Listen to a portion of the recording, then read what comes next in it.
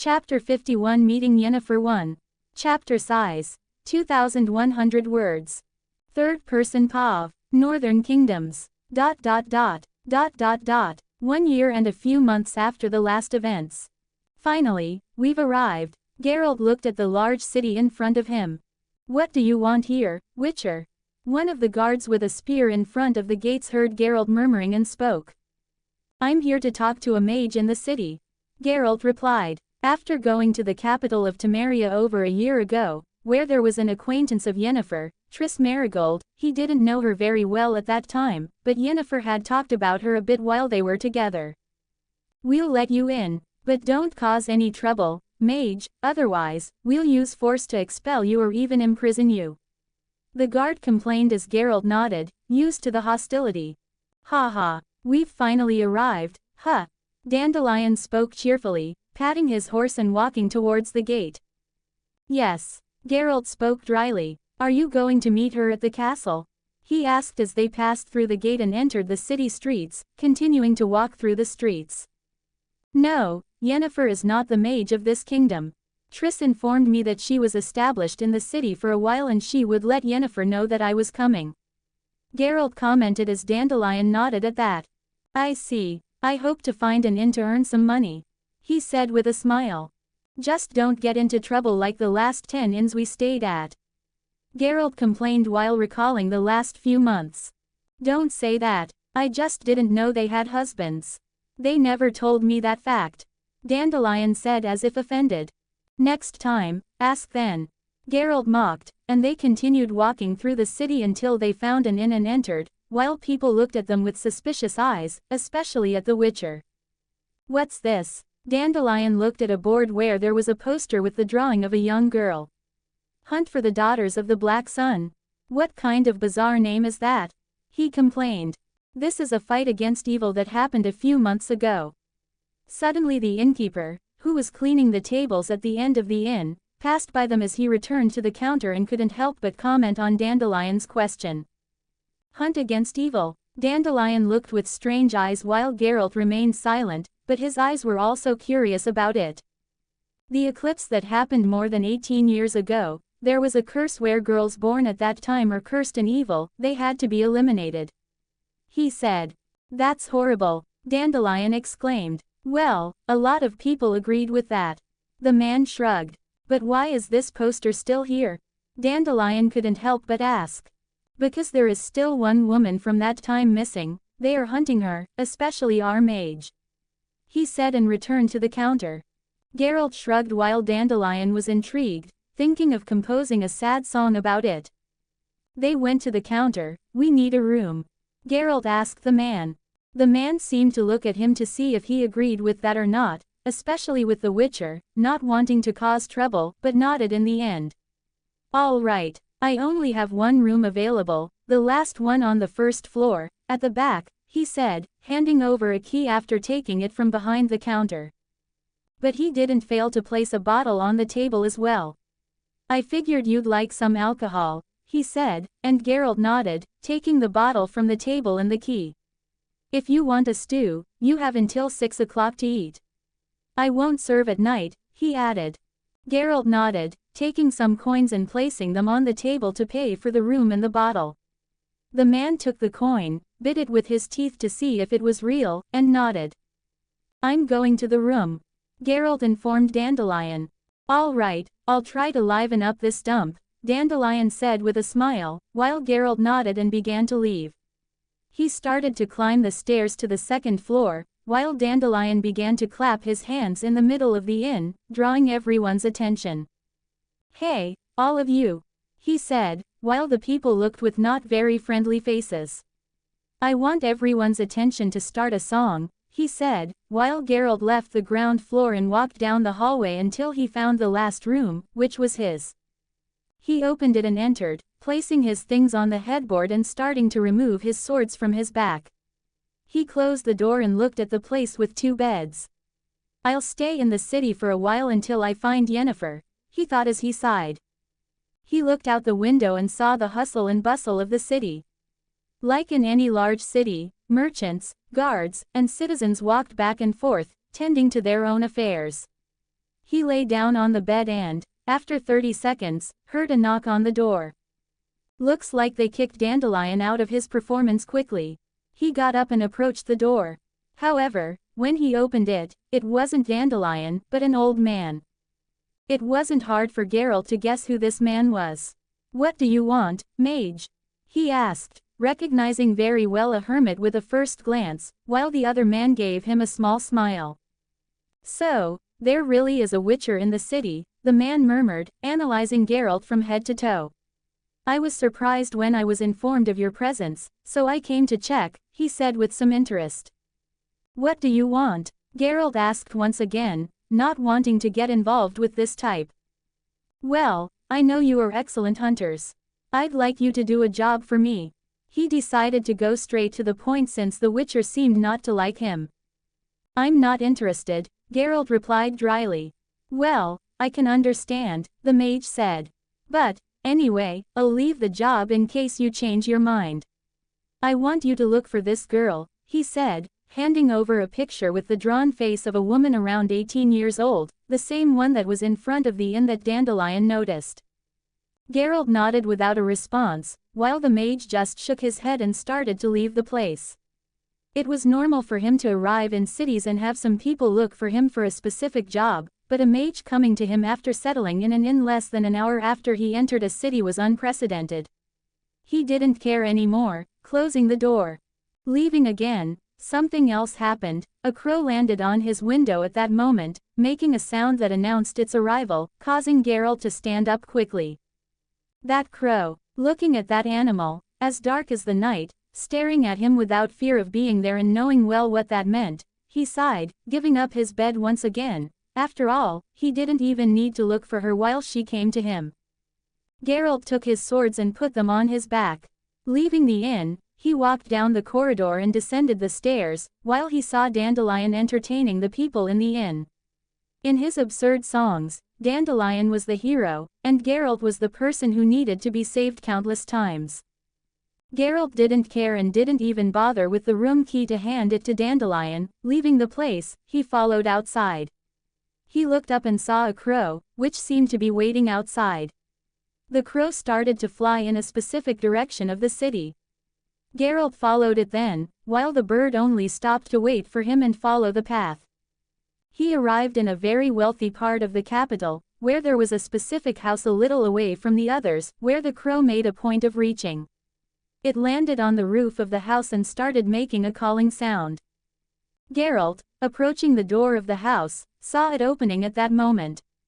It was a beautiful woman with black hair and purple eyes, putting her hand on her waist with a dark dress, looking with a raised eyebrow. "I must say, Geralt," she began, "that I'm quite curious.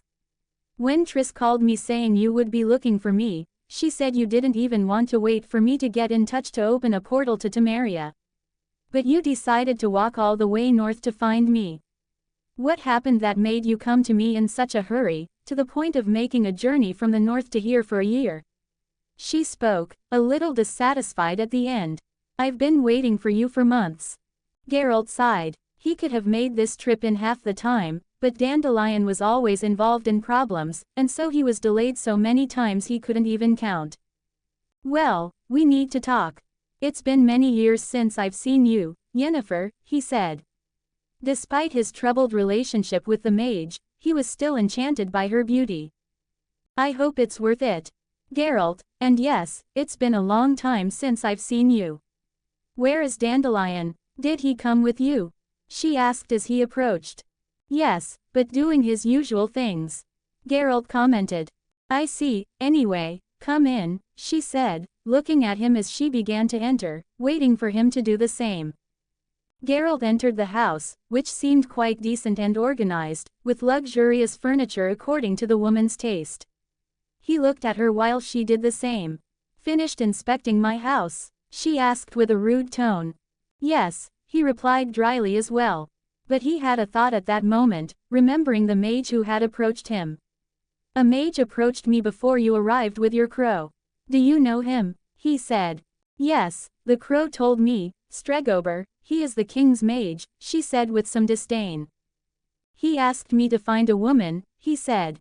Yes, that mage killed all the female children during the eclipse that happened 18 years ago, but it seems one escaped, she said before continuing. Did you accept his offer? She didn't care much about it but was curious. No, Geralt replied. I see. Anyway, are you going to tell me exactly why you are here looking for me? She asked. Yes, something happened in Cintra, he said. The girl you mentioned you claimed with the law of surprise 10 years ago. She raised an eyebrow. Yes, I found her. We were trapped in a forest with some dryad women. We took some things and I had some visions, he said cautiously. Did you take her? Yennefer was curious. After all, he never accepted that he had a child from the law of surprise, so it was quite surprising for Yennefer that he had found her. No, I took her safely to the capital, Geralt said. Don't you want her? Yennefer asked, raising an eyebrow. My life is not suitable for a child, Yennefer, Geralt said. You shouldn't think that way, you know that destiny unites you, and it will be for better or for worse.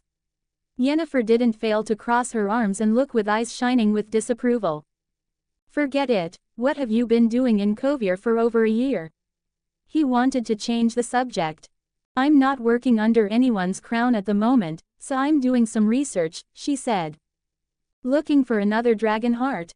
He raised an eyebrow while she looked at him with a piercing glare. That doesn't matter, Geralt, now tell me about the prophecy you saw in the forest. It was about that you wanted to talk, wasn't it? She asked. Yes, he sighed. I want to know more about something I saw, he said. What would that be? She raised an eyebrow. It's about a name, a vision that Cirilla didn't see, but I did. I want to know more about Madara Uchiha, he declared. 2 comments 0 vote. Chapter 52 Meeting Yennefer 2. Chapter size. 1900 words. Third person POV. Northern Kingdoms.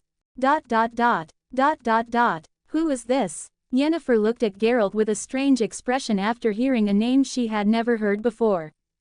It's hard to explain, Geralt murmured. Then explain, Yennefer said impatiently. He's a boy we found in the forest while I was returning to Cintra. He began. A boy in the forest? You took him with your daughter of destiny to the capital? She asked, crossing her arms. Not exactly, we found him while he was killing some ghouls. Geralt commented emotionlessly. Killing ghouls. Yennefer raised an eyebrow at this. As I said, it's hard to explain. Cirilla was in danger and was saved by some kind of throwing knife from the boy, and we saw him spit fire at a group of monsters, destroying them. He not only could spit fire from his mouth, but he also walked upside down and jumped higher than a kikimora. Geralt said while Yennefer looked at him as if a second head had grown on his neck. All right, let's say I believe your words. He was in this vision. Yennefer began as Geralt nodded. Yes, I would like you to tell me exactly what I saw and try to help me. He requested. Quote. She remained silent while just looking at him for a few seconds. All right, let's see what you have in your mind, but it's been so long since we've seen each other, why don't we have something together? She spoke with a sparkle in her eye. Geralt stared at her for a while before nodding dryly. She led him to her room while Yennefer ended up grabbing a bottle of wine. Dandelion continued singing through the night while earning some coins from his audience. He finally returned to the room but ended up staying outside. Geralt, he called, knocking on the door, but there was no response. Where did Geralt go? He murmured. Hey, can you stop shouting? One of the doors opened, and a young woman came out with a grumpy face. Dandelion couldn't be more surprised by a maiden appearing at such a bad moment for him. Excuse me, he approached, putting a charming tone in his voice while the young woman looked confused at him. The night passed, and the next day soon arrived with Geralt waking up naked next to Yennefer, having slept with her after a long time without seeing her. You have many new scars, she commented, looking at him and his body while touching his arm. I had some trouble, Geralt commented calmly while looking into Yennefer's purple eyes. Tell me about it later. Let's have some coffee, she said, getting out of bed while Geralt did the same after putting on some clothes. They spent some time having coffee together until they finished, and Yennefer looked at Geralt. Let's see this vision of yours now. Let's go to my laboratory, she said, and led him to a staircase to a floor below the house.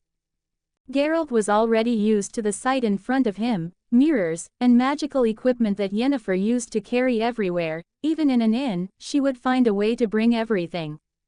Sit in the chair, let's see what I can do, she said. You're going to read my mind?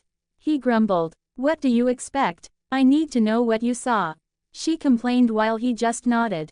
She placed her hand on Geralt's head while he sat and closed his eyes. Strange, she murmured after a few seconds. Something wrong? Geralt asked, looking with his yellow eyes. I can't access the memories. They are fragmented. You remember the vision, but at the same time, you can't recall what you saw, can you? She asked, and he frowned before nodding since he couldn't remember what he saw, only the feeling he had. Let's solve this first, she said while moving away from him and handling some vials on her table, placing them into a larger one while mixing. I'm spending a fortune on you, Geralt, I hope this is worth it, she said, placing a small vial in front of the Witcher. Quote. Geralt didn't speak and began to drink. This potion makes the mind more malleable. I'm going to try to reconstruct those memories again after they've been fragmented, so don't distract me, Geralt. Otherwise, your mind might be destroyed with me messing with it, she warned, making Geralt frown, but what could he do now that he had already taken the potion? Yennefer touched Geralt's head again while she began to mold with her hands enveloped in magic. She concentrated as she tried to piece together all the fragments of the vision, wondering why this had happened. This lasted for 2 hours until late that morning. She finally succeeded without harming Geralt. I finally did it, she murmured, looking with a frown at Geralt. I didn't become some kind of retard, did I? Geralt asked in a bad mood. You're the one who should say that, not me, Yennefer said while Geralt seemed not to have liked that. Come on, it's just a joke, Geralt. Your sense of humor remains as stiff as a stone, she said. You succeeded. Can we see what's in this vision? He asked, changing the subject. All right, let me have some water and wipe off this sweat, she said while going to the counter to get some water and clean herself. Are you ready? She returned and asked him, who nodded. Let's get this over with, he said, and she touched his mind again. Both of their visions darkened as Yennefer accessed those memories, with both sharing the vision. It's all dark. Did it work? Geralt's voice echoed in the darkness after a moment of silence. I don't know. Yennefer was equally confused. There was nothing in that vision but darkness. But suddenly, a voice emerged from the darkness, an older man's voice. Awaken to reality. The voice echoed through the darkness. What is this? Geralt complained. Silence, Geralt, this is the vision you saw, she said while trying to hear what would happen next. Nothing will ever go as you wish in this cursed world. The voice emerged again as Geralt and Yennefer remained silent. Then it continued. The longer you live, the more you realize that the only things that truly exist in this reality are merely pain, suffering, and futility. Quote. Listen, wherever you look in this world, wherever there is light, there will always be shadows to be found as well. As long as there is the concept of victors, the vanquished will also exist. The selfish desire to preserve peace initiates war, and hatred is born to protect love. Yennefer and Geralt didn't know what to make of these words never spoken before, not knowing who the author of these phrases was. Quote. There are nexuses, causal relationships that cannot be separated. Quote. I want to cut the destiny of this world. Quote. A world of only victors. Quote. A world of only peace. Quote. A world of only love. Quote. I will create such a world. If Geralt and Yennefer were stunned, the last words made them choke, but still, in silence, waiting for the next part. Suddenly 2 eyes opened in the darkness, blood red with patterns they had never seen before. In the center of the eye, there was a black pupil surrounded by an intense red ring. Around the pupil, 3 curved lines extended outward, each ending in a solid circle. I am the ghost of the Uchiha. Geralt and Yennefer were mesmerized as those two enormous eyes looked at them.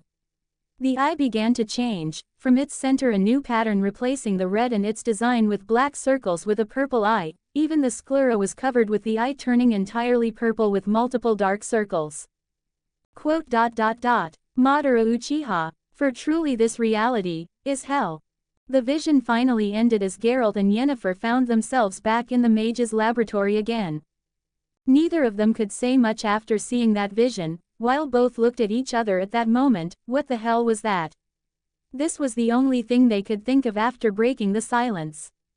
While Geralt and Yennefer tried to understand what they had just seen, thousands of kilometers away, returning to Cintra, but not to the capital, a few kilometers from it, in a castle, a man was sitting in his chair while waiting for his guard to approach the door.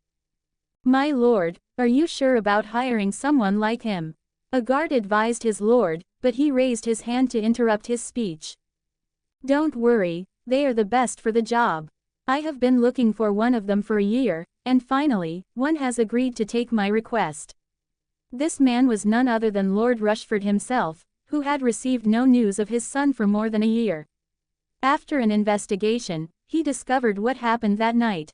"My lord." The guard finally opened the door. "I brought him," he said while opening the door wider, with the guard and a hooded man passing through it. "So, you are one of them?" Lord Rushford asked, trying to see through his hood.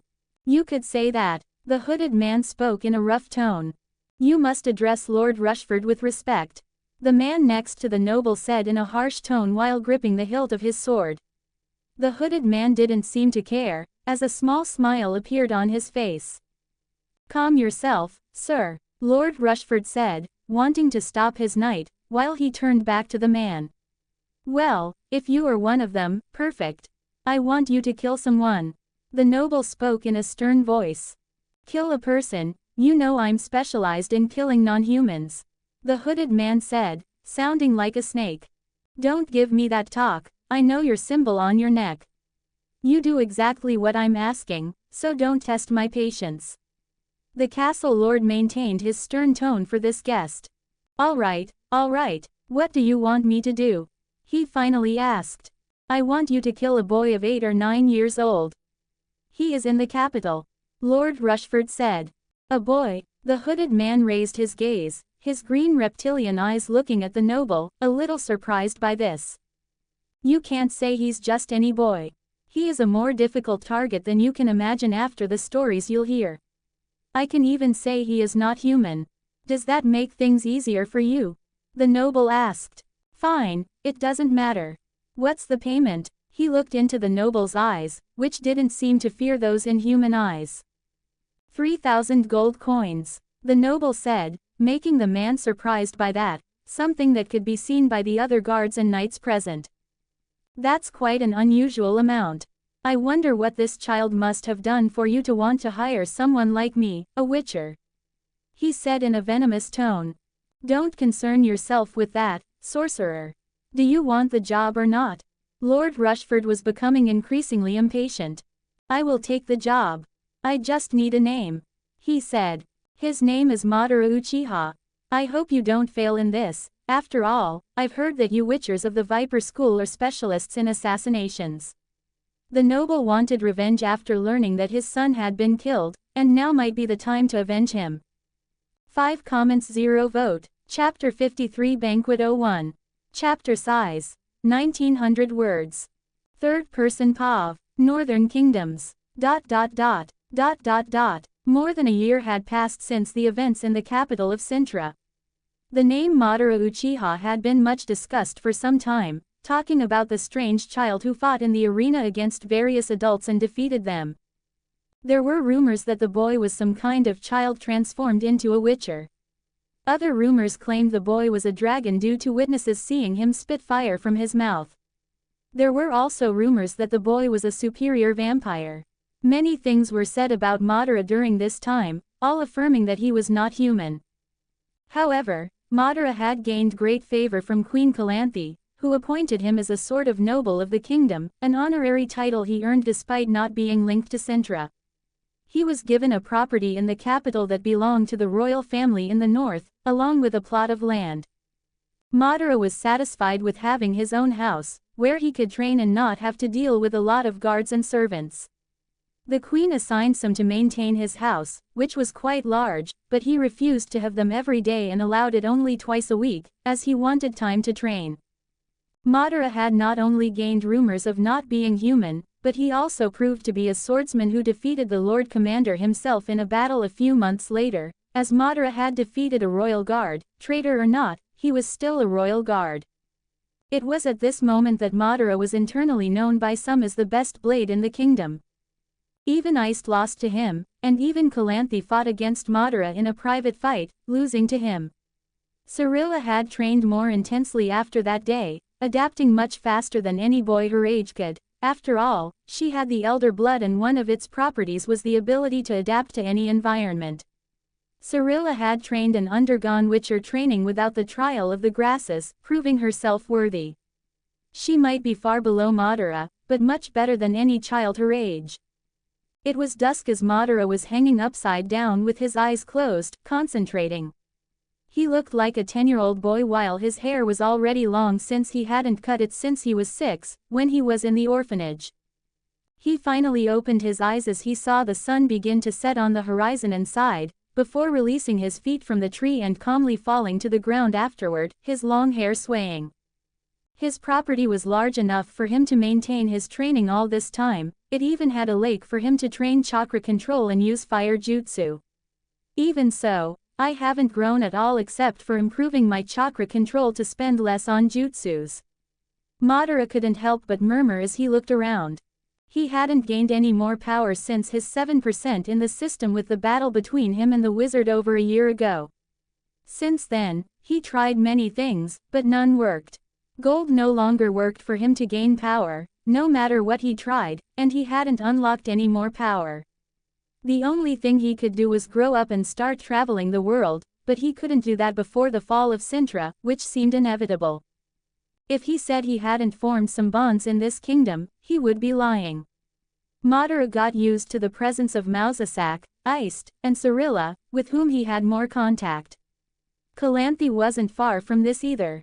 His routine over the past year had been to study not only the northern language but all he could with Mausasak. Madara could not say he didn't know the geography of the continent, the races with their characteristics, and much more. His shadow clones also greatly facilitated his speed. He still performed some services for the kingdom when they required tasks that Cintra's soldiers couldn't handle, and he was called upon, hunting monsters, bandits, and solving some mysteries. Of course, due to his involvement a year ago on the night known as the Fall of the Nobles, he made many enemies among the kingdom's nobles. Madara had been receiving assassins over the past year, but he easily dealt with everything thrown at him. He even killed a great noble, which calmed the others, fearing being killed by Madara, who seemed unafraid of anyone and was unbeatable as he exterminated all the assassins sent after him. Some nobles tried to use their influence to banish or imprison him, but Calanthe supported Madara, which made it difficult for many of his new enemies to achieve anything against him. He particularly did not feel threatened dealing with a few ants. He felt particularly at ease in this kingdom, having his own house, a favor from the queen, where he could study and train while spending his childhood until he was ready for the world. "It's getting late, I should get ready," he said in a neutral tone as he decided to go to his small mansion. He crossed his hands and a clone appeared. "Organize all the kunai scattered around the place. I'm getting ready for tonight's banquet," Madara said, and the clone nodded. He went to his house and put on dark clothes that he had in his own wardrobe, in a room full of scrolls with symbols different from anything in this world. Madara had been studying Fuinjutsu since he received his last reward. Despite his knowledge still being very shallow in this area, he was progressing as best as he could, even though he couldn't create storage scrolls yet, which he really wanted, to be able to carry his things in a simple piece of paper. After dressing in dark clothes and tying his long hair back while leaving it loose in front, he was ready a moment later. As he left the house with his clone organizing the whole place, after all, the servant would come to clean, and Madara did not want his fuinjutsu or training to be seen by anyone. He also placed his clones on guard on his property against any thieves, something that had happened before, but was easy to deal with as his clone surprised the thieves without them even realizing when they fell unconscious on the ground, or even the bandits who fell dead without seeing their death as soon as they approached his house. He continued running and jumping over the property wall before flexing his legs and making a great leap to jump even higher, leaping across the streets while people seemed to be preparing to return to their homes or even closing their businesses for the evening in the kingdom. He jumped onto another roof and jumped again, going from rooftop to rooftop towards the castle. He quickly arrived at the location but did not land at the entrance, where numerous carriages were arriving, with richly dressed people. After all, today was a special banquet that gathered all the nobility of the region. Madara ignored the nobles getting out of their carriages and continued towards the castle without being seen, running like a ninja until he jumped and entered through one of the open windows. He landed softly in an empty room as he prepared to enter the castle from there, not wanting to draw attention and liking to be discreet. "Were you waiting for me?" Madara asked suddenly in that room without any candles or lamps. "You finally arrived. I've been waiting for you for half an hour." A female voice came from a corner of the room, and Cirilla appeared in the light of the window behind Madara. She was wearing an entirely white dress, contrasting with his own clothes, while her hair was tied back. She was a slightly chubby child at that time. "You know you don't have to wait for me," Madara said calmly, looking at the girl his age. "And be with a bunch of boring kids." "No," she said, crossing her arms and pouting, which she always seemed to do when she was dissatisfied with something. "Does your royal guard know you're here?" Madara raised an eyebrow at the girl. "No, he doesn't know you use your old room to enter the castle." "You should thank me for asking them not to touch this room," she said and flashed a mischievous smile. "See how amazing I am. Thanks to me, you enter here into an empty room instead of running into a screaming servant, a thief, Madara the thief." She waved at the last part as she laughed as if it were very funny. "Whatever. Let's go to the hall. Your grandmother must be waiting for us." Madara shrugged and started walking. "You're so boring," she complained. "Didn't you say you didn't want to be with boring kids?" He questioned her. "That's not what I meant," she muttered quietly and followed Madara as he opened the door. "Let's go quickly before someone escorts us. I don't want to draw attention. My grandmother must be looking for me right now," Cirilla exclaimed as Madara looked at her after closing the door to the empty corridor. "You will draw your grandmother's attention with or without a guard, believe me." "Let's just go," he commented. "You could take us over the roof too." She had an idea. "You will mess up your entire dress and hairstyle, princess." Madara gave a small smile. Cirilla looked just like that painting Emhyr showed Geralt at the beginning of the game The Witcher 3. "Whatever." Cirilla saw that Madara was somehow laughing at her and puffed out her cheeks as she walked ahead of Madara. After a while, as they continued crossing the castle corridors together, they began to pass through an area heading towards the kitchen since Cirilla wanted to use the staff passage, avoiding being noticed as she entered the hall. Madara ended up following her, and as soon as the servants saw her, they began to greet her while she tried to maintain her haste. They even greeted Madara, who had gained a certain respect among the castle's people as he continued following the princess. Madara. She was ready to cut across the corridor and enter through that entrance when she jumped back to Madara. "Lord Varys is at the entrance," she exclaimed in despair. "He's behind you, Ciri," Madara said as a shadow loomed behind the princess. "Princess Cirilla, your grandmother is very worried about your disappearance. It's great that you're safe," he said with a small smile, already anticipating that Cirilla had been waiting for Madara to arrive. Hello, Lord Commander," she said with some embarrassment, knowing her grandmother would be furious with her. "Anyway, let's go through the main entrance." He spoke and looked at Madara. "It's good to see you here, boy. I hope you enjoy yourself with the other children," he said, opening another smile.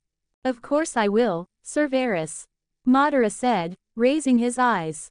"Enjoy with other children, not him." So they headed to the hall through the main door while Cirilla had a cautious expression, and Madara beside her had a calm expression while Lord Varys kept a small smile. 2 comments 0 vote. Chapter 54 Banquet 02. Chapter size, 2,100 words. Third person POV. Northern Kingdoms. ... Where is she? Calanthe couldn't help but murmur as she sat at the main table while many guests filled the grand hall, and more guests were arriving. You know she must be waiting for Madara, Iced commented beside her. Why does she have to be so rebellious? As a princess, she should be here with me, Calanthe continued to murmur. She should be coming soon. You placed the royal guards to approach her in the right place, Iced smiled as he picked up his wine glass and drank. Excuse me, Queen, I don't see Princess Cirilla. Is she unwell? A nobleman approached the main table, bowing with his son beside him. She will be here soon, Calanthe said calmly as the nobleman began to withdraw. She looked at her husband. You see, people are starting to ask, he's the sixth one in less than 10 minutes, she commented. To me, he wanted to introduce his son to our princess, he said. She is the princess of this kingdom, it's common for people to want to get close. When I was 10 years old, there was a line of suitors asking for my hand, Calanthe commented, drinking her wine. You know that wouldn't work for little Cirilla. I still remember all the days in the training field while many squires of our famous knights tried to approach her while she trained, but she doesn't keep her eyes on anyone, except him, Iced said. That's what I feared, but she will soon have to fulfill her role as a princess and secure a strong alliance for the kingdom, Calanthe commented. Even if that makes her simply run away like she did a few years ago. Iced raised an eyebrow. What do you want me to do? I can't make Cirilla marry someone without political support, Calanthe said. You think the boy needs political support? You know very well what he's capable of doing, even when he was just 7 years old not long ago. Iced said, putting down his glass and smiling at the queen. Cintra is not like Skellige, where you marry for love. Cirilla has her duty, and she must fulfill her role when she grows up, she said with a firmer tone, looking at her husband. Say what you want, but I doubt Cirilla will get close to another child or dance with any of them tonight. And speaking of which, they are arriving together, Iced commented as the main door of the hall opened with the commander bringing 2 children. The herald, who was waiting for some important guests to announce, saw the princess and quickly announced her presence. The princess of Cintra, Cirilla Fiona Ellen Rhiannon. Alongside her is Madara Uchiha with Lord Commander Varys Current. He announced the other names nervously as Madara entered with the princess, gaining the attention of the entire hall. That's why I didn't want to enter this way, she whispered next to him. I didn't like being announced like this either. Madara commented as well, preferring to be more discreet.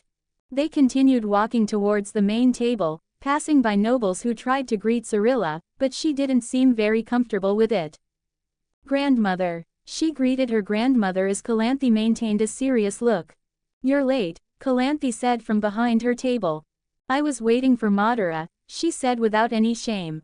Whatever, now come here and sit by my side, she ordered, and Cirilla looked at Madara, who shrugged. With no choice, she went to the table while Calanthe looked into Madara's dark eyes, who only lowered his head with a slight bow to greet her and left. No proper respect, even though I gave him a property and a title. Calanthe couldn't help but murmur, dissatisfied, watching Madara's back as he walked to some corner of the hall. You know he is like that, Iced said, not caring much about it. I want to stay on the dance floor. Cirilla sat beside Calanthe and immediately complained. You must greet your guests as Princess Cirilla, she spoke severely to her granddaughter. What a bore, as long as I don't have to accept any invitations from noble sons, she said determinedly, while Calanthe sighed. Madara leaned against one of the walls and stayed there with his eyes closed. Many nobles looked at him with curious and suspicious eyes, knowing the story of this boy. Some labeled him a hero, but many as a demon after all they had heard. A shadow appeared over Madara at that moment. I see you're enjoying yourself. The voice of the elder reached his ears as he slowly opened his eyes. You're here, Mousesack, he greeted the old court mage. You know I will always be here, or wherever my queen is. How are things? You haven't been to the castle for more than a week. I wasn't surprised that Cirilla was so eager to meet you outside this place, he said with a small smile. I was training, I still haven't completely mastered some things I'm working on, Madara replied. Are you talking about creating illusions? I gave you some tips when you told me you were trying to create illusions despite not understanding how you would do that. Have you made any progress? Mausasak asked curiously, even though Madara had never said how he would create such magic. It wasn't magic, after all. Madara was working with his Sharingan to create illusions and could only do simple ones, like fooling the maids cleaning his house by making himself invisible to them. But this was just a simple illusion. He wanted something like sharing experiences, conversing within an illusion with someone, or even creating a space for it. But he was still limited, proving either he didn't have much talent for it, or because his Tuatamo eyes were still very limited. I'm working on it, but if you have a book on it, I'd appreciate it. Madara opted to learn from this world's magic, as there were some concepts and theories he could apply to his chakra.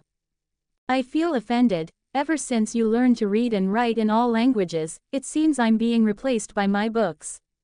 Mausasak said, pretending to be offended by the boy. You know that's not true, but I like reading the theories of magic and chaos manipulation. Even if I don't use it, it's good to learn, Madara said. Alright, I can do that for the best student I've ever had in my life. Mausasak spoke with a certain pride. Madara didn't seem human when it came to learning. He could memorize a book quickly when he used his red eyes. He did that to learn to write and managed to imitate Mausasak's handwriting perfectly, making a flawless copy while learning all the words with a single look, which shocked the mage to his core. If I don't understand some things, I'll ask you if you're available, Madara said while the mage nodded. You know you're always welcome in my study. Now, if you'll excuse me, my queen needs me, he said as he began to move towards the main table, with Calanthe listening to some nobles who approached the main table and bowed before the royal family. Princess Cirilla, I was waiting for you to arrive. Certainly, you will be a beautiful woman like your grandmother and your mother. The noble began to compliment her, while Cirilla almost rolled her eyes or didn't do so because of her grandmother's intense gaze upon her. Quote.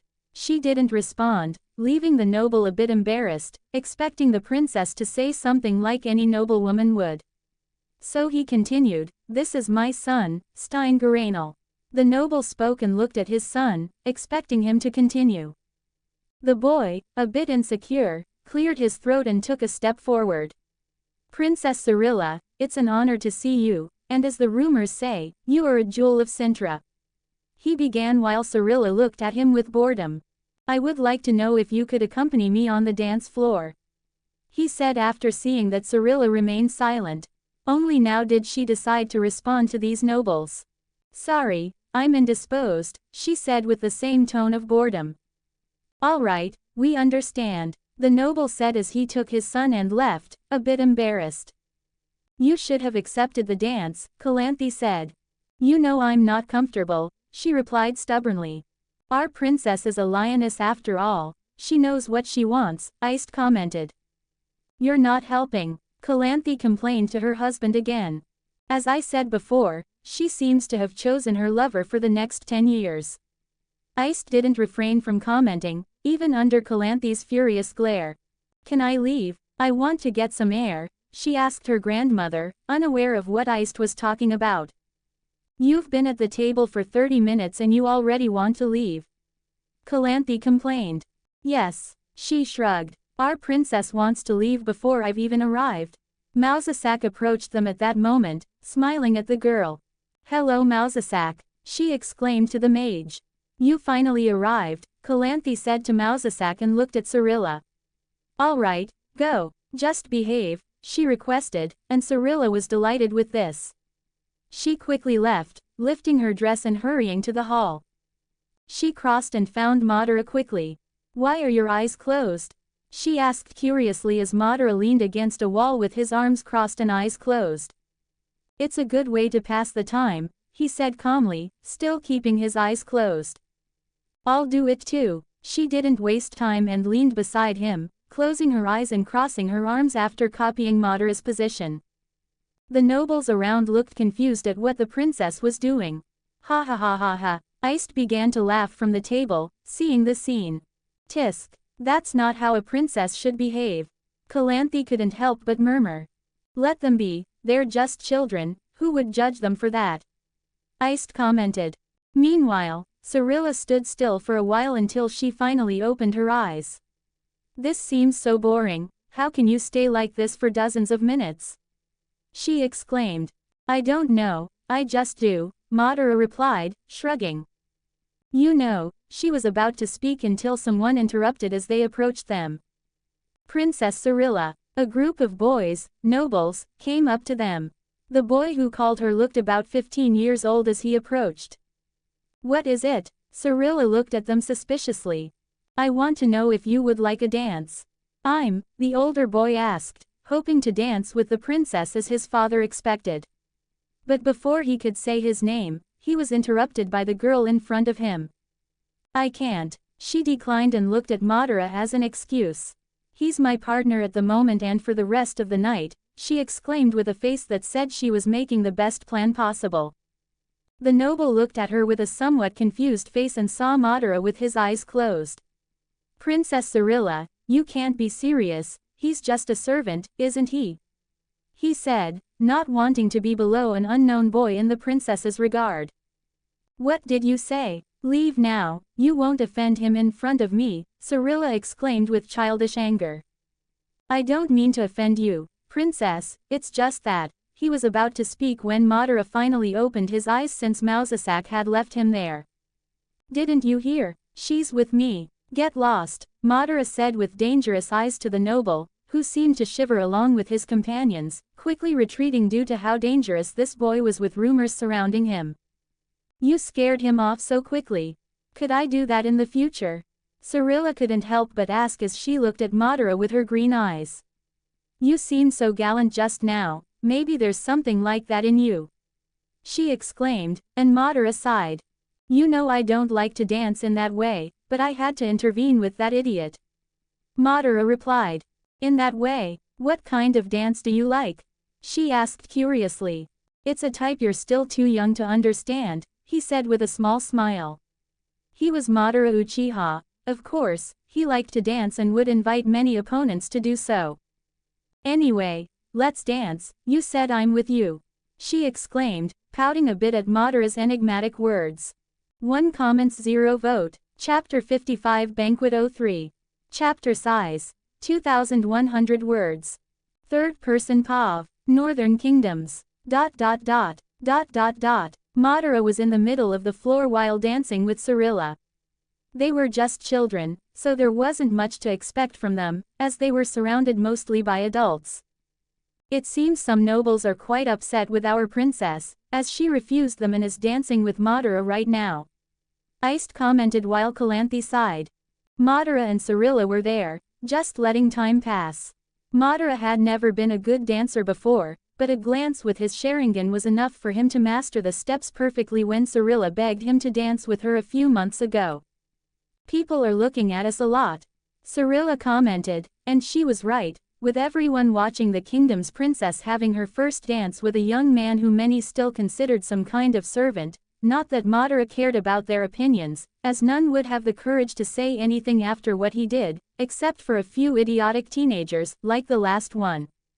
Isn't it normal? He asked, raising an eyebrow at her. Yes, but could you help by doing that? She suddenly asked. You know it's not real, do you really want this? He asked with a serious tone. Yes, she said timidly. Madara nodded and closed his eyes, before opening them slightly, revealing the Sharingan, with Cirilla staring at him. He put her in a genjutsu at that moment, already used to it, as it wasn't the first time she had asked. All the people around them disappeared, while Cirilla remained with Madara in the middle, dancing smoothly. Calanthe saw that but remained silent, noticing that her granddaughter seemed quite relaxed. However, she had to turn her attention elsewhere when a servant approached her urgently, accompanied by a royal guard. My queen, he said, handing over a scroll that Mousesack took to avoid alerting the other guests. He opened the paper and looked at Calanthe. "Look at this." He approached and gave her the paper as she read it, frowning immediately after. "Those idiots, they really think they can come here after all their demands." She couldn't help but growl, many people stopping to look, surprised by the queen's fury. "So they've come here. How about I show them my axe?" Iced commented with not as cheerful humor as usual. "What should we do?" Calanthe asked Mousesack, who sighed. "We can't simply forbid their entry. That would be an affront to the kingdom," he advised her. "You're saying I should have them here with my guests?" Calanthe growled. "No, but you should still listen to what they want here," he said. "You know very well what they want, Mousesack." Calanthe sighed. How did they enter the kingdom without anyone being aware of it, let alone the capital? She demanded. "Probably through a portal," Mousesack commented. "Those bastards, they're asking for it." "All right, make them wait at least 1 hour before they can enter," she demanded. "Yes, my queen," the servant said. "I swear we'll end this night with a war on our hands," she commented as the party continued. Calanthe began drinking more wine than usual since then, with Cyrilla and Madara still dancing non-stop. "At least someone is having fun," Calanthe couldn't help but murmur as she watched Cyrilla act joyfully with the dance, smiling and laughing. However, her attention was soon interrupted by the herald entering nervously at the entrance 20 minutes later. Calanthe narrowed her eyes as the door opened behind him with a group of nobles, both from this country and others, who were emissaries from Sodden, a kingdom that had been making many demands on Calanthe that year. The herald, with no choice, ended up announcing despite seeing the queen's furious look, as she had demanded they wait an hour, not 20 minutes, but it seemed they had found some very important nobles to be able to enter the party. "I welcome the nobles of the Chai family and the emissaries from Sodden," he announced, drawing the attention of the entire hall, while even the dancing stopped, with only Madara and Cyrilla still dancing at that moment. "It seems they are using some nobles who hold grudges against us," Iced said. The heir of the Chai family was with the youngest son of the Rushfords on the night of the attack. They did everything to get their son out of the accusations that everyone faced a year ago. However, Calanthe was very strict about it, and the heir still rots in the castle dungeons, not executed yet because the family is doing everything to avoid it, using all their power and influence. People were surprised by the presence of the emissary, as they hadn't been informed that they would have them at the banquet. They approached the main table while everyone watched attentively. Cyrilla found herself surrounded by people again, with Madara taking her out of the genjutsu while looking at the group of people. "What's happening?" she asked quietly. "I don't know, but the mood doesn't seem very good," Madara commented seriously. "Queen Calanthe, known as the Lioness of Cintra, it is an honor to see you." The leader of the commission, wearing clothes displaying the Sodden flag, approached the main table while bowing in respect to the woman's title. "How can I help you? I don't remember inviting anyone from Sodden." Calanthe was harsh in her tone, showing clear discontent with the situation. The noble in question seemed to expect something like this and nodded.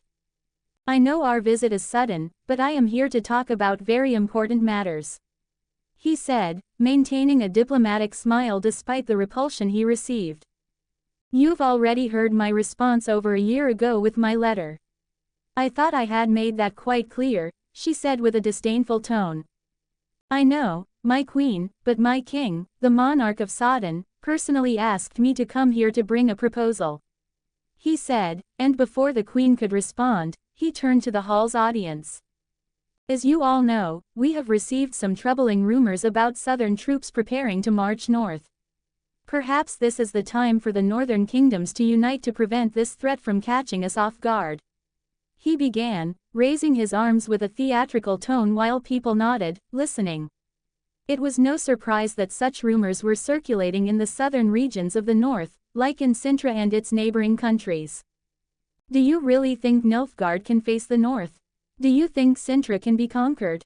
Calanthe raised her voice, and the people seemed to trust her. "Cintra will never be conquered, and I will take up the sword and lead my troops to ensure it doesn't happen," Cintra does not fear Nilfgaard, she announced fiercely, while people seemed to agree with her. But that will lead to many losses. The head of the Chai family suddenly spoke, making Calanthe narrow her eyes at him. Your noble is right, Queen Calanthe, why risk so much fighting Nilfgaard when we can unite our forces? The emissary spoke again, gaining everyone's attention. In normal times, such an alliance would hardly happen, but the heir to my king suffered a terrible loss with the death of his fiancée, the future Queen of Sodden. That is why I am here today, to propose not just an alliance on paper, but one of blood where both royal families can unite. He spoke while everyone paused to listen, and Calanthe couldn't do much against it.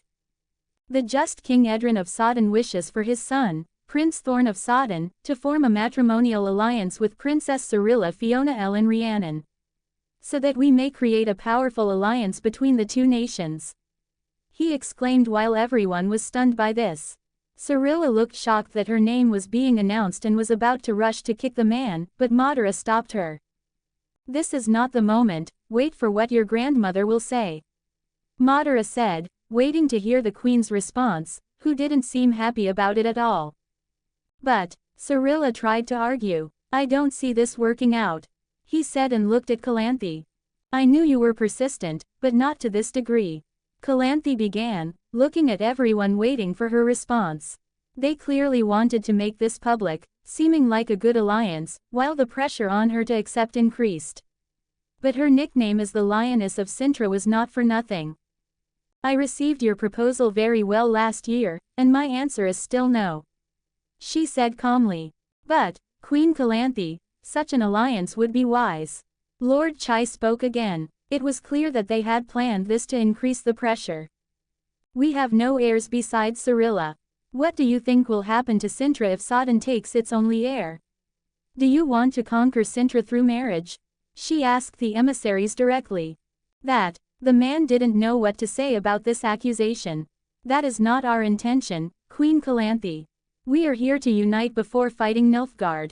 He continued. I've already said Nilfgaard will never conquer Cintra, and we will bleed for it. No matter what happens, we will protect our lands because that is what Cintra has always done, she declared while the crowd began to clap, understanding Calanthe's logic. That's right, Grandma, I will fight too, Cyrilla shouted excitedly. Madara remained silent, noticing there was something else strange. Both the other nobles along with the diplomat and Lord Chai looked at each other before nodding. Do you hear that, emissary from Sodden? That is the voice of the people of Cintra. So if you still want to enjoy our banquet, take a seat and enjoy the party too. But as you know, my answer is no, she concluded with a tone that left no room for further discussion. The emissary seemed enraged, despite not showing it with his theatrical smile. Madara saw his hands trembling even without his Sharingan activated. He had no choice but to take a seat at a more distant corner of the hall, where Calanthe made sure to place them.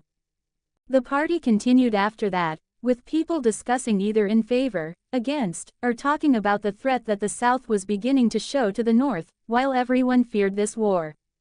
But in the end, the majority supported the queen who had fought many battles and led her armies in her time. Everything seemed normal. Cyrilla dragged Madara to one of the balconies, and she started talking about stars, while Madara stayed with her, keeping any idiot out of her reach, until the sound of shouting began in the hall. What's happening? Cyrilla interrupted her chatter and asked in surprise, looking for answers to those screams. Let's see what happened, Madara said and started to leave the balcony, while the nobles seemed agitated there. He approached a spot where he could better see what was happening. He saw Queen Calanthe still at the main table with Iced, standing from her chair looking for answers, while Mausasak was over a body on the side of the hall where the nobles sent from Sodden should have been. Mausasak, what happened to him? She demanded, frowning. He's dead, his wine was poisoned. Mausasak returned to his queen, his voice echoing through the hall, as even the bards stopped playing at that moment, leaving everyone shocked by this news. He died. Cyrilla was stunned. It seems so, this was a setup, Madara said calmly. He knew what the death of a diplomat under the protection of another kingdom could imply. If Sodden wanted a reason to go to war with Cintra, they had found one. Even if Calanthe denied any involvement with the poison, they could still claim they would go to war, ignoring any arguments. Raccoon here. This war is not canonical. What did you think of its construction? Does it seem logical and natural? Madara will now have to deal not only with a witcher hunting him from the shadows and a war in the east. Not to mention the southern invasion in a few years. I think this is a good number of challenges before he goes to Kaer Morhen, although in the Cintra escape arc he will have to deal with even mages looking for the princess. I have some ideas of him even invading Aretusa at this moment and killing some foolish cloaked ones. 5 comments 0 vote. Chapter 56 Investigation 01. Chapter size. 1900 words. Third person POV. Northern Kingdoms. ... The banquet had turned into chaos after the assassination, ending immediately as the queen had ordered everyone to be escorted out. After all, it was a ticking time bomb, and she had to find the culprit, but there was nothing that could prove the identity of the assassin. Madara left with the princess and then went home after being released, as there was nothing he could do there. He rested and wasn't surprised when a messenger guard knocked on his gate early in the morning. "The queen requires your presence at the castle," he said, showing the order, and Madara nodded. "No need to wait, I will go there on my own," he said and went to eat something before getting ready, leaping out of the mansion and arriving at the castle moments later. He arrived in the throne room without anyone seeing him and landed in front of the royal guards, causing them a small startle. "This brat, as always, appearing out of nowhere," one of them murmured. "The queen wants to speak with me, should I wait?" Madara asked, ignoring the comment, while the man nodded. "We have orders to let you in as soon as you arrived," he said and opened the door, with Madara entering. There were Calanthe, Iced, Mousesack, Varys, and 4 more royal guards in the room discussing as Madara entered, all giving a brief glance as he walked in. "You finally arrived," Mousesack greeted him as he approached. Calanthe stopped arguing with the royal guards and said, "I need you all to leave us alone, I want to speak with the boy alone." She requested while Varys led his companions out, leaving only 4 people in the room. As soon as the door closed, her gaze fell on Madara. "I need to know what you saw yesterday, anything strange you noticed, maybe there is a clue, after all, you are always detailed," she asked, hoping he could help solve the mystery behind the assassination.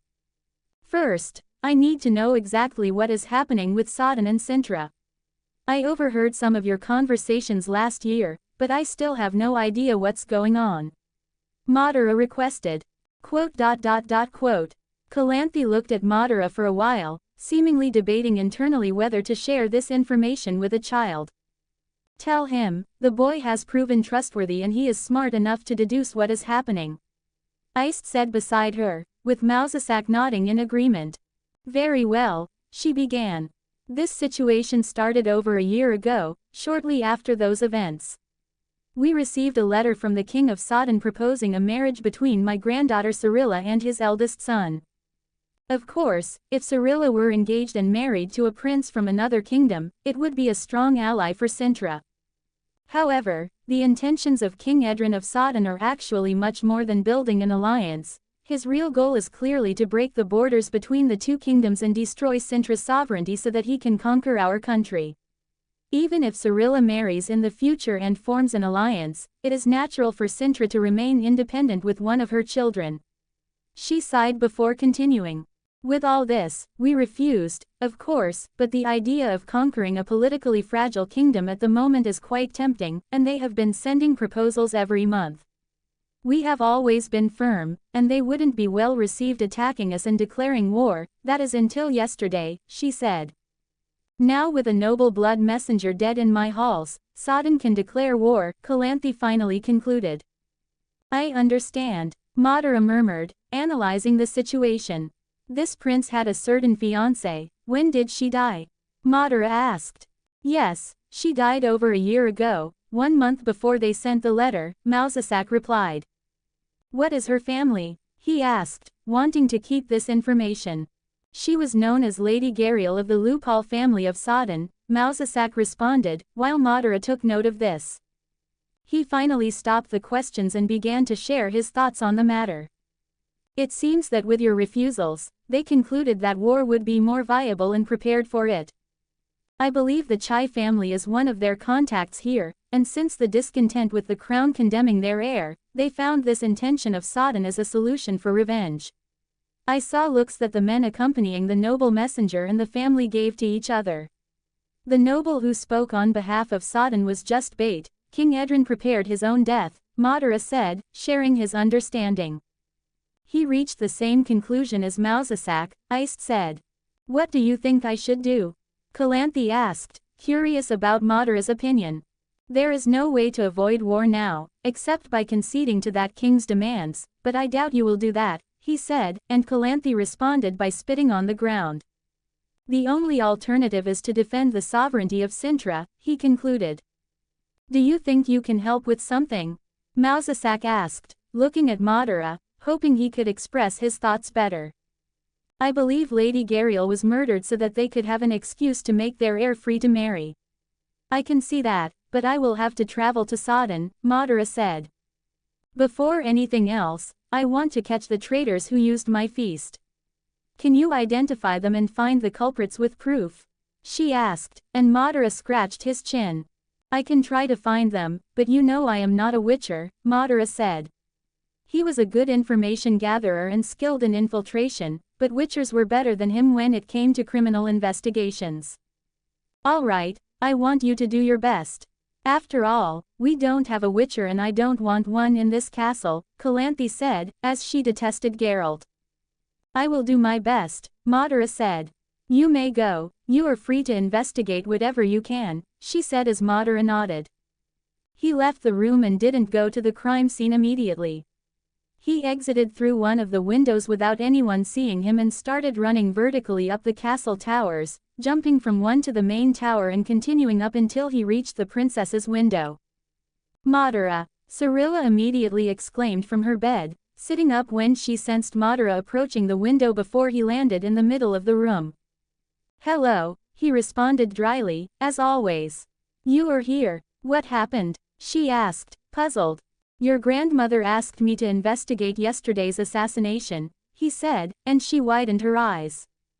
Really? She exclaimed, looking quite surprised. I need your help, I want you to use those visions, Madara requested. Mausasak could never teach magic to Cirilla, who never managed to learn the basics due to her vast amount of power, but Madara could try to make her learn the basics or even more advanced things as he was familiar with her abilities. One of these abilities, Madara asked her to trust in fate, which would always guide her to the best path despite adversities. She eventually found a special ability, which allowed her to see images of things she had never seen before, such as finding something lost that Madara hid for her to try and find with her vision, and it was bearing fruit. Mausasak or Calanthe didn't know about this, it was an exercise between the two of them. The same could be said that Cirilla was the only one who knew about Madara's illusion powers in his Sharingan. Okay, I'll try, what do I need to know? She exclaimed, sitting up on her bed and starting to close her eyes. I want you to visualize the previous night, try to see how the poison ended up in the man's wine glass. Also, try to see something about the Chai family who were present and if they were behind the assassination as well. Madara gave all the information she could think of. Cirilla concentrated as soon as she heard all that information, thinking about everything Madara said. Suddenly, she began to see images. Her vision shifted to a scene where she saw a warehouse with an owl drawn on one of the windows as a symbol. It was late afternoon, as Cirilla noticed from the orange light through the window, when a portal appeared in the middle of the warehouse and a group of nobles stood in front of it, waiting for people to emerge from that portal, being the representatives of Sodden themselves. The scene changed as the Chai family approached the castle for the banquet, with the members of Sodden coming in some carriages behind, hiding until they reached the castle without anyone seeing them. Then, the scenes moved to the banquet, where some men were whispering about something. The queen was speaking at this moment, declaring that Cintra would remain sovereign to the members of Sodden. These men in Cyrilla's vision handed a kind of flask to each other through their noble cloaks without anyone noticing. The scene shifted to one of these men stopping a servant and handing the same flask to the servant's hand. The servant was afraid of it, but eventually accepted, taking the flask and heading to the kitchen. Cyrilla saw the same servant take a specific cup and use the flask on it, seeming to coat its surface, which turned gelatinous as soon as it left the vial. He rubbed it with a cloth until no trace of the substance was visible on the cup, as if it had disappeared. The scene shifted to the middle of the banquet, where the servant began distributing cups around the hall. One of these cups had the poison previously applied to it, spread across the metal without anyone noticing. He handed the cup to the representative of Sodden, while another servant started distributing wine. Since the poison was already in the cup, it was not the wine that was poisoned. As the man drank calmly, the poison began to seep out of the metal of the cup and dissolved into the liquid until it finally took effect. The scene changed to the man dying. Cyrilla opened her eyes at this moment, a little surprised by everything she had seen. She looked at Madara, waiting for him to take over from there. "All right, look into my eyes," Madara requested after seeing that she had succeeded. Cyrilla felt her emerald eyes being met by scarlet eyes as Madara activated his Sharingan and began entering Cyrilla's mind effortlessly, as she did not resist and trusted him. He managed to review all the images she had materialized before finally exiting her mind and deactivating his Sharingan. "Thank you, Siri. I will look into this now," he said, already with all the images recorded in his mind. Now he had to act. "Okay. Just come back soon to tell me how it went," she exclaimed excitedly. He nodded with a smile. "Yes, after all, I might have to leave the country for a while." This surprised her, but before she could ask anything else, he had already jumped out the window. 1 comments 0 vote. Chapter 57 Investigation 02. Chapter size 2000 words. Third person POV. Northern Kingdoms. ... Madara jumped out of Cyrilla's window and headed towards the castle hall. With a few more jumps, he reached the location. Some royal guards were keeping the area isolated as it hadn't been cleaned yet to investigate the crime. "Are you here?" The royal guard saw Madara approaching the place. "Let him pass." The queen allowed his entry, the other royal guard said, and Madara passed by them. There were still cups scattered with drinks all over the place. He then approached the spot where the man had died and looked for his cup, which was the main piece of evidence for the crime. "Did they take it?" he asked softly, sensing someone approaching. "Are you looking for this?" Mausasak approached, holding the cup wrapped in a cloth. "Yes, it hasn't been cleaned, right?" Madara asked, and the mage nodded. "It hasn't been washed, we just removed the drink with the poison for analysis," the druid said. "That's good because the drink is not the problem," Madara said calmly as he took the cup from the druid's hand, who looked a bit surprised. "Wait, it's only been 10 minutes since you left the audience room." The man couldn't believe the boy had already discovered something in such a short time. "I have my own tricks." He shrugged, not wanting to reveal that it was Cyrilla who had discovered it. Quote. Despite his doubts, Mausasak nodded at Madara before continuing, "So please, tell me exactly what you discovered," he asked. "As I said, the problem is not the wine, but the cup which was filled with a poison that had been placed on the table. This poison is like a paste that dries without anyone noticing that something is wrong, but when it comes into contact with liquid, it dissolves and mixes without anyone noticing, poisoning the wine," Madara explained calmly. "The poison was placed by someone who is not the servant who served the wine. We detained him as a precaution while we are investigating," Mausasak explained, and Madara nodded. "I know who did it. I had some help that showed me some things from last night, so we can go to the kitchen," Madara said, and Mausasak followed him there. Madara and Mausasak headed quickly to the castle kitchen. Upon entering, they found some of the servants nervously occupied with their tasks, but everyone stopped when they saw the young ninja and the druid. "We need to speak with the servants who served the drinks last night," Madara said firmly. One of the servants pointed to a young man who was visibly shaken by the sudden demand, sitting in a corner.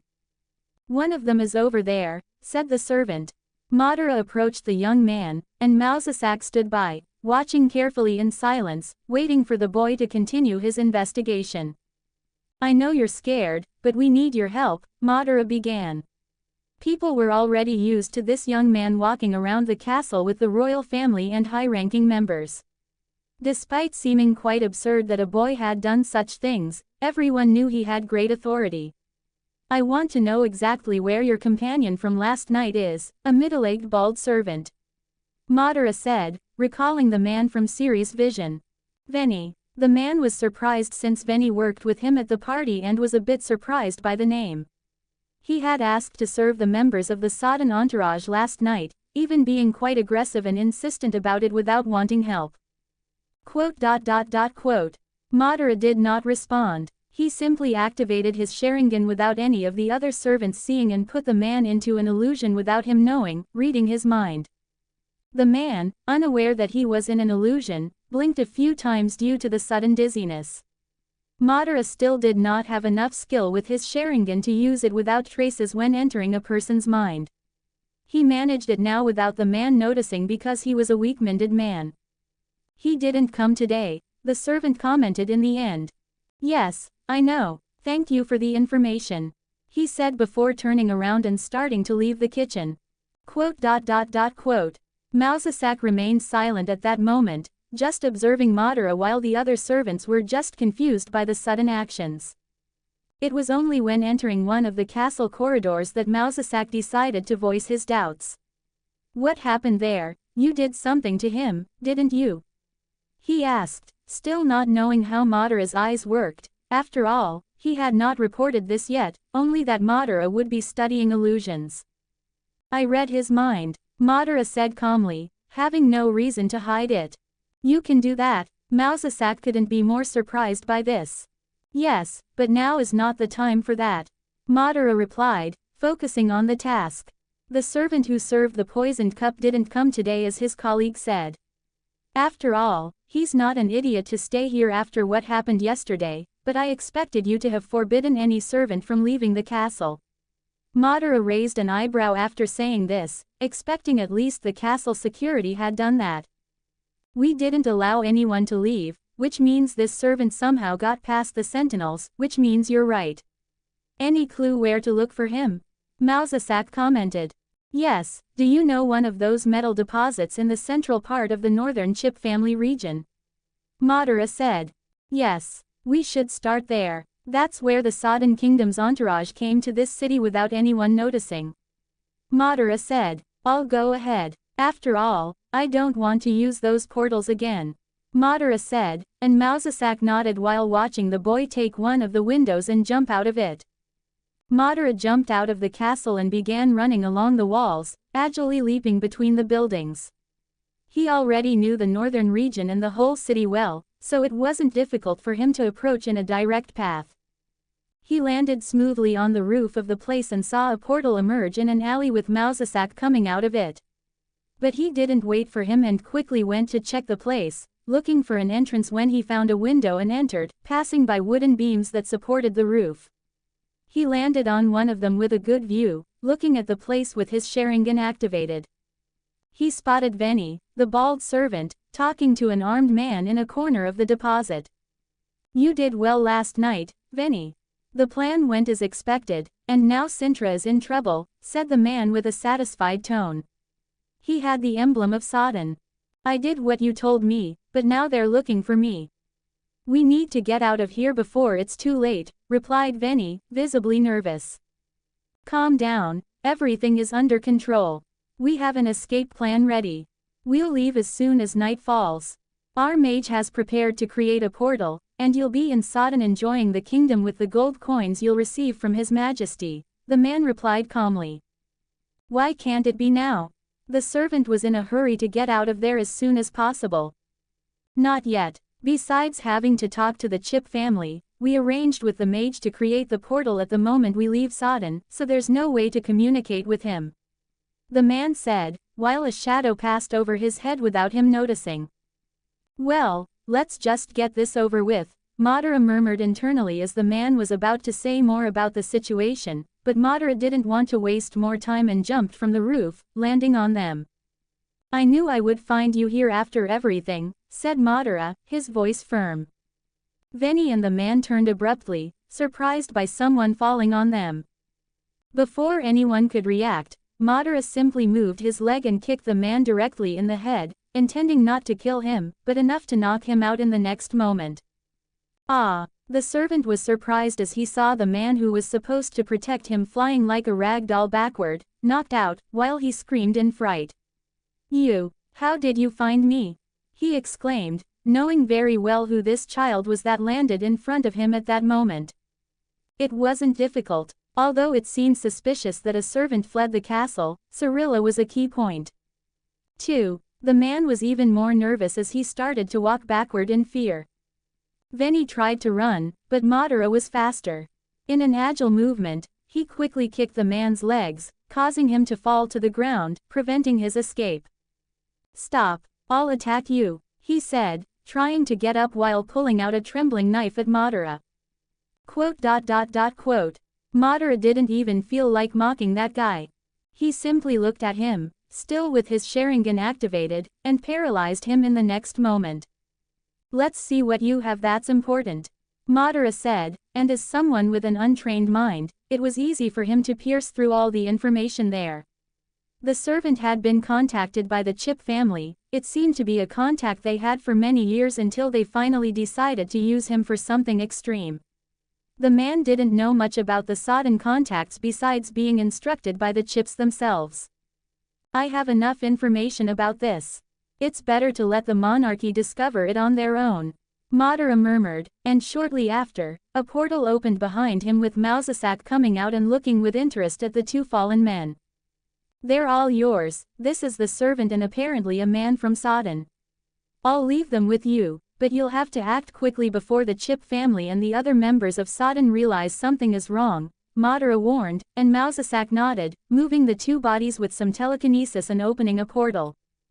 "Come to the castle. I'm sure if we're going to attack someone tonight, the queen will want your participation," Mausasak said, and Madara nodded, jumping to the window and leaving after Mausasak disappeared into his magic. Meanwhile, a few kilometers from Cintra, a series of corpses were scattered around the place.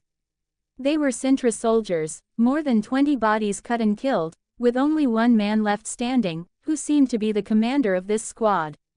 Despite seeing all his men dead around him, he maintained a serene face. In front of him, there was a man drawing a sign of Axie. He kept a smile, seeing that the Cintra soldier was under his control at that moment.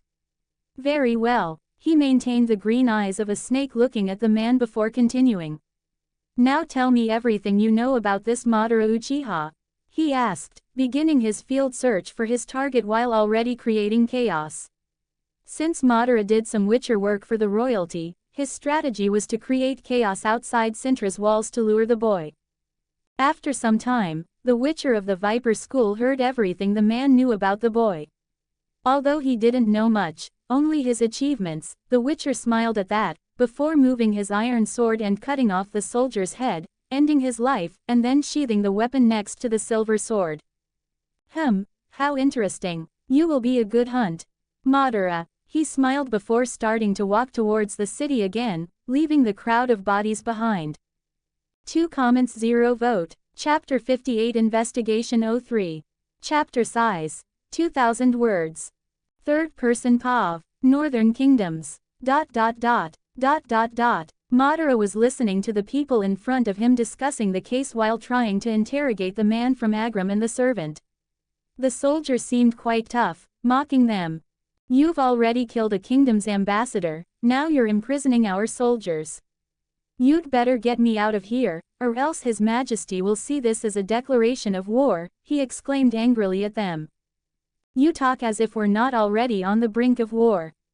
Your king has already sacrificed his own noble, why wouldn't he do the same with a soldier?" Iced mocked. ... The man fell silent after that. But this silence couldn't be applied to the castle servant, who was trembling, especially with Calanthe staring at him like a hawk, looking at him as if he were already condemned. "I've told you everything. Please spare me, my queen," he exclaimed. Do you think I'll spare you for conspiring against me with my enemies? You disgust me, you and that noble family of the Chips, she commented with a dangerous tone. We should imprison them for trial, Mausasak suggested. Yes, let's prepare an order with the royal guards once again, Calanthe said. Finally some action, it's been over a year since we've had one of these, hasn't it, boy? Iced said, looking at Madara in a corner, who hadn't spoken much. Quote. He just nodded without speaking. You can help me with this, boy. We also need to gather some evidence. I'm sure you'll manage that easily. And I intend to reward you very well for it, she said. Yes, but I need to do something first. I will meet the royal guards soon, Madara simply said as he began to leave. He never changes. Calanthe couldn't help but murmur, seeing the disrespect the boy continued to show. It was hard for her to get used to such behavior, but she said nothing more. Madara left the castle after that, heading to the city and moving south while passing through the northern region. It wasn't late in the afternoon, so the one he was looking for at that moment still had his shop open when he finally spotted the forge he was after. The dwarf, already accustomed to Madara demanding weapons from him for a year, was not used to Madara's sudden appearances, almost as if he were an apparition. You're here, the dwarf exclaimed when he saw Madara finally looking at him from the side as he was doing his work. Yes, did you prepare my weapons? Madara asked. The man nodded. After all, Madara had placed a large order last month. 100 of these kunai, as you call them, and these strange stars too, 400 of them, also, there are 10 of those giant things. He listed each item, showing crates to Madara, the last ones being shurikens that he asked the man to create for the first time as well. Good, but I feel there are some imbalances of a few milligrams. Madara analyzed the kunai and immediately complained, wanting perfect items. The dwarf, despite being grumpy, remained silent, not wanting to contradict this child's judgment. After all, even before hearing the rumors of the past year, he was already afraid of Madara. I'll do my best next time, he said finally, but didn't stop there. Why do you have so many strange weapons? Are you going to war or something? The dwarf asked with some curiosity. After all, he had some freedom to ask questions since Madara was a recurring customer, canceling a lot of work to cater specifically to the boy. I didn't plan to enter one when I asked. I just wanted to have a good stock, but it seems I might have to enter one. Madara murmured and looked at the man, as there was an item missing. Did you get the fine steel wire I asked for? He asked, and the man nodded, retrieving a roll of wire from behind a box. They are of good quality, Madara commented, analyzing the wire. He took a bag of gold and tossed it to the dwarf. Here's the payment. I want you to take everything to my house, don't leave anything out. In the meantime, I'll take some things, Madara said, grabbing some items, while the dwarf nodded without complaining about the demands and looked at the coins. A moment later, when he looked up, Madara was no longer there. He's a kind of ghost, the dwarf couldn't help but murmur as Madara was already leaping from rooftop to rooftop, heading towards the warehouse where he had caught the servant. Back at the castle, things were in motion, as the soldiers of Cintra were once again summoned, with a part of the guard preparing for battle at that moment. Royal guards were preparing their men under the command of Commander Varus, and they would arrest the entire Chip family and confiscate all their assets in the city before attacking their main property outside the city. Come on, I hope there's better action than last time, Iced commented, appearing with his Skellige axe. Quote. Mausasak remained silent beside him. Grandma, let me go too, I want to fight, I'm already very good with a sword. Cirilla appeared at that moment, not wanting to stay on the sidelines like last time. You will stay with me, child. Besides, you shouldn't even be here, Calanthe complained to her granddaughter. That's unfair. Speaking of which, where is Madara? I don't see him anywhere. Cirilla looked around as torches were lit due to the day beginning to end and the sky getting darker. I don't know what the boy is doing, but he will soon join them, Calanthe said, making Cirilla pout.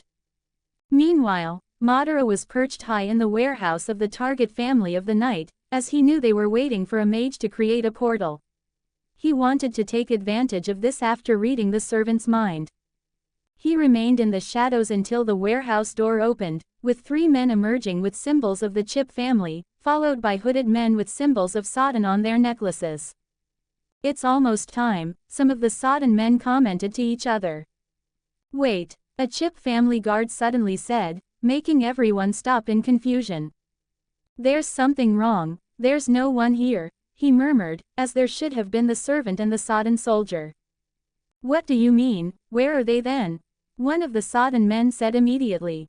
Madara decided to act and landed in front of them, startling the whole group with a shadow coming from above.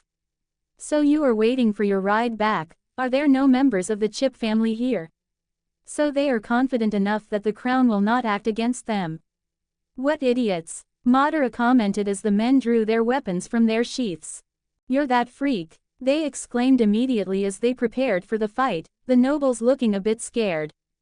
Madara just stood there, while a shadow appeared behind the nobles, and before anyone could react, started slapping their heads, knocking them out quickly. As the guards looked back in surprise, the original Madara advanced and did the same with the distortion of his clone, taking down all the soldiers. "You tried to escape without anyone seeing, but you're still important alive, so stay quiet," Madara said, and his clone stood there to make sure none of them escaped. He crossed his fingers again, and a new clone appeared. "Stay outside and watch for anyone coming to the warehouse and let me know," Madara instructed as the clone nodded and jumped to the wall, exiting through one of the windows.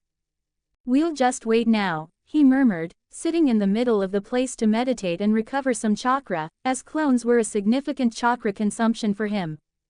After an hour, something happened in the place, with no one else appearing. The space in the middle of the warehouse began to distort, and with a brilliant explosion, a portal opened, creating bright circles without being able to see the other side. "I thought I wouldn't be part of today's fight," he murmured as he approached the portal, standing in front of it. Madara knew that Cintra could do nothing with this war. After all, it was Sodden's initial interest to gain territory or even all of Cintra. So Madara decided to leave a bitter taste for the other kingdom. He knew Calanthe wouldn't approve of something like this, and for him, he would pass through that portal and try to kill everyone on the other side. But it wouldn't be very smart, as he would be classified as a bandit by all the northern kingdoms, which wasn't something he wanted. But that didn't stop him from going to war and committing a massacre or even sending a hot message to the other side of the portal. "Take this," Madara commented as he quickly formed hand seals. Once he completed the sequence, he filled his lungs. Fire style. Great fireball technique. He spat a massive flame straight into the portal, infusing it with a large amount of chakra, sending it through with great intensity. He watched as all the flames entered, and 3 seconds later, the portal simply closed, leaving Madara unaware of what happened on the other side. "That should leave quite a memorable message. No matter who I might have killed," Madara commented, shrugging. He looked at the men now tied up by the clone. "Stay here until the Cintra soldiers arrive and explain the situation," Madara instructed before leaving. He headed to the Chip family's main property, which was surrounded by Cintra soldiers. The men on the walls were prepared for battle and guarding the gate. Madara simply leapt over without being seen and began knocking out the gate soldiers before easily lifting the wooden log and opening the gate. "Do you need help?" Madara calmly asked Commander Varus, who was stunned by the boy's sudden appearance.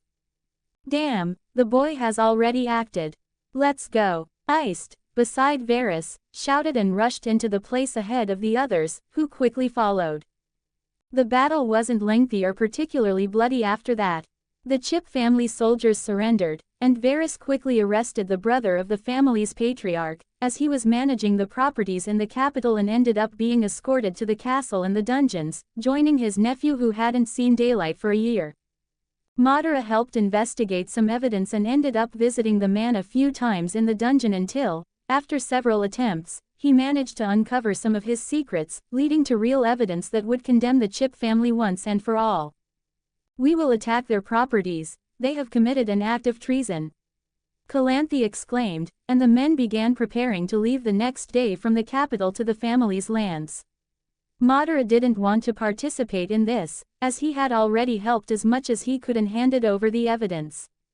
He just wanted to spend his time training again. Raccoon here. What happened on the other side of the portal? Let's start the next battle with the Witcher in the upcoming chapters.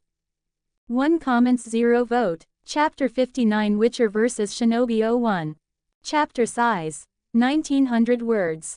Third person POV. Northern Kingdoms. A week had passed since the fall of the Chip family in the city, which led to evidence against the family at the main property, and although they expected some support from Sodden, the other kingdom had simply stopped contacting them for some reason, leaving the patriarch of the Chip family with his neck on the line. A few days later, they managed to invade his castle and took the family into custody to the capital, and a public trial began. What the Chip family hoped would secure their heir's release ended up being their downfall. While he tried everything to get out of this situation, without the support from Sodden and with the other nobles simply not wanting to associate with a traitor to the kingdom, even if they had previously received favors from the Chip family. The queen was quite ruthless and had most of the family executed in the public square along with their heir after declaring their crimes publicly, with the population demanding their death. Death to the traitors! Death to the traitors! Death to the traitors! Death to the traitors! Death to the traitors! The sound of the crowd filled the main square in the center of the city, as the heir, father, uncle, and a few more members who were behind the treacherous actions were lined up with executioner soldiers preparing to remove their heads. If you want to say anything in your last moments, this is the time, Calanthe, leading the execution, said. The patriarch looked at her with hatred. Listen, Queen Calanthe, I may die here, but I will still find you on the other side to laugh at you. Your arrogance will bring this kingdom down. So enjoy these last moments of peace because Sodden will dominate all of Cintra. He shouted furiously, these being his last moments, while the crowd, hearing this, began to murmur and feel some fear. Cintra will never be defeated, as I trust the men who will defend this kingdom.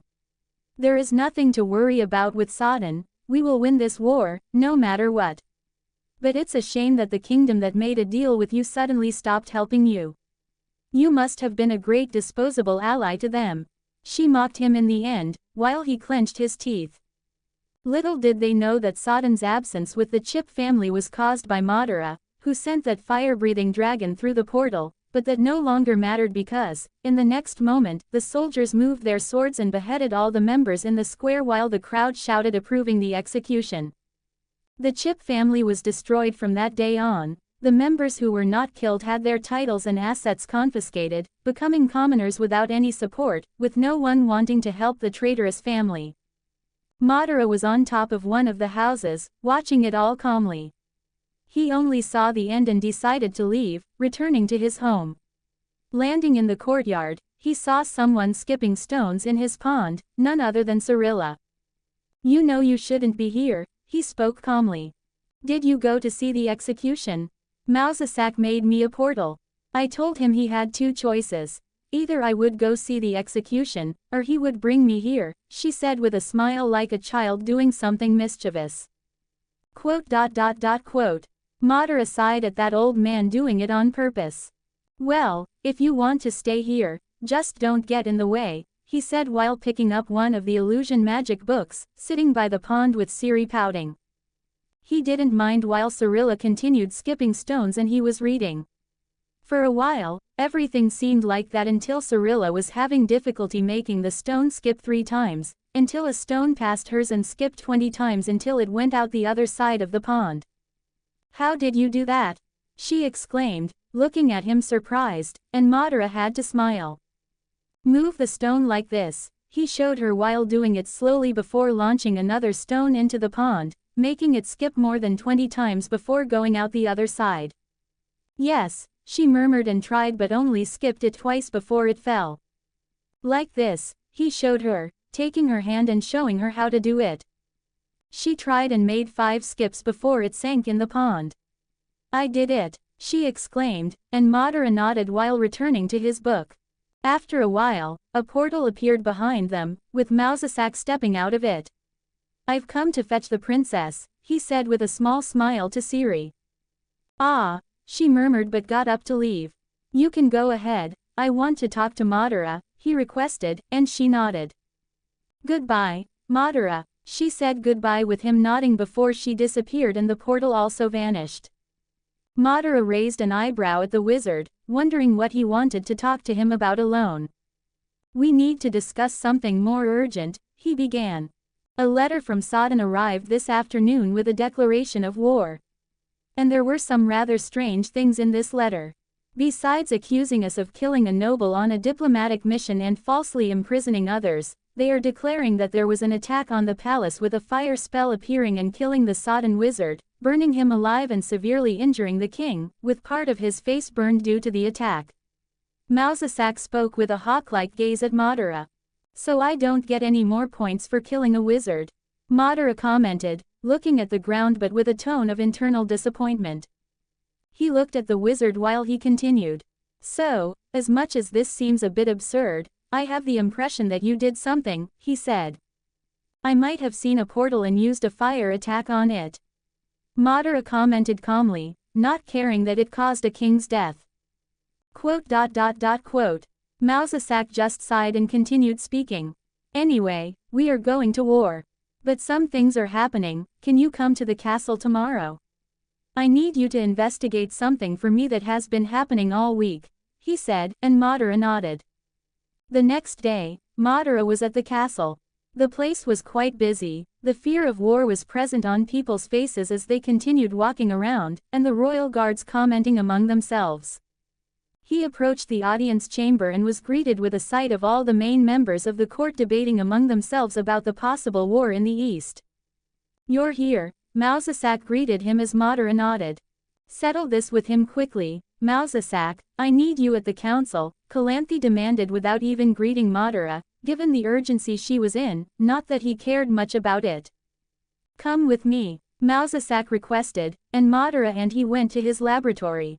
They arrived there, and Madara saw a body on a stretcher in the middle of the place, with its belly opened. He looked at Mausasak confused. "We found it outside the city, at least one of the 15 soldiers who went after a series of murders happening in the eastern area," he began. "We started noticing entire patrols disappearing in that area. We sent more to investigate, but as you can see the result, we had no luck and everyone is dead," he said. Madara approached the body and analyzed it. "This is a ghoul." He analyzed the cuts, but with his Sharingan, he could perceive the details. "He was already dead before being devoured, he was killed by a blade," he commented at the end.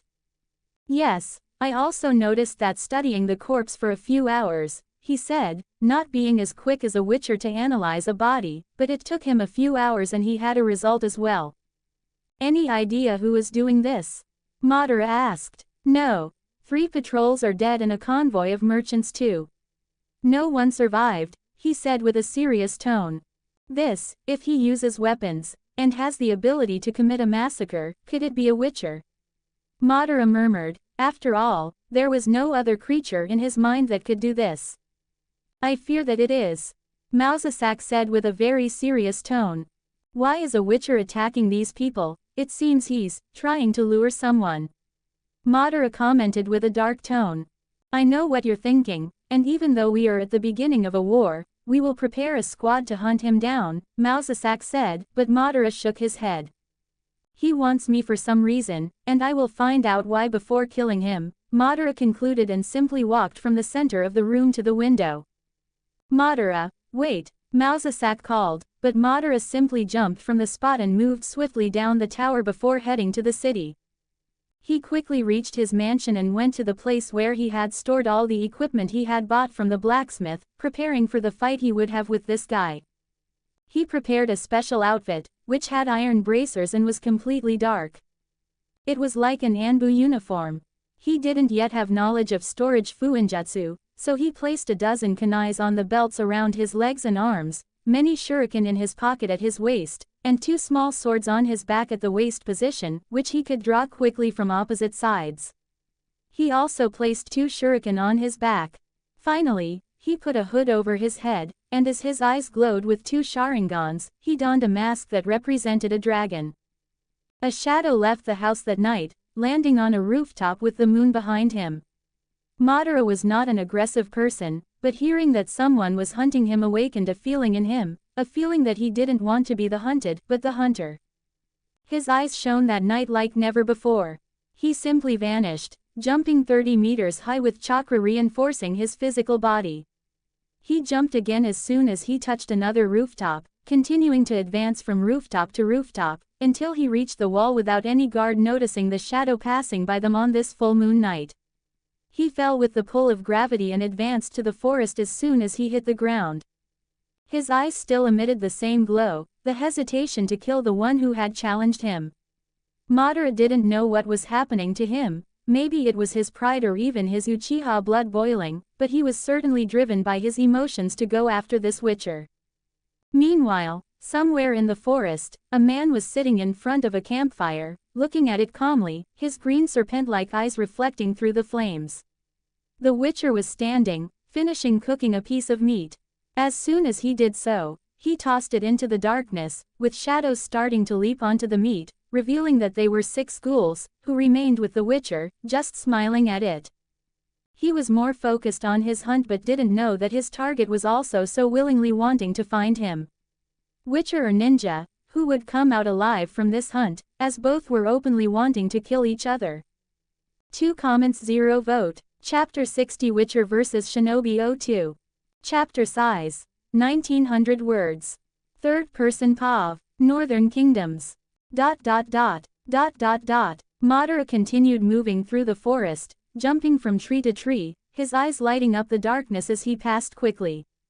Suddenly, visions of crossed swords, blades sparking against each other as 2 people tried to kill each other in the middle of the forest, with blood and flames happening so fast it was hard to understand those visions, causing great stress in Cirilla as she got up in the middle of the night sweating and trying to breathe deeply. What was that? She murmured, unable to understand what had happened in her dream, but one thing was certain, she had a vision of both the present and the future. Cirilla had started having some strange visions without being able to understand after she began learning to use these strange abilities with Madara. She had strange dreams, often dreaming of Madara, which made her laugh sometimes, but she had never seen such a serious look on Madara as she saw him jumping in the forest, his gaze practically demanding blood while he was hunting something that Cirilla didn't understand. Who was he fighting? She asked, looking at the sky. In the vision, it was daytime, so it would probably happen later. She quickly put on a dress and began to open her door. Princess Cirilla. The royal guard looked surprised to see the girl leaving the room. I want to see Uncle Mausasak, she demanded. Sorry, princess, but we are in the middle of an emergency, he said, as they had received a declaration of war that night. I will go out no matter what, whether you want it or not, she replied and began walking, while the man just sighed, knowing that if she didn't go willingly, she would escape as she always did. They headed to the audience hall while the castle remained in chaos, people running back and forth. What is happening? She asked curiously, still unaware of the situation. It's not my place to say, princess, he commented as they reached the entrance, the royal guard speaking to another at the door, who nodded and entered the audience hall. Can't I go in? She asked, surprised, as they didn't open the door for her and seemed more rigid than usual. Unfortunately not, the royal guard said, and in the next moment, the druid appeared, looking at the princess. Tell me, little Siri, what can I do for you, calling me so suddenly? He asked curiously. Where is Madara? She demanded immediately. Madara, why are you asking that? He asked, surprised. I saw him fighting someone, who is it? She asked, not caring about revealing this. You saw. He looked at her, surprised, thinking of the ancient blood. Tell the queen I will be busy now taking care of her granddaughter, as it is somewhat important, Mausasak told the royal guard immediately and asked the princess to follow him to his laboratory. Meanwhile, Many kilometers from the capital, a boy was looking at the ground, surrounded by carriages full of mutilated bodies everywhere, investigating the place, while the bodies were already being devoured by vultures. What is happening? Madara saw the bodies in the same state as the one Mousesack had shown him. It was a mystery to him. Besides the bodies being eaten, there were blade cuts on most of the bodies, it even seemed like they had been tortured.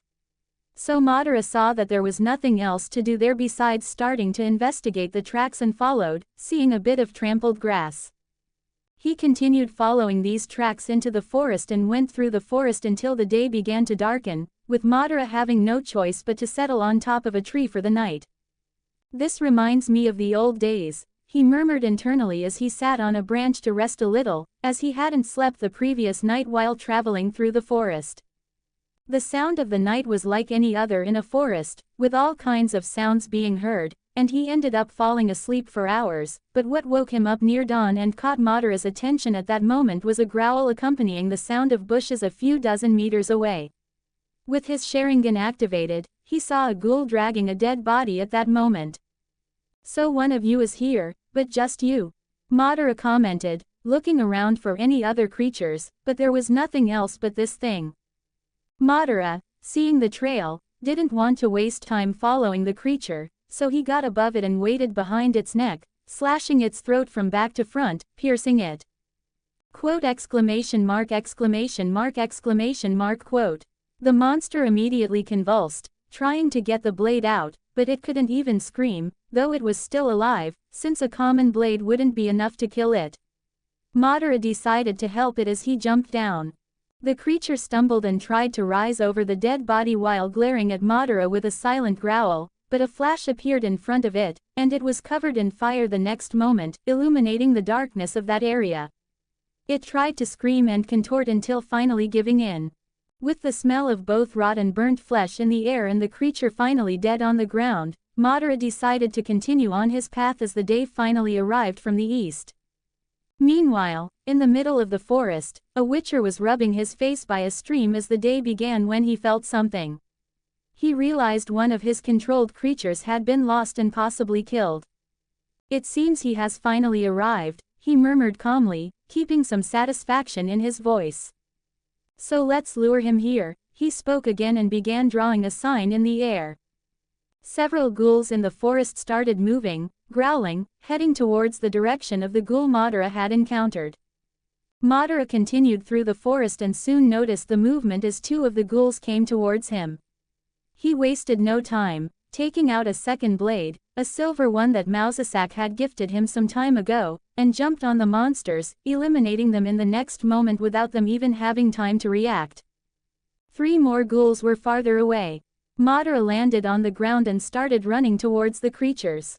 They growled at the approaching human, leaping directly to dismember him, but Madara easily dodged their bites and claws, spinning his sword, cutting and eliminating them in a few seconds. As soon as the last ghoul fell dead, everything went quiet with Madara looking towards where they had come from. It was strange, he expected a trap but saw nothing in front of him. That was until an explosion happened 2 kilometers away. It was faint from that distance, but the sound carried, and Madara simply jumped into a tree and began running in that direction, knowing it was a call for him. In a place near a river, open with some scattered rocks and trees still surrounding the area, a man was standing while meditating in the middle of this place. His green snake-like eyes opened as soon as he saw a figure at the edge of a tree, just a child, but this child was staring at him with analytical eyes as if studying him. "So you came," the man said, coming out of his meditation pose and starting to rise while doing the same to Madara, analyzing him and wondering if the stories about this boy were real. "You lured me here," Madara accused calmly. "That's true. I don't like making traps, as you can see. First, I killed a bunch of people to call for your services as I heard, then placed the ghouls' trail in the forest while they spread out, waiting for you to kill one of them so I would know it was you. After all, you're the only one in Cintra who can kill such a monster," he said. Quote. Madara didn't respond immediately but spoke after staring at him for a while. his eyes not having the Sharingan at that moment, as it wasn't yet time to fight, so he wanted to preserve his energy. Even so, you heard about me, and yet, you waited for me in such an open place, he commented. As I said, I don't like tricks. I've always killed my enemies directly, I don't need such things. That's why I called you here so no one would interfere in this fight, as you can see, he said. Well, I like that, Madara nodded, feeling his Uchiha blood boil. He had never heard of anyone powerful enough to challenge him with such confidence, which was an offense to who he was. If you're wondering why I'm here and why I made you my target, someone paid for it, someone quite wealthy, he said. That doesn't matter. You are not the first to try this, Madara said. Interesting, and before we start killing each other, what are you? I've heard many rumors about a boy who can change the colors of his eyes, walk on walls, move as fast as a cat, and even breathe fire. I admit I initially thought you were a witcher, though it was hard to believe given you look like a child. He looked with a slight smile. But you are not a witcher, my medallion shows nothing for you, which is very strange. Tell me, what are you? He asked directly. If you want to know what I am, very well, witcher. I am a shinobi, Madara said calmly. Shinobi. He grimaced at hearing that but soon smiled. Never heard of it, but I'll believe you are this shinobi. Show me what you are capable of, he said with a more serious look at the end while Madara nodded. A moment later, the man moved his hand to the silver sword, not knowing what Madara was, but at least he wouldn't go wrong using a silver sword. As he grabbed it, some symbols glowed on it, showing it was a sword with glyphs. An enchanted sword, Madara murmured as he watched the Witcher move the sword to feel its weight and raise it as if waiting for Madara to attack. Meanwhile, he felt his heart racing at that moment. He was, for the first time, facing a ninja, a man created by herbs and monster mutagens, someone much more physically powerful than anything he had ever faced. Madara still felt his blood pulsing, craving the thrill of battle, urging him to activate his Sharingan, but he resisted, wanting first to have the chance to face a Witcher in pure battle. Since the man hadn't taken a potion, Madara wouldn't act with all his strength from the beginning of the fight, he wanted to know his opponent better. Very well, let's dance. Witcher, Madara said as his black eyes narrowed. He assumed a pose of taijutsu and kenjutsu, placing a kunai in his mouth and grabbing one of the blades at his waist. He didn't take the other blade while his other hand held a kunai. In the next moment, Madara burst from the ground, advancing towards his opponent, who awaited him on the other side, keeping his sword raised. 2 comments 0 vote. Chapter 61 Witcher vs Shinobi 03. Chapter size 1900 words. Third person POV. Northern Kingdoms. In the middle of the forest, miles away from Cintra, a battle was about to begin at that moment, as both opponents entered their fighting stances.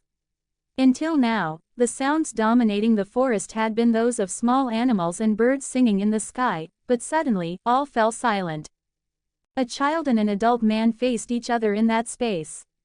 Madara, holding a short sword and a kunai in each hand, analyzed his enemy and recognized that he certainly had the stance of a powerful warrior, greater than anyone he had ever faced before.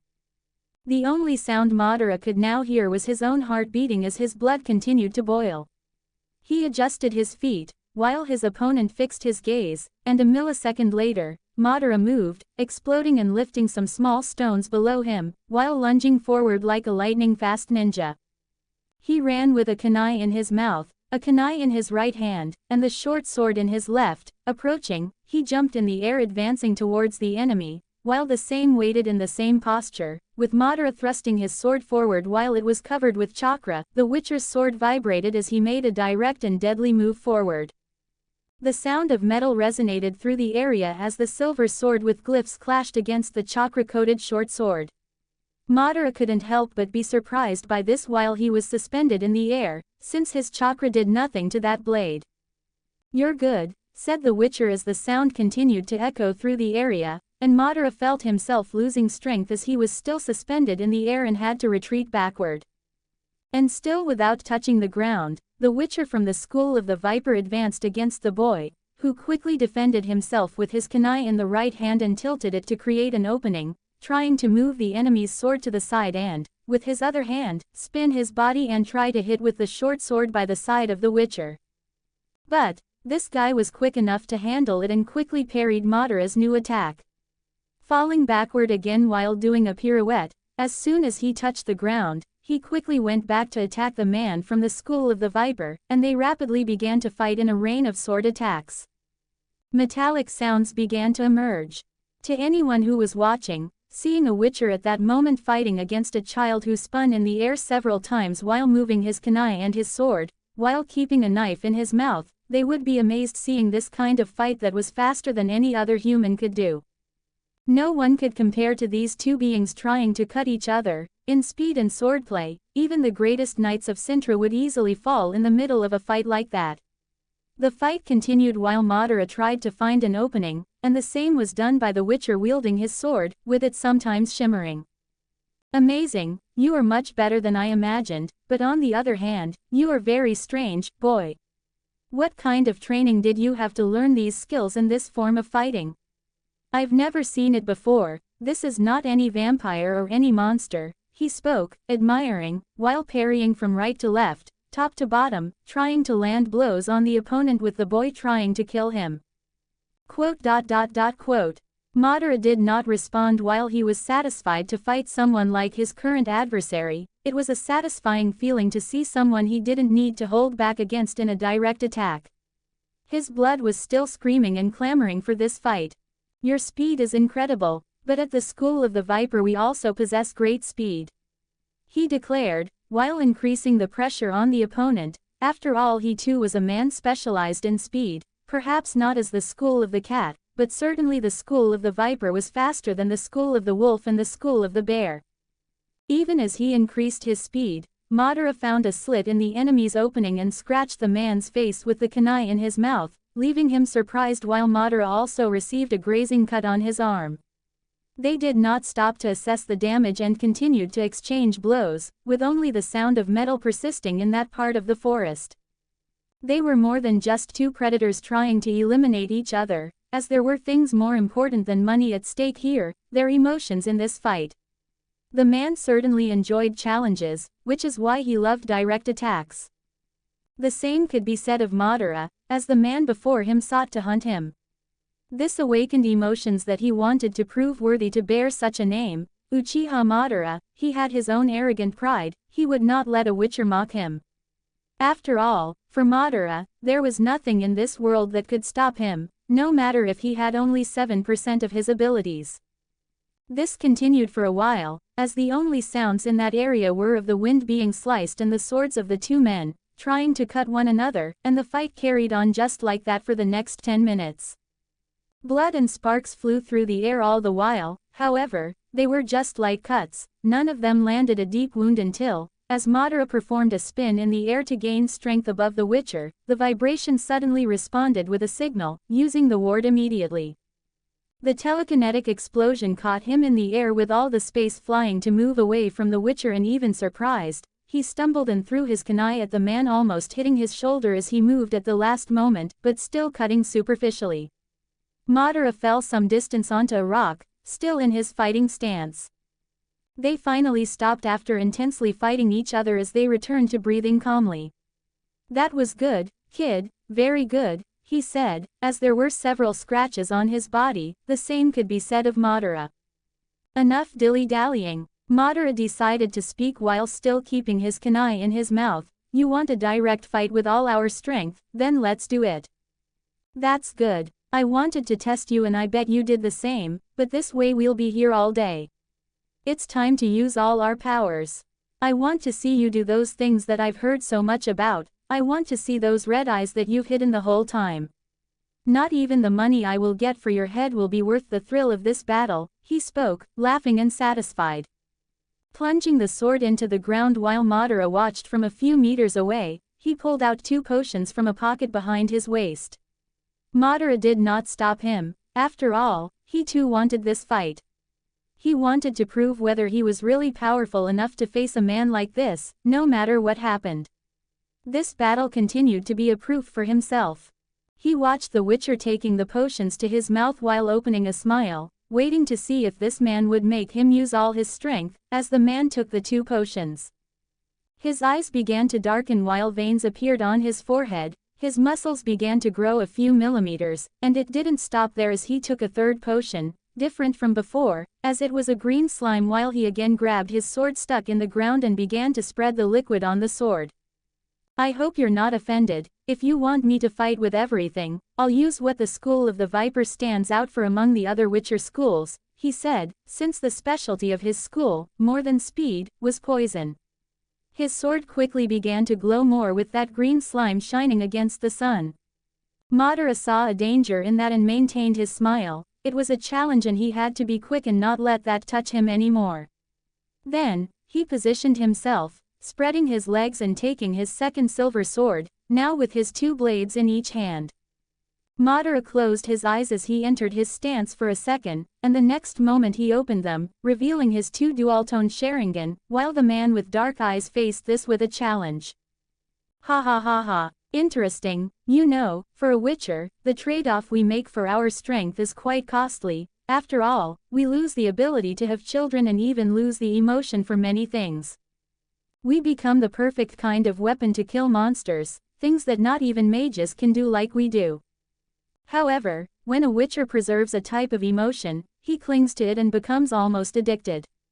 You, boy, give me that emotion, a challenge without fear of me. I can see your eyes have the same feeling. This will be an unforgettable fight, he said excitedly. After all, he could have found someone like this, only if it were another Witcher. Now he had encountered something unknown, something the boy called himself, a shinobi. No one would hold back now. The real fight was about to begin, jutsus versus signs, who would come out alive from that place. Cirilla opened her eyes dazed this morning.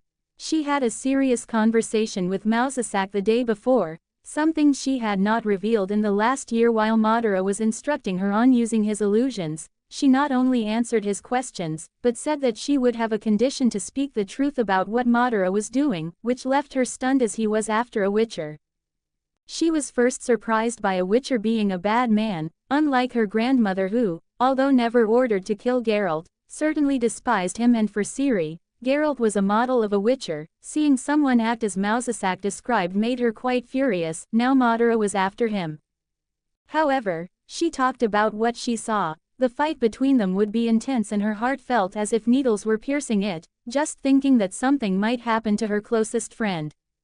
She slept that night murmuring the name of Madara, wanting to dream about him and see if he was alright, and she did indeed, but found Madara in the middle of a forest. Something that shocked her was seeing him lying in a poisoned state. She could tell a lot from what she saw, but it was certainly a very bad vision. She quickly changed out of her pajamas and ran out of the room before her royal guard could react as she dashed to Mousesack hoping he could help Madara, wherever he might be. 2 comments 0 vote. Chapter 62 Witcher vs Shinobi 04. Chapter size. 2,500 words. Third person POV. Northern Kingdoms. ... Author here. This fight deserves at least a song like Naruto classic Ost Strong and Strike. Ha ha ha ha. The Witcher began to laugh at that moment with a cheerful smile on his face. My name is Torin, known as the Viper. Boy, tell me your name, boy, before I can kill you. He spoke, his expression strange. Madara Uchiha. Madara replied, keeping his eyes fixed on his opponent, his Sharingan shining like never before. Let's begin, the Witcher said, and the next moment, he drew a sign at high speed. A rock that was above him flew with the explosion of Ard's telekinesis, heading towards Madara at high speed. Madara quickly jumped, touching his hand to the stone as he gave a boost and somersaulted past it, stepping on the ground before advancing toward the side of the Witcher. He began to walk around the opponent through the rocks, performing many high-speed flips like a blur here and there, passing through natural obstacles. Meanwhile, the Witcher watched the child with a curious look, waiting for him to attack. Suddenly Madara moved his hands at high speed as he pulled ninja stars from his pockets and began to throw them with the sound of air cutting as he advanced against the Witcher. What are these things? he asked, surprised, examining those things advancing against him while he had never seen such throwing objects. He moved his sword, striking directly at those black objects, feeling the weight of the attack. He threw those things just with his hands. That is really powerful, he had to admit, with a look of admiration. Let's see if you can handle this. He spoke and took his crossbow strapped to his back and began to aim at Madara, as he calculated his trajectory. As the bolt went at high speed towards Madara, he spun his Sharingan while dodging the attack by moving his body and jumped into a tree, running through it, jumping to the next, and more bolts began to advance towards him, with Madara easily dodging all of them. You are as fast as a snake. The Witcher spoke, keeping his eyes locked on Madara the entire time, while he continued firing bolts with his crossbow. Meanwhile, Madara jumped upwards passing the tree and quickly turned his body, dodging the shots, and quickly took one of his shuriken from his back. While he unlocked it and it opened, forming a four-pointed blade, he began to spin it and moved his arm throwing it. The Witcher saw that thing flying perfectly in his direction after making a curve, with him making a surprised expression with that huge object spinning at high speed approaching. With no choice, he used the Quen sign to create a powerful shield that blocked the attack. That caused a quite dangerous explosion as soon as both exploded. As soon as the shield stabilized and disappeared, the Witcher saw Madara doing several hand signs no longer in the trees, as he had arrived close to him. The Witcher of the Viper School frowned, wondering what he was doing. Quickly, Madara finished a fire jutsu and launched a torrent of flames from his mouth. This is quite dangerous, the Witcher murmured internally, as the flames in large quantity flew towards him, making another sign of Quen, protecting from the flames as they hit his shield hard. This made the scene for the Witcher to be blinded with the flames shining in front of him. As soon as the flames stopped running to another location and his shield finally stopped, showing flames burning all around him. The Witcher turned quickly because a moment later, Madara jumped over the fire, quickly showing his two short swords, and once again, they entered a sword battle with flames all around, as sparks began to appear in the midst of that chaos. This sword fight was much more intense than the last they had, with neither of them holding back, while Madara used his two swords to parry that of the Witcher. He can keep up. The Witcher was surprised as they fought at high speed and he saw his sword glowing with glyphs embedded in it, which gave additional speed, especially since he had used a potion that strengthened his body and put him on another level. Madara kept up while in the middle of that fight, and the Witcher saw that those eyes had some kind of influence on it. After all, he watched his red eyes spinning, moving from side to side, following the entire fight and even predicting movements. Ha ha ha ha ha, interesting. He began to laugh, excited by the intensity of the fight, as they continued with it and Madara began to move differently. Hey, what are you doing? The Witcher couldn't be more stunned by that. I'm learning your swordsmanship. Madara spoke calmly while copying that fighting style, leaving the Witcher floored with that. Where did this monster come from? Was his only thought as he began to press harder. What kind of opponent learns your swordsmanship in the middle of your fight? At one moment, the Witcher found an opening and drove his sword straight into Madara's chest. But instead of seeing blood, there was an explosion from the child's body, with him realizing he had stabbed his sword into a log. What the hell is this? He cut off that thought and quickly withdrew it, moving to the side, since all his instincts told him to turn around. The boy had jumped on him from that side while reappearing.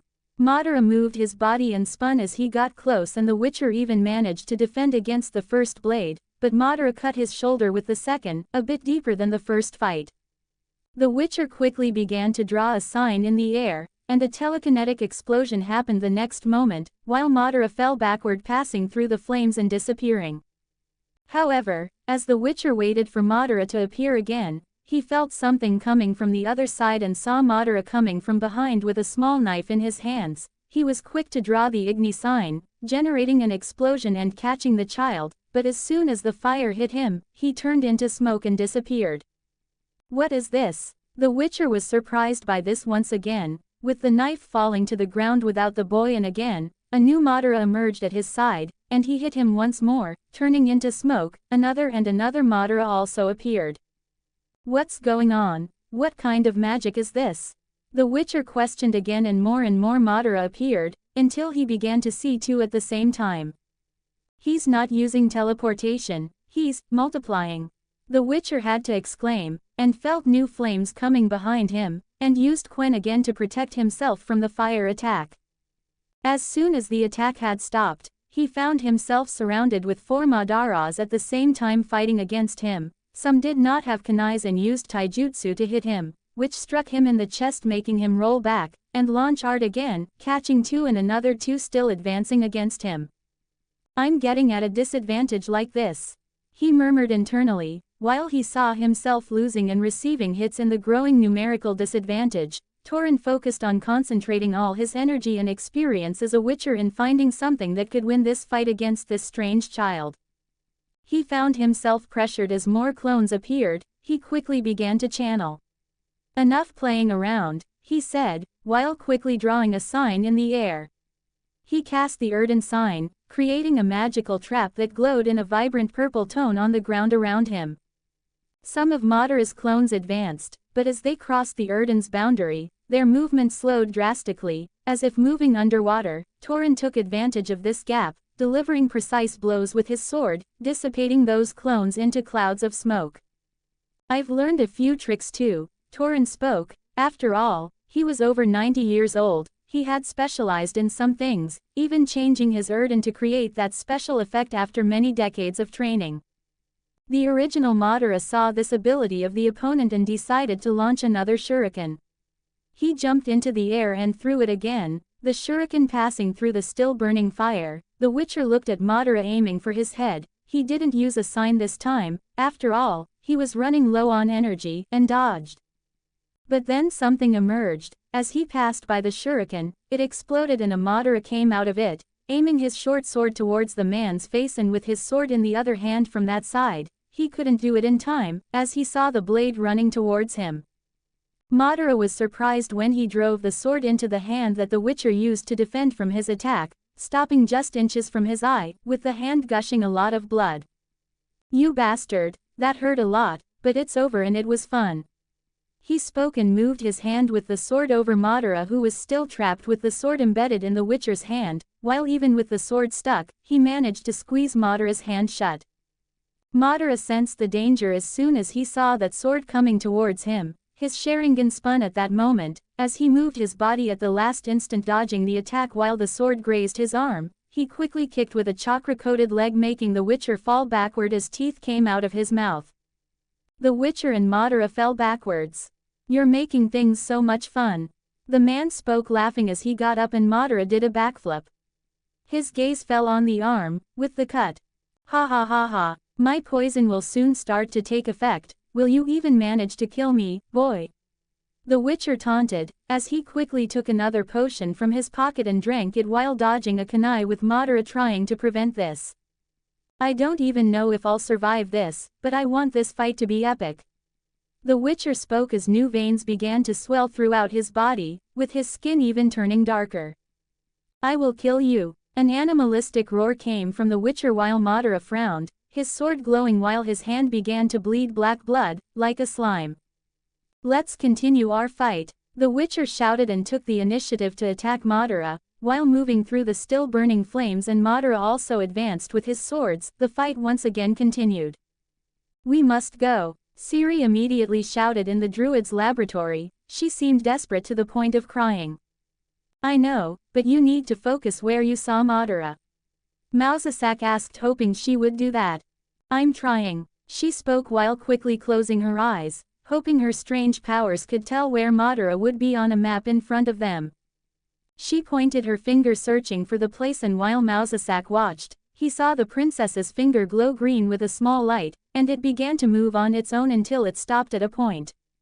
Here, she shouted immediately, while Mausasak looked a bit astonished and it seemed the princess hadn't noticed that. All right, let's go there. Mausasak pictured the location, before creating a portal going to it while Ciri herself ran after. Meanwhile, on the battlefield, the fire was almost extinguished at that moment with just a few embers left. A man stood in front of a body thrown on the ground, specifically that of a child. He was breathing heavily and looked at the child while his blood, still being a dark slime, dripped all the time. There were many more cuts all over his body, even though he had taken a third potion that made him stronger. The child still beat him in battle. To think that I'm going to die here, but at least I took you with me, child, he spoke, knowing that he wouldn't survive after having taken 3 potions and with all his cuts, even missing some fingers and losing one of his ears, during the fight. He would die either from bleeding out or from the effects of the potions in his body. Even with the poison in your body, you still managed to dodge all my blows. However, that cut I made earlier finally paralyzed you, and now you're dying there, the Witcher said, claiming victory while still struggling to breathe. However, what he didn't see were small balls tied to his legs that suddenly released small flames. He looked down quickly and saw that, surprised, and before he could react, the balls exploded into smoke. The child who was on the ground suddenly got up, doing flips and pirouettes backwards, moving away while the Witcher, still dazed, raised his sword expecting the attack.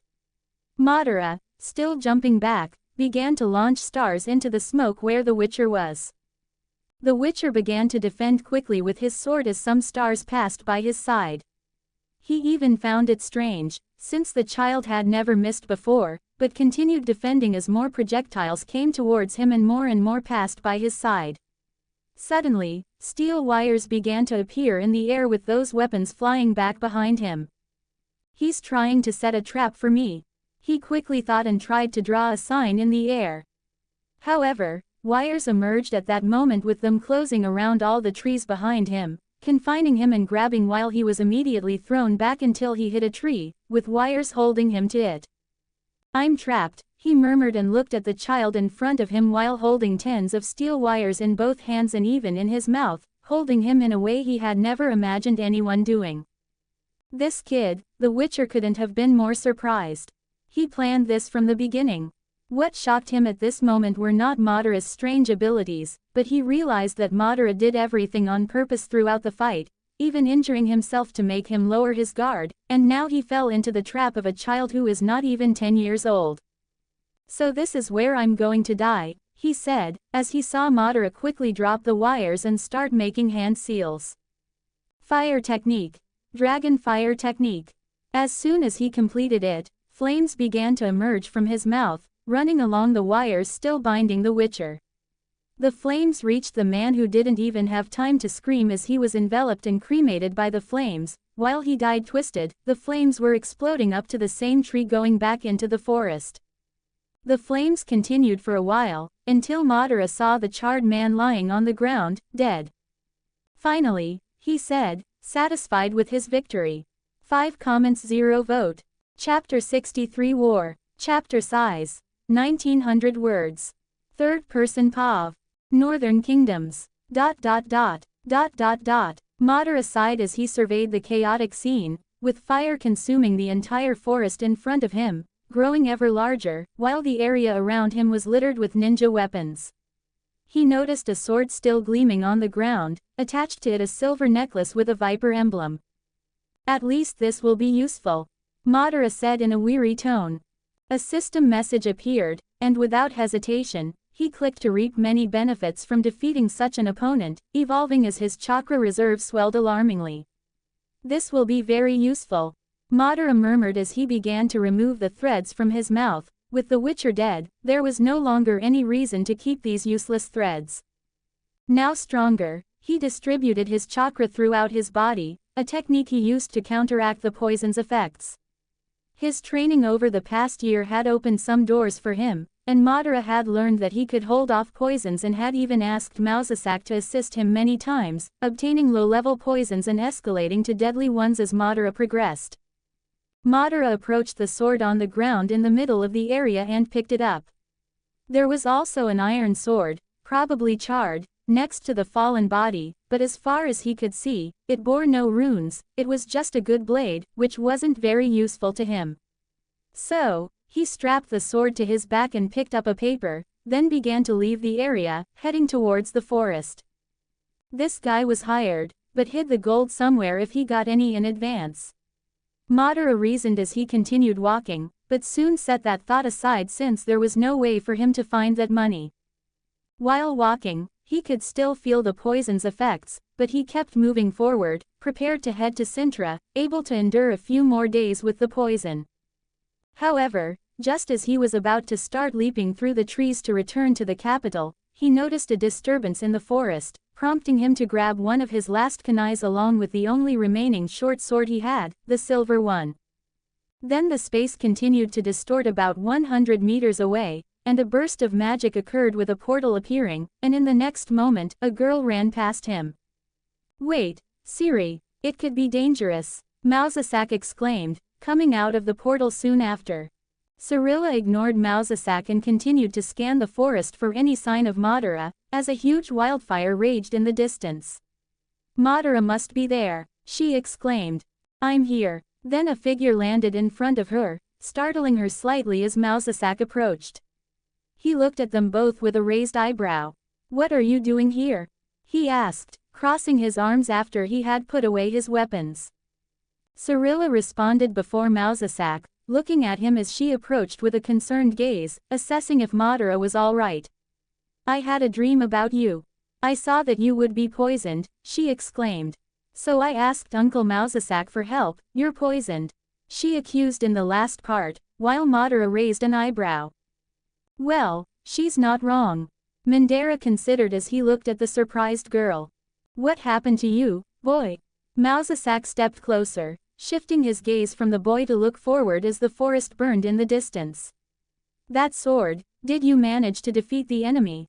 he asked, glancing at the necklace tied to the sword nearly as tall as Madara.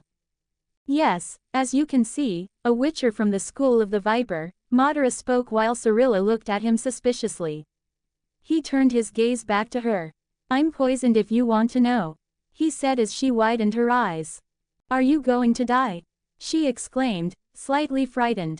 "I will," Madara spoke dryly. "In a week," he clarified. After all, his chakra was so powerful that a poison that would kill a person in 5 minutes, he could withstand for that long. "Good job, boy, but we need to address this quickly." Mausasak spoke seriously and then looked ahead. "Just wait a moment, while I go and stop this fire," he said, heading towards the flames, leaving Madara and Cirilla behind. "Are you really okay?" Cirilla asked, her voice filled with concern. "Yes," he replied simply. "How was the fight? Did you really defeat a witcher like Geralt?" She suddenly shifted from her tone of concern to one of curiosity. "Challenging, if you must know. I've never faced anyone so powerful before," Madara admitted, though he could take pride in having taken down a witcher of many years at just the age of 8. He looked back at the girl and had an idea. "Can you use your abilities? I need to know where the witcher stored his money," Madara asked, while Cirilla looked at him and nodded.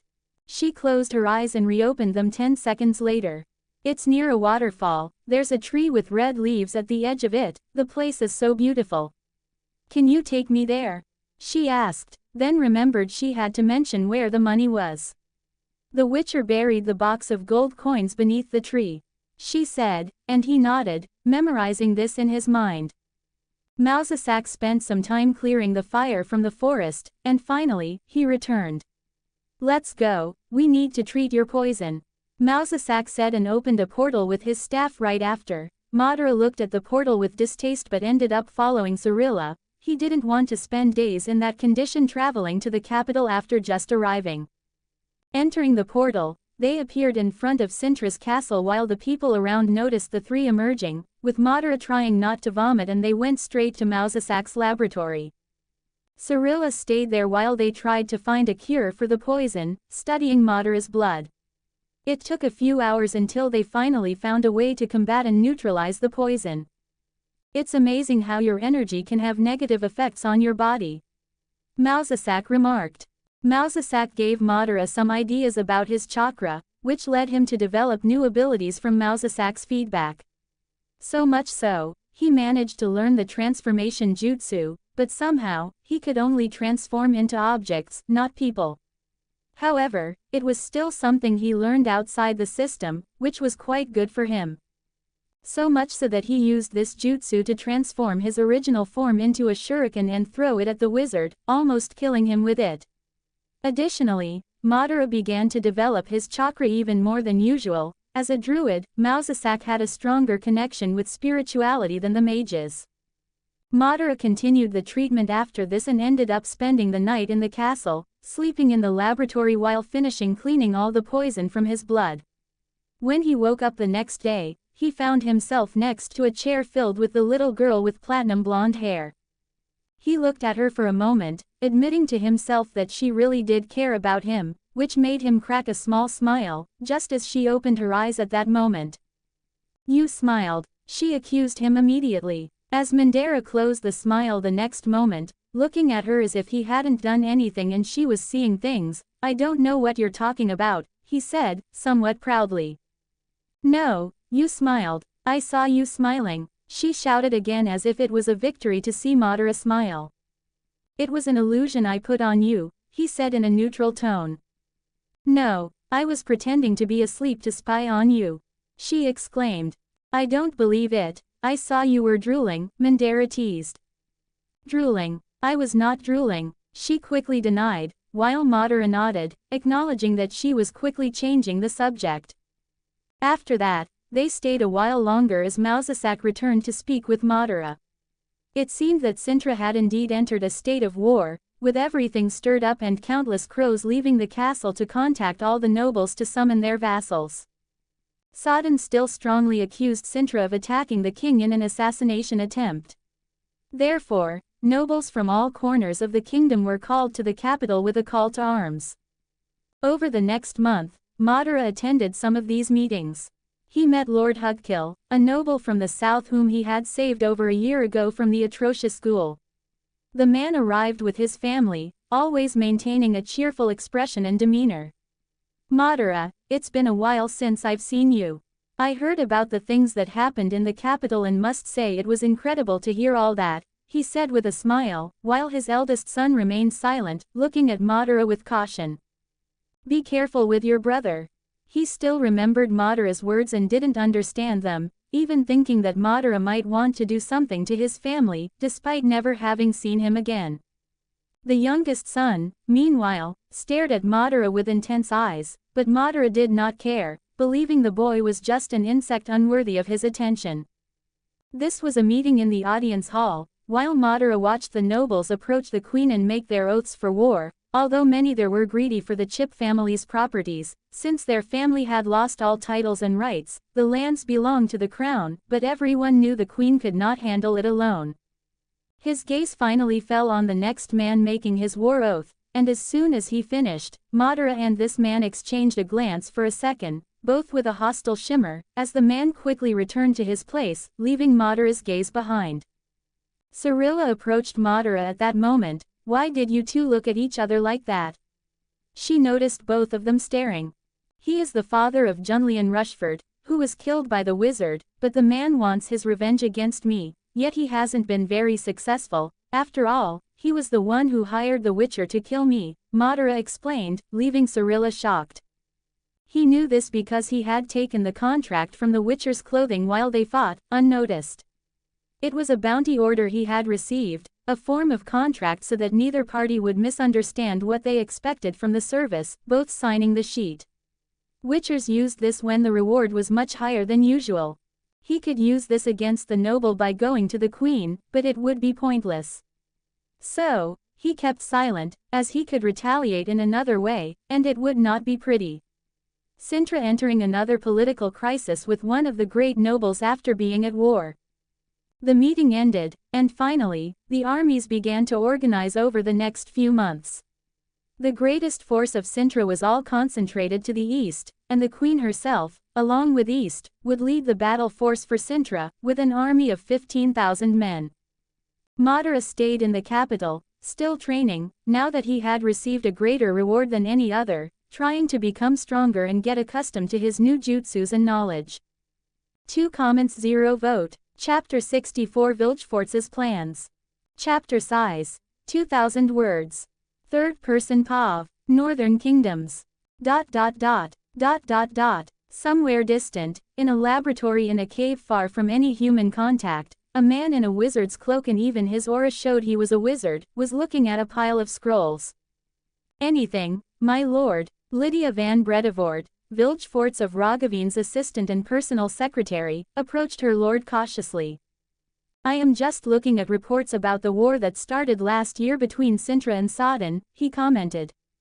Weren't you looking at that last week as you do every month since it started? The woman questioned, receiving a cold look from the man. She immediately shrank back at the wizard's gaze. Sorry, Lord Vilgefortz, I didn't mean to sound questioning, she spoke with a sincere tone of apology, while the man looked at her and sighed. It's okay. This is the only war happening in the north at this moment, so I'm interested in every new detail. After all, Cintra has so many interesting things, that I almost want to root for them, he commented. Do you intend to take the girl? The woman asked. No. Or at least until I have a great opportunity, I will keep her in Cintra. It will be a good opportunity when the south starts its expansion to the north, but with Emhyr finally assuming the throne of Nilfgaard, he will start gathering the troops and I believe in 2 years, he will start the expansion, he commented as the gears of his mind began to turn. Are you keeping in touch with the Nilfgaardian Emperor? The woman asked.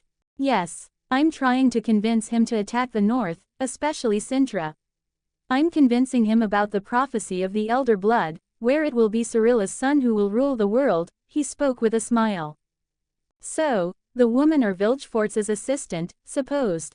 Exactly, the fool is thirsty for power, not that I can blame him, after all, even I want it, but he intends to have a child with his own daughter, hoping that this child will be the ruler of the world, he said. You too, the woman said with a hint of jealousy at that moment. After all, she was completely in love with her magical tutor and has been dedicating her life to him since then. No, I don't intend to have a child, but still.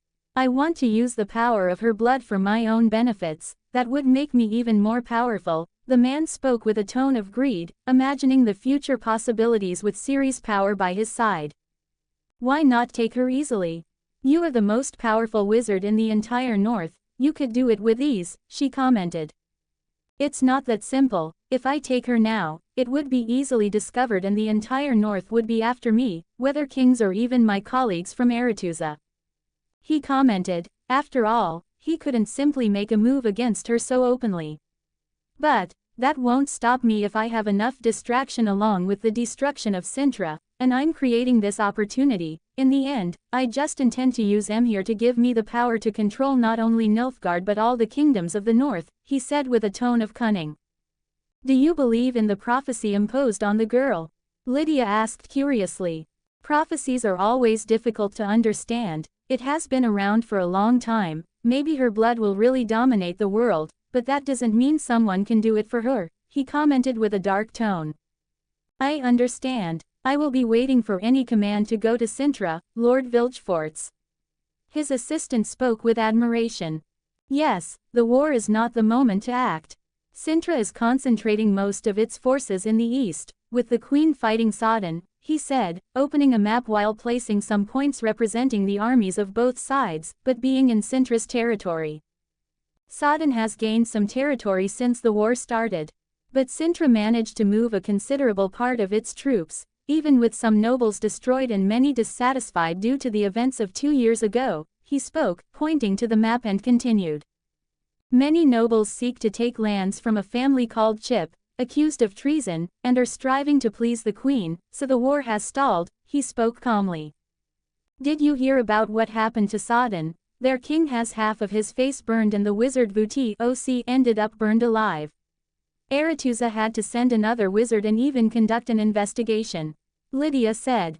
Yes, no one knows exactly who cast the fire magic, since no one managed to capture the signature of the magic used, but this did not bring such serious accusations against Cintra. After all, what was a king doing in front of a portal that led straight to the capital of Cintra?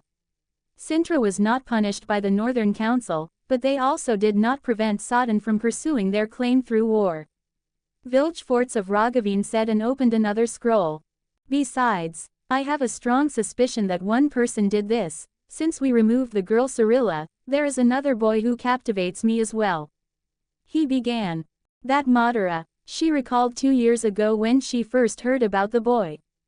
Yes, he has done many things since then, which makes me think he has some kind of ability that is unknown to this world. I personally went to some places where magic had been released. You know how impossible it is for any child to release magic, but he did it in such a strange and effective way. He said. It should be impossible, Lydia said, knowing that no one without decades of study in magic could do such a thing. But does he possess a power unknown to us? She asked curiously. Yes, I have been keeping an eye on him since I started hearing news about him from our spies. In the last year he has done nothing but stay in the capital. He is almost unseen, and some say he is a ghost, others believe he is an invention of the royalty to scare their enemies, and others believe he is a secret weapon that the queen unleashes like a hunting dog. He spoke about the rumors. After all, Madara had done nothing in the last year but train. What are your plans for him, Lord Vilgefortz? She asked. I have not yet formulated the details until the time comes, but I intend to use him as well, especially after some research about the boy. But he has not been inactive in the last 2 years, because a year ago, before the war began, he killed a witcher from the Viper School. A witcher? He is just a child. The woman exclaimed, surprised by this. Yes, believe it or not, he was only 8 years old, and he killed an experienced witcher. Do you understand my interest now? He said, looking at another scroll with the image of Madara with his Sharingan drawn on a paper. Quote. She was speechless. There is also something very interesting. These powers are a kind of lineage, a boy born with super strength, speed, comparable to a higher vampire, able to release fire from his mouth, change the color of his eyes, and even rumors that he can multiply, something I had never seen beyond reading in ancient tomes. And the main thing, he was born with all this power. He didn't need to study chaos magic or undergo a herb test like the witchers. He commented with a smile, thinking about what that blood hides. Lineage, the assistant murmured softly. Yes, and I went after this name in the last year. Uchiha, a strange name, almost never mentioned, but then I started to see very interesting things about him. This name was mentioned by Magister Alzar OC. He commented. Magister Alzar, the man who created the herb test more than 400 years ago. The woman asked. Yes, in fact, there was a mention of the Uchihas at that time and I started looking for everything. In the last few months, this was the reason I was hardly in the laboratory during that time. I went to the Kedwin Mountains, tried to find evidence in Skellige, and searched archives in Novigrad. I even explored ancient ruins in Tucson, where I found some drawings. He spoke as he picked up a book and continued. This family really existed in this world. It was considered a kind of clan. It seems that they are the reason Magister Alzar began to develop the herb test. Intriguing, isn't it? But I still don't know what he saw in this clan. He said, looking at his notes. But something strange started to happen. They were famous and began to be erased from history as soon as the clan mysteriously disappeared. No one knows, and something is behind this. I just don't know the reason for their motives. He said, turning the page. Madara's parents were killed when he was a child and he was placed in an orphanage in Cintra. They also carried this name that seemed to hide from the world. The boy seemed ordinary until he was 6 years old, when he simply disappeared and returned months later with blood-red eyes. It was at this moment that he started a war with the gangs and was even captured by a mage. He killed that mage. It's a shame I couldn't get the location of the laboratory where Madara ended up. I was very interested. An ancient lineage, she commented, imagining how her master would be interested in this as well. Yes, and I believe that this Madara and Cirilla are connected by the law of destiny. But soon I will have both of them. He said.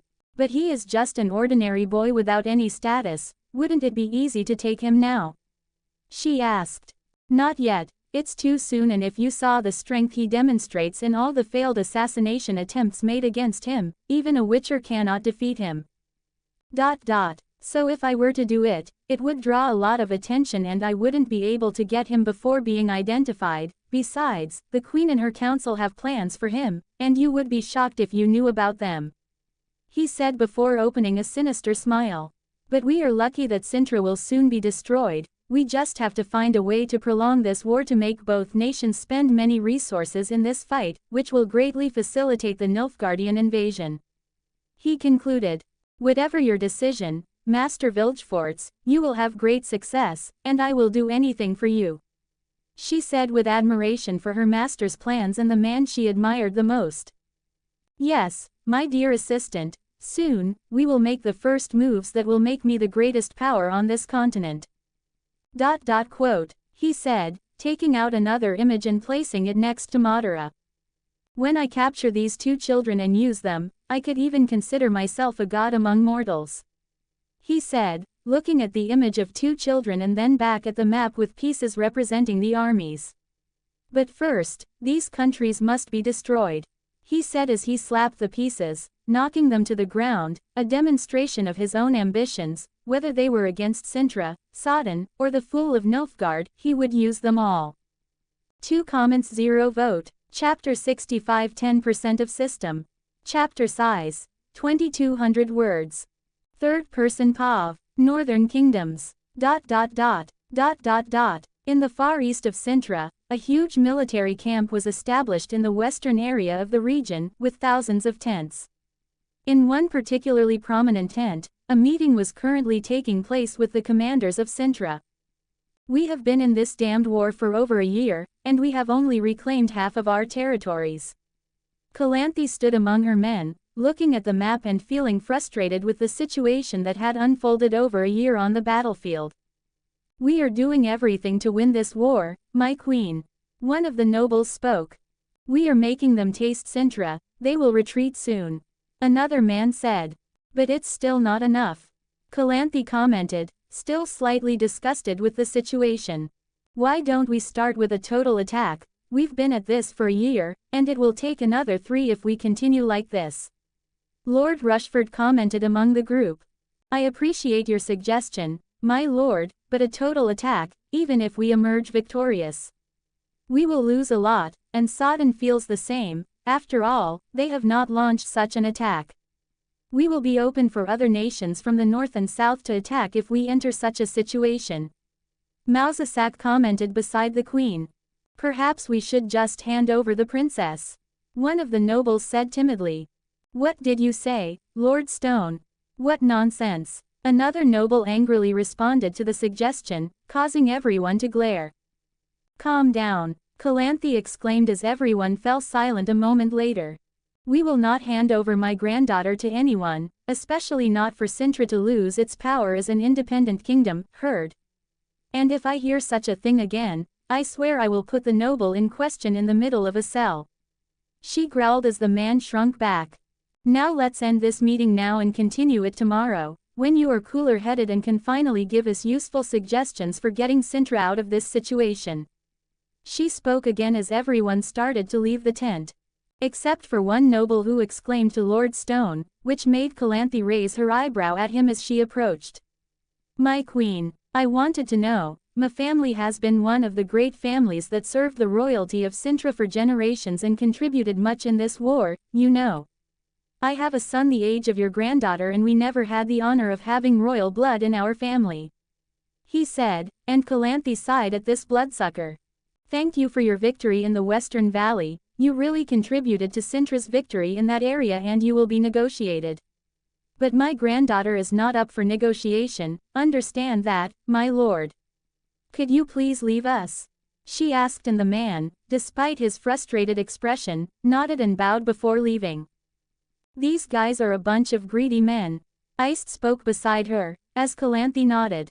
If my deceased daughter, Pavita, had given birth to a son as well, we wouldn't be in a situation where all the nobles see my granddaughter as a chance to ascend to the throne of Cintra, whether internal or external nobles.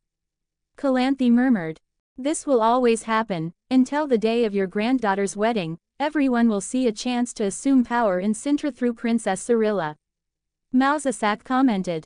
What do you suggest, that I do what you have been telling me about in recent months? She raised an eyebrow at him. You know he is the best option for the future of Cintra. Mausasak commented.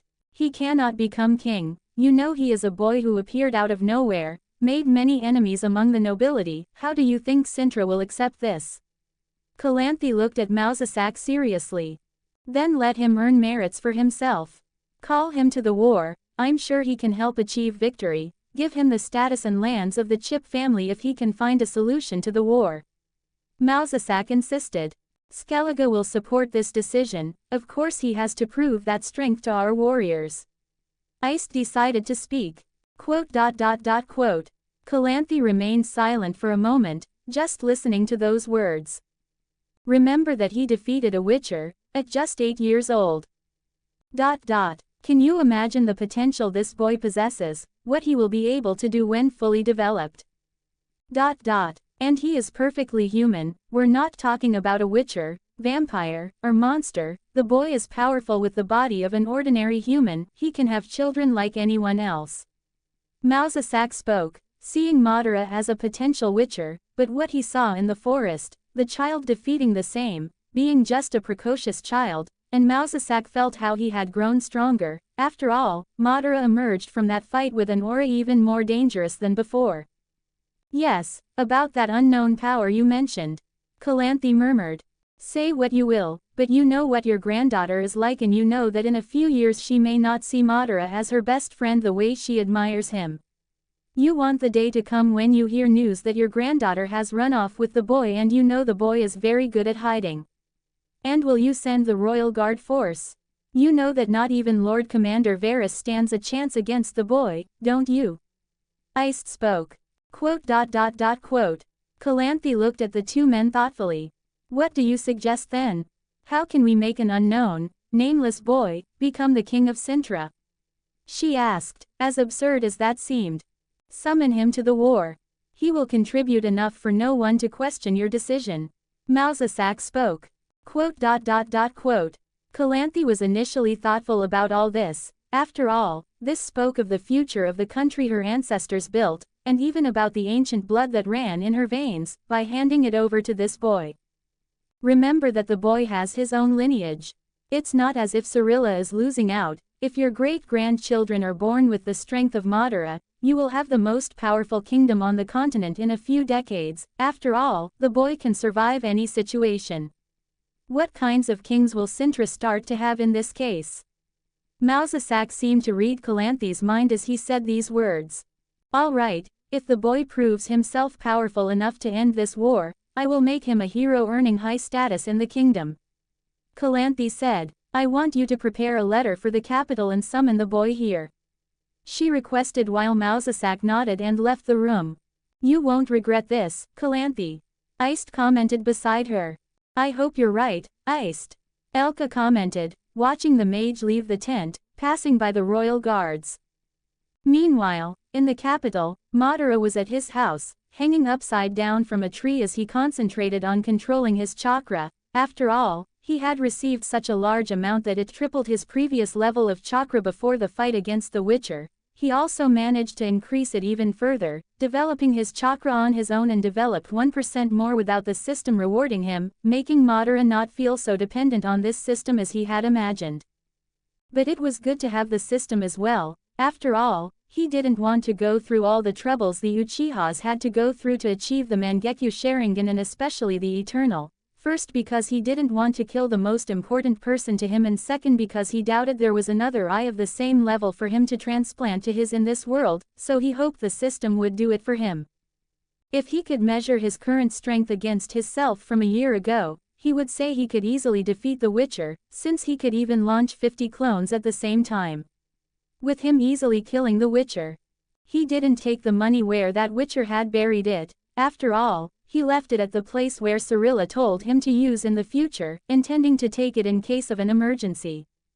Madara also continued with the sword he took. He kept it in his house, and found out he couldn't use those glyphs, but the symbols of chaos helped him understand Fuinjutsu better, and along with the reward he got for killing the Witcher, he was close to developing a storage scroll, conducting many experiments for it in the last months.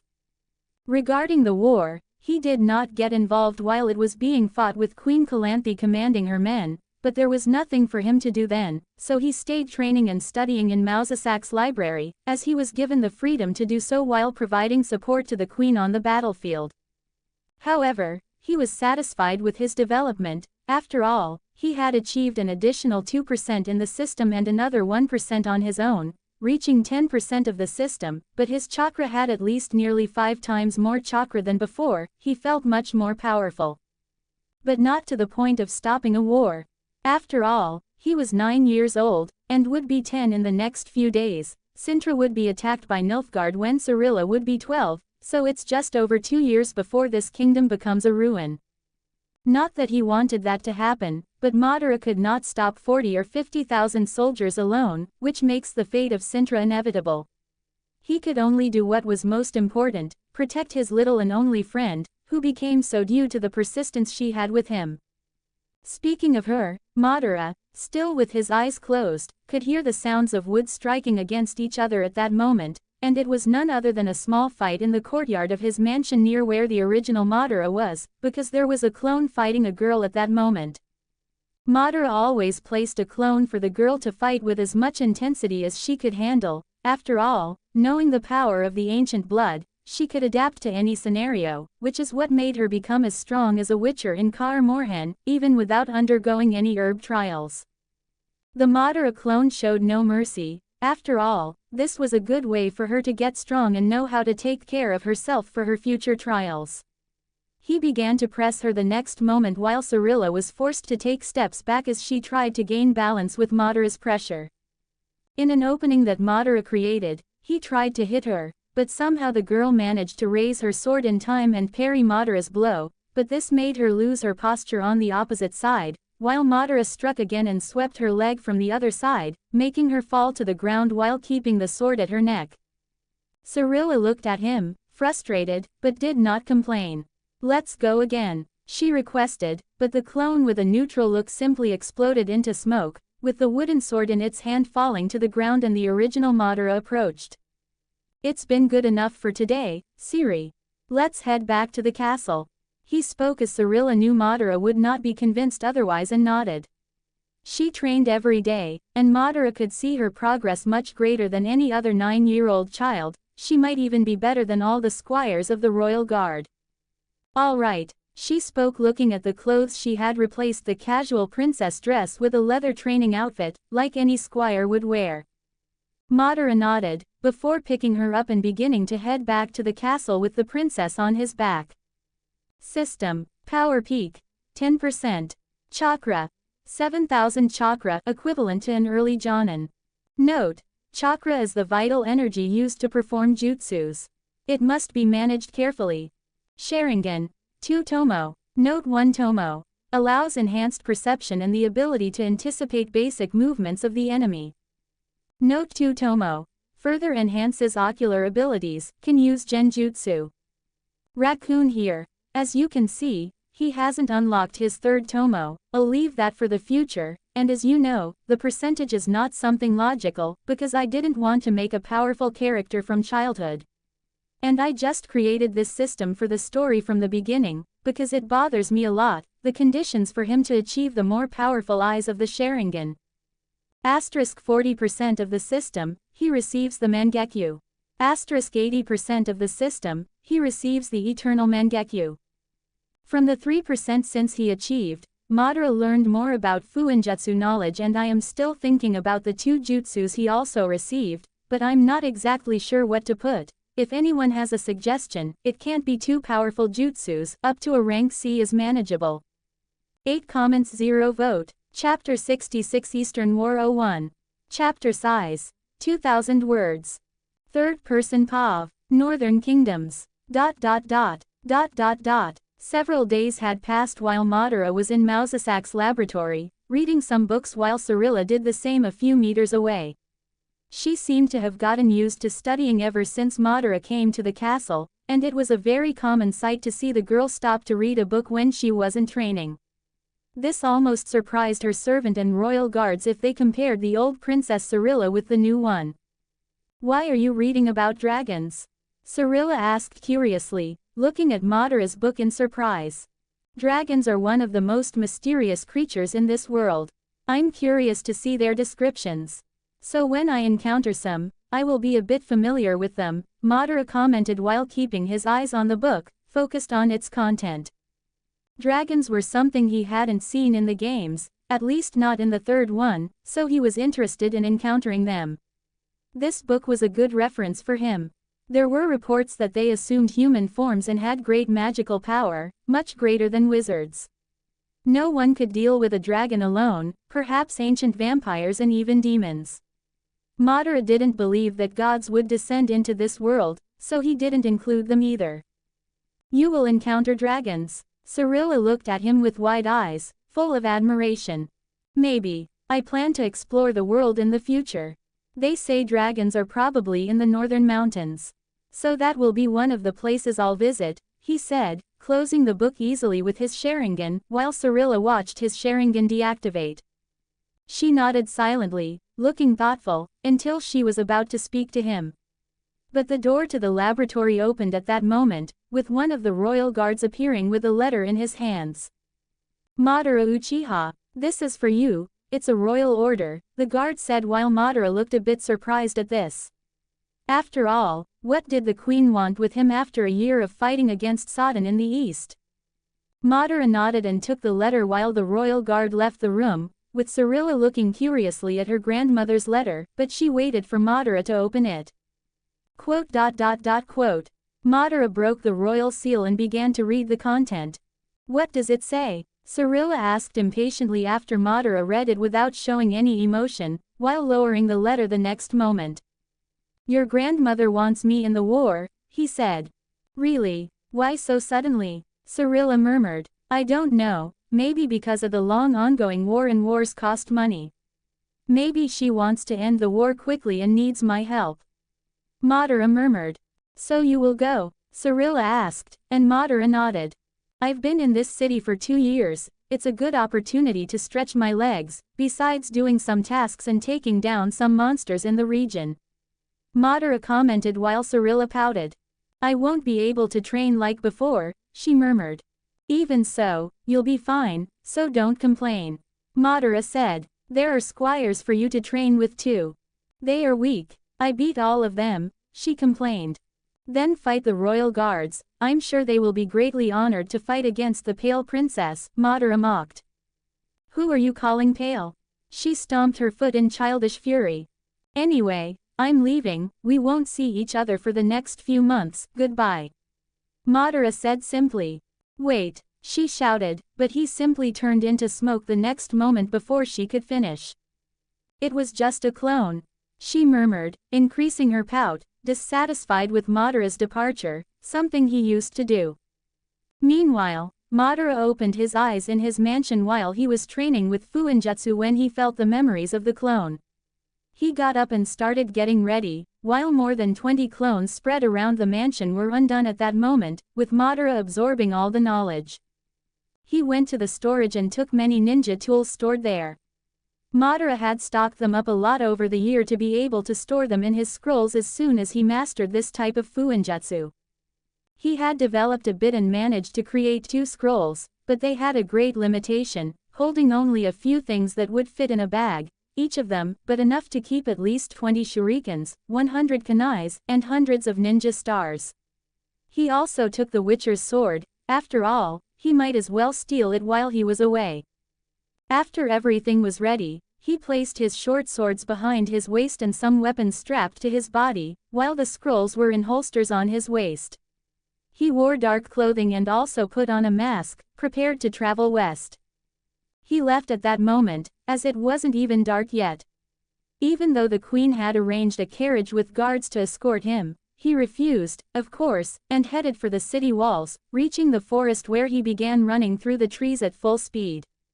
He stopped when he thought he should rest a bit and eat, while the next day he continued his journey crossing some mountains until he finally began to emerge in the east.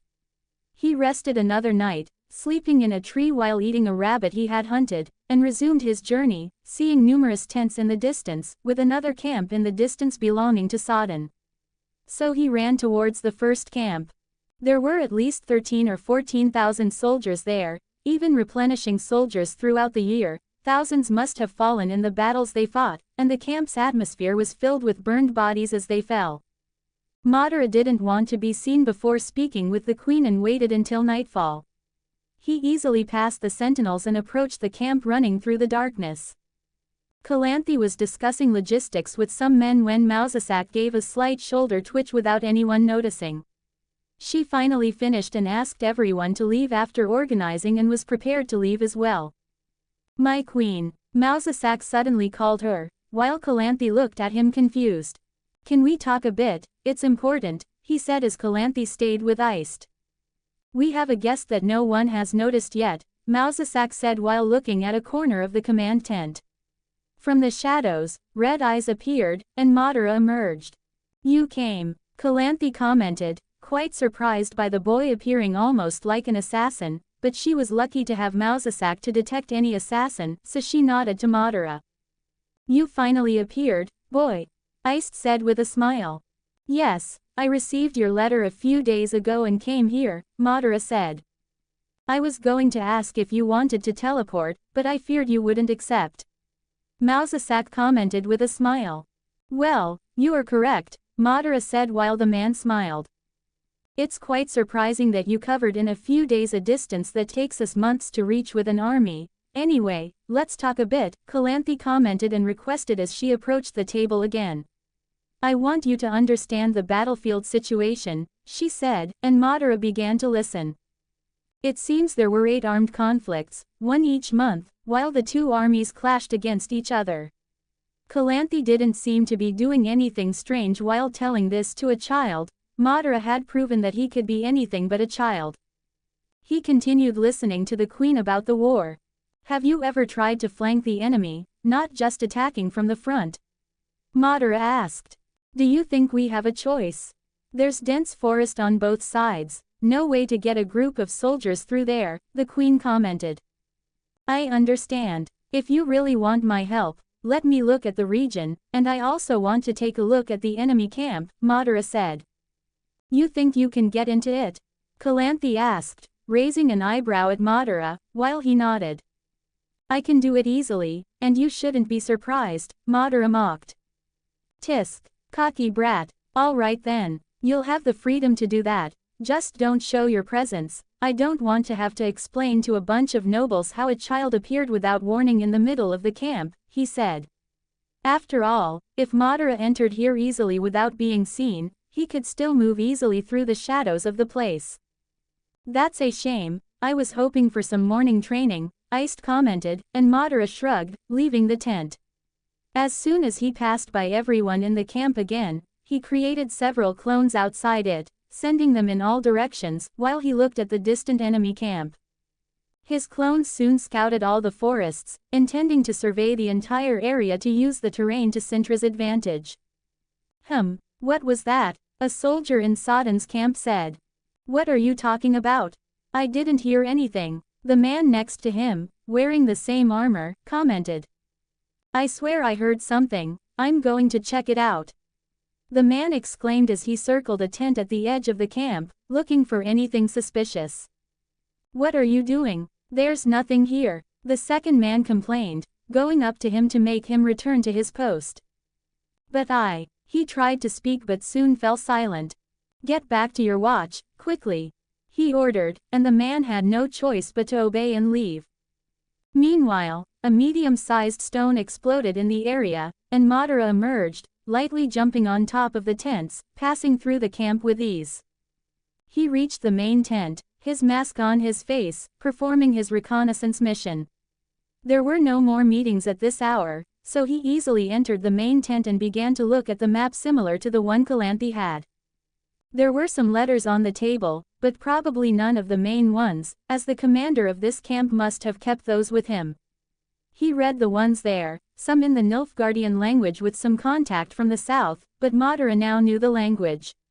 He read a few things while leaving the tent, passing by the guards, and searched for the larger tents, moving from shadow to shadow as the soldiers were going to sleep at that moment. He found the tent that seemed to belong to the general of the army, as the king didn't seem to be fighting this war, unlike Calanthe. Madara looked around, searching for anything important until he found a chest hidden under the bed while the man slept. As soon as he saw it, a dog suddenly entered the tent, looking well cared for, probably the personal dog of this man. As soon as it began to growl, Madara's eyes transformed into Sharingans, and the animal was immediately hypnotized, stopping its growling and lying down to sleep as if Madara had an invisible presence. Madara resumed looking at the letters as he opened the chest with some lockpicks he had. He had learned a few tricks over the past few years and opened the chest, taking out the letters, which bore the royal seal of Sodden. This is interesting. Madara couldn't help but murmur as he read some of the letters, from the king himself demanding things, as it seemed this war had also put him in a bad position in his country. Then he left the camp a moment later, returning to Cintra's camp while his clones continued investigating and mapping the region for the rest of the night. 2 comments 0 vote. Chapter 67 Eastern War 02. Chapter size. 2,000 words. Third person POV. Northern Kingdoms. ... Calanthe returned to the command tent, as Mausasak had demanded her presence, and Iced accompanied her. She approached the place while her mage was already there with the boy, conversing while calmly looking at the map and discussing among themselves. A good day to you. Calanthe announced her presence, as Mausasak looked at her and bowed his head. My queen, he said. ... Madara remained silent, calmly looking at Calanthe. Calanthe, already accustomed to this behavior, did not complain as she looked at the map with curiosity. What do we have here? She asked as Iced also looked on curiously. Madara explored the entire region and brought many interesting things in. He spoke and looked at the boy. We have some letters that I took from the enemy's main tent, Madara completed. Let me see that, she said in a louder tone than usual, as it was a letter from her enemy. She took the letter from the table, narrowing her eyes at the content. We need to find a way to end this war as quickly as possible. The situation in the capital is not helping, with families pressuring me due to the high costs this war is incurring. We must show some results, otherwise, things will get bad for all of us. My son is also not helping, so I am sending him to you so that you can put some sense into him. If he does not show results, I swear I will order his elimination and make his younger brother my heir. Calanthe read the letter that most caught her attention, raising her eyebrow.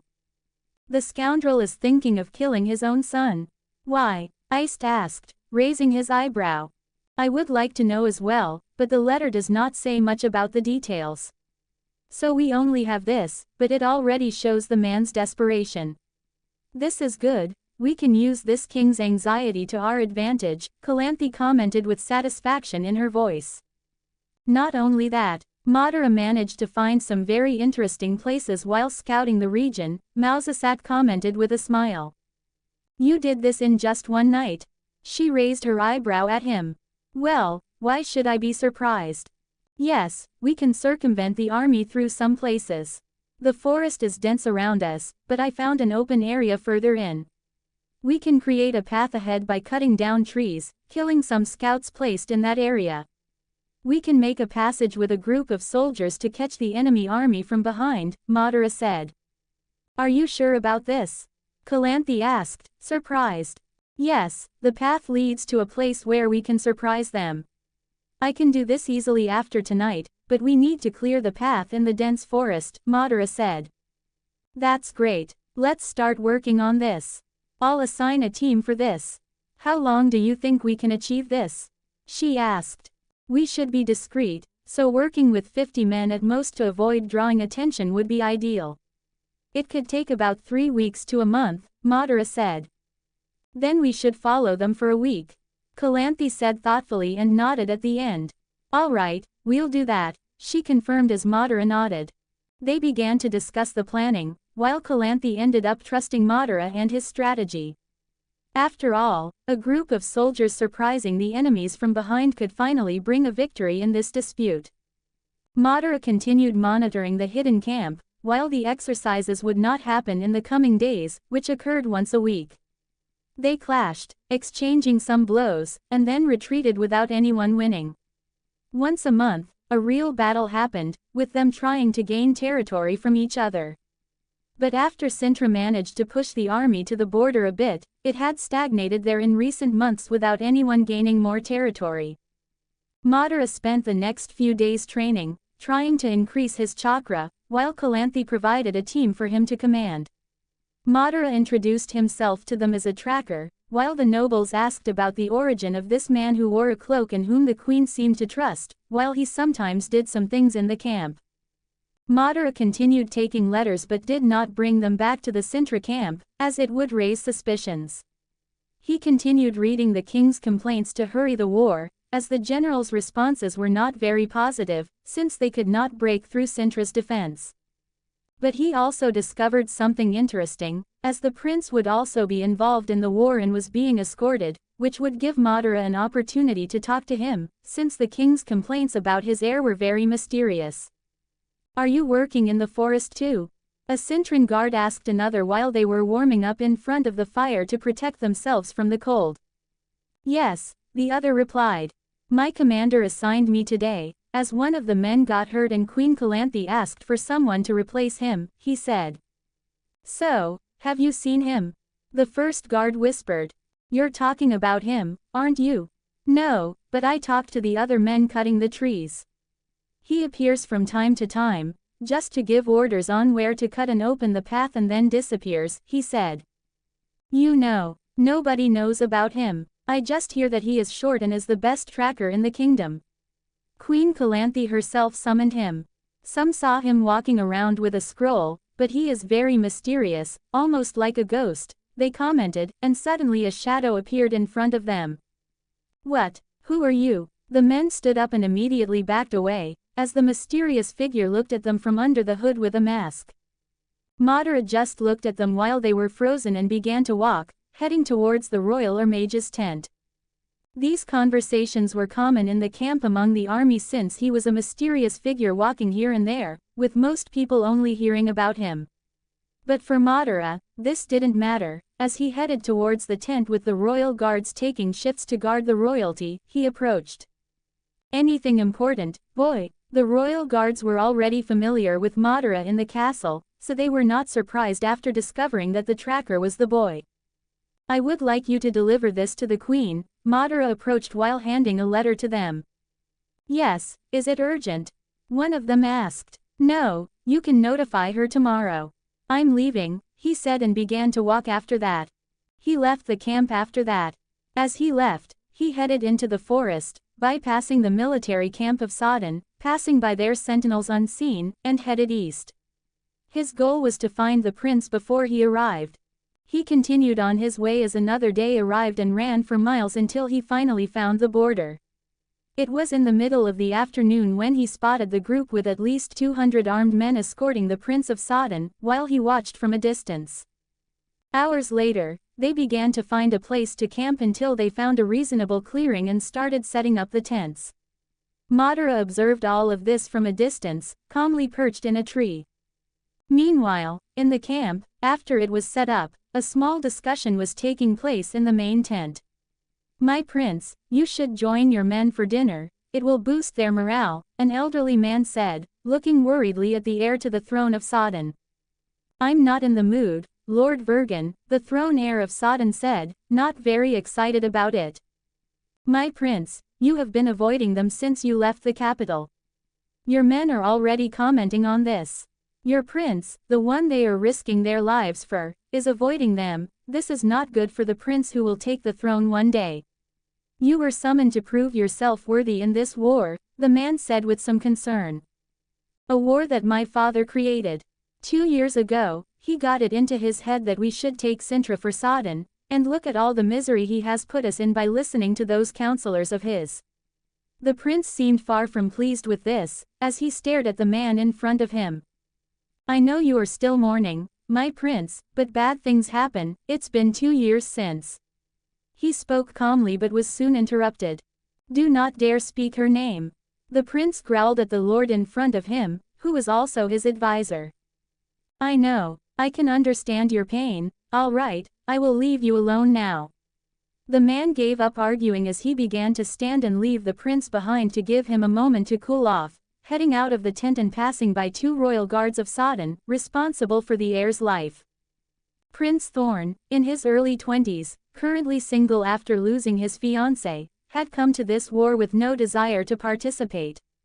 He calmly stood up from where he was sitting and grabbed a jug, pouring wine into his cup before drinking it. "I hope my father knows what he is doing," he said before showing an angry face and throwing the cup with the remaining wine at the tent's pillar, the wine splashing onto the ground. He seemed quite frustrated as he sighed, then extinguished his candles and lamps in the tent and lay down on the bed, staring at the ceiling, looking thoughtful. The hours passed for Prince Thorn, and he began to hear less noise outside his tent as sleep finally started to come, feeling tired.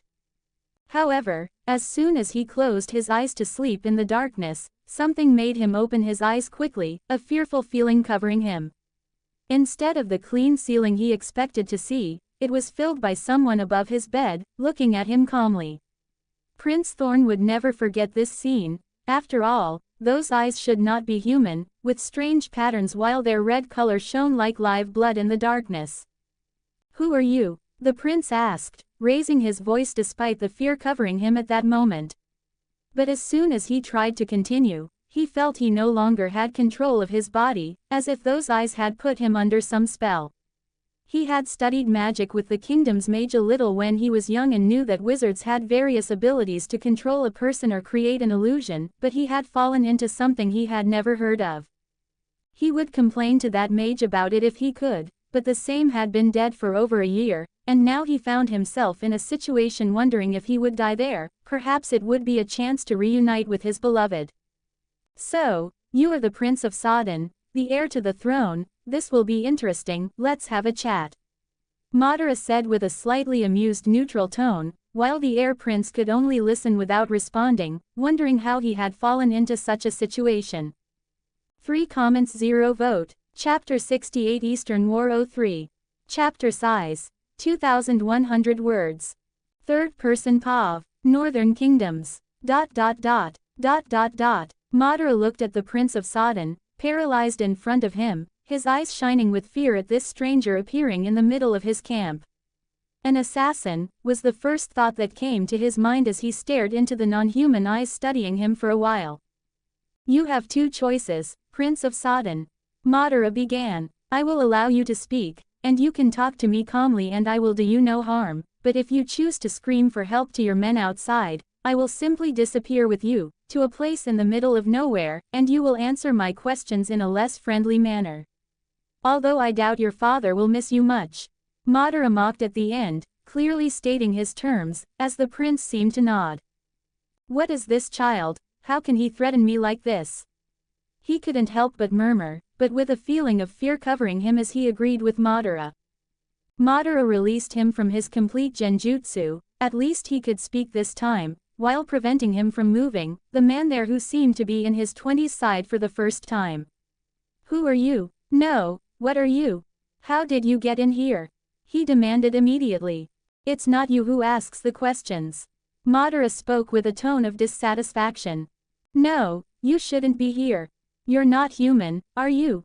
he said, and Madara sighed, regretting not having chosen the second option. He simply slapped the prince's head, causing him to fall unconscious.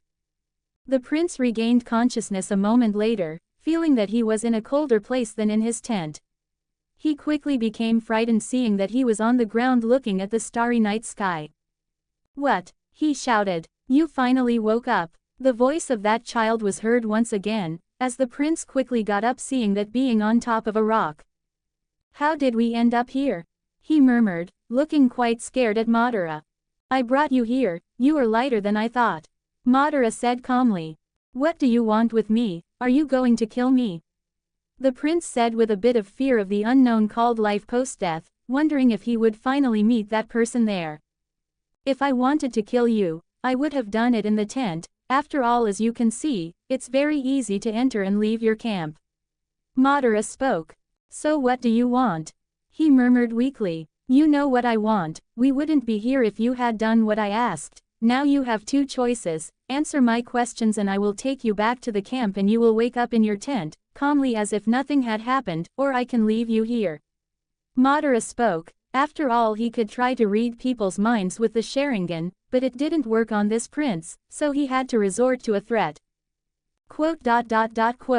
The prince didn't respond immediately but nodded at the end. That's good, because I doubt a prince like you can get back or even survive in the middle of this forest, there are many monsters. He commented. Now let's start, tell me, do you have any training for the mind? Madara first wanted to know why his eyes didn't work. The prince didn't expect such a question, but still responded. I received training since I was a child with our mage. He spoke and Madara nodded understanding. Cirilla also had this type of training with Mausasak to increase mind power, although she was naturally powerful. I see. And this mage is dead, right? Madara asked, wanting to confirm the rumors. Yes, he died after an attack through a portal in the capital of Cintra. He spoke, looking into the bushes searching for any danger. Yes, so it was really true. Was your father also injured? He had half of his face destroyed by the flames that came out of that portal. The prince answered. Well, you wanted a weapon for Cintra, so you got something. Madara mocked. You think I want this war? All of this started with my father's damned decisions. The prince, already frustrated with the entire situation here and before, burst out, even though he would be exposing his father. I've heard that. I also know your father plans to kill you and your younger brother would take the throne. Madara commented. He really wants that. The prince could not believe what he was hearing. Despite having heard it before from Madara, he seemed in disbelief. Yes, it seems he wants you not to disappoint him. He is very eager to end this war. Madara said. The situation is not very good. My father is spending a lot of money on this war. He is raising taxes and this is bringing dissatisfaction among the nobility. Prince Thorn did not mind speaking out after what he had heard. Madara nodded, storing that information, and before wanting to know more about the political state of the kingdom, he wanted to know about a few other things. I heard you had a fiancé, he said. The prince trembled at that moment, with bad feelings passing through his mind, as he did not answer the boy with red eyes. You loved her, didn't you? Madara asked, curious about the reaction. Yes, he admitted. It wasn't a casual death, was it? Madara asked. No, I don't believe that. She was killed. It's no coincidence that my father tried to put me in an engagement with a child to take over a kingdom.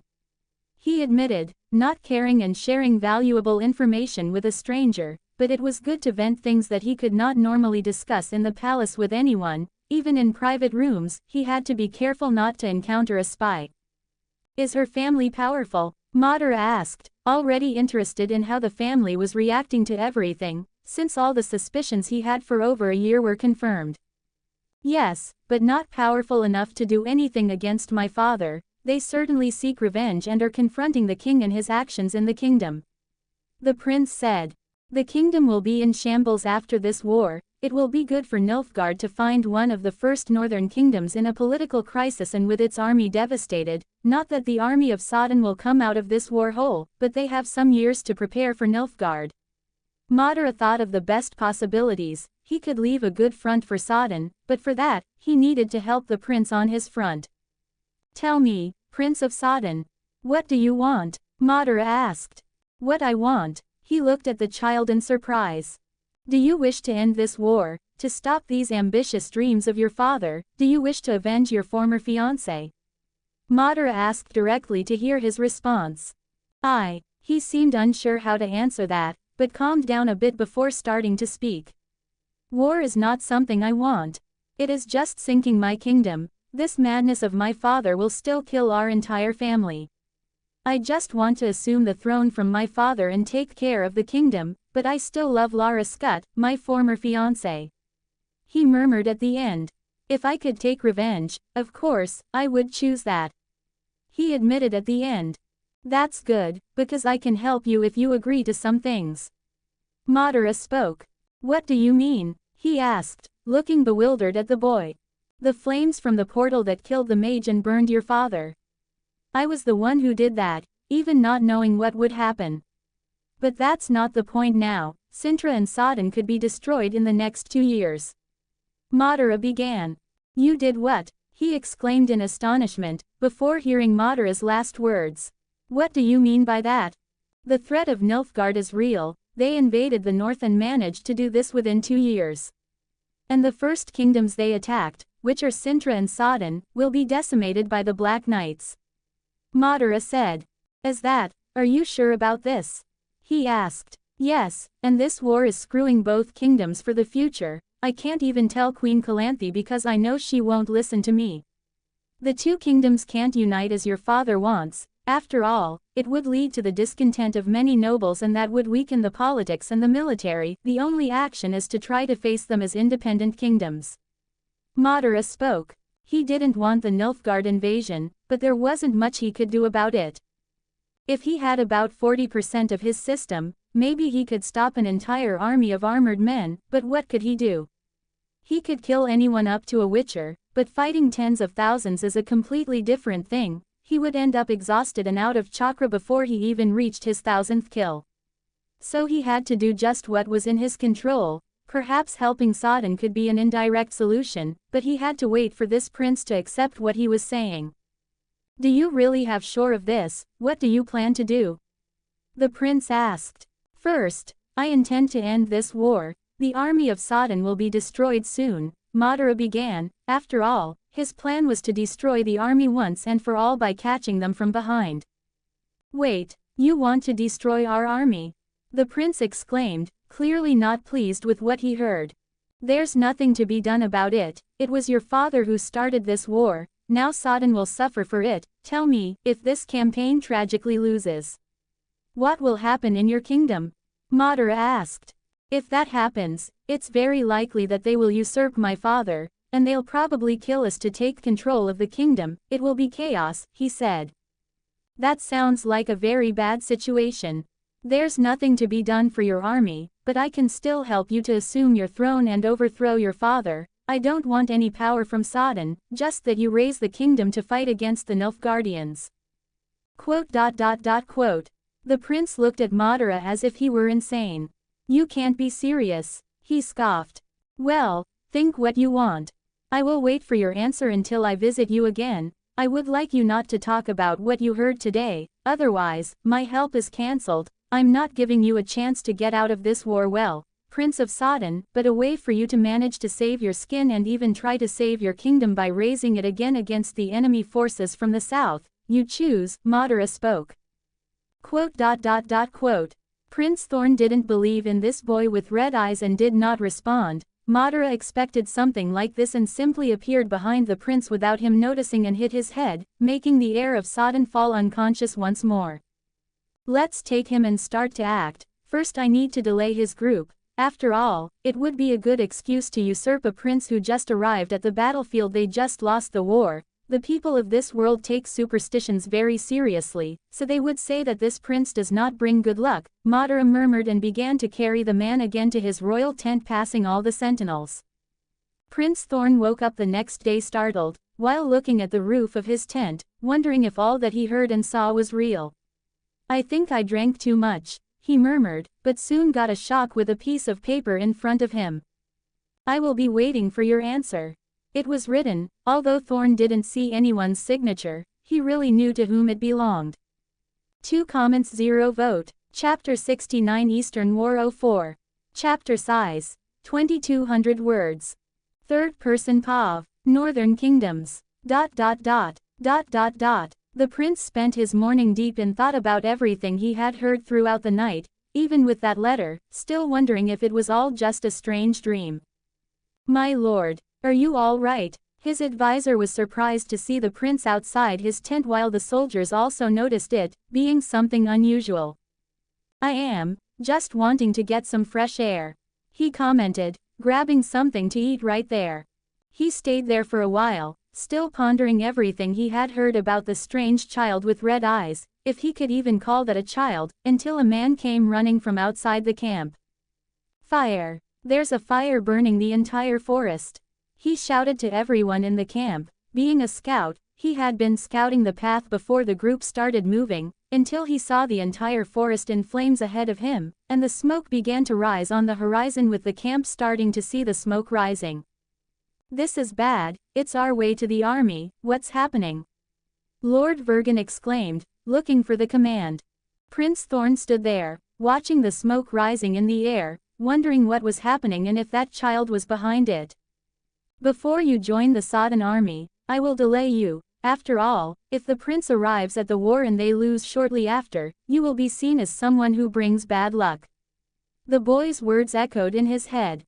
So, that's what he meant by delaying me. Setting an entire forest on fire.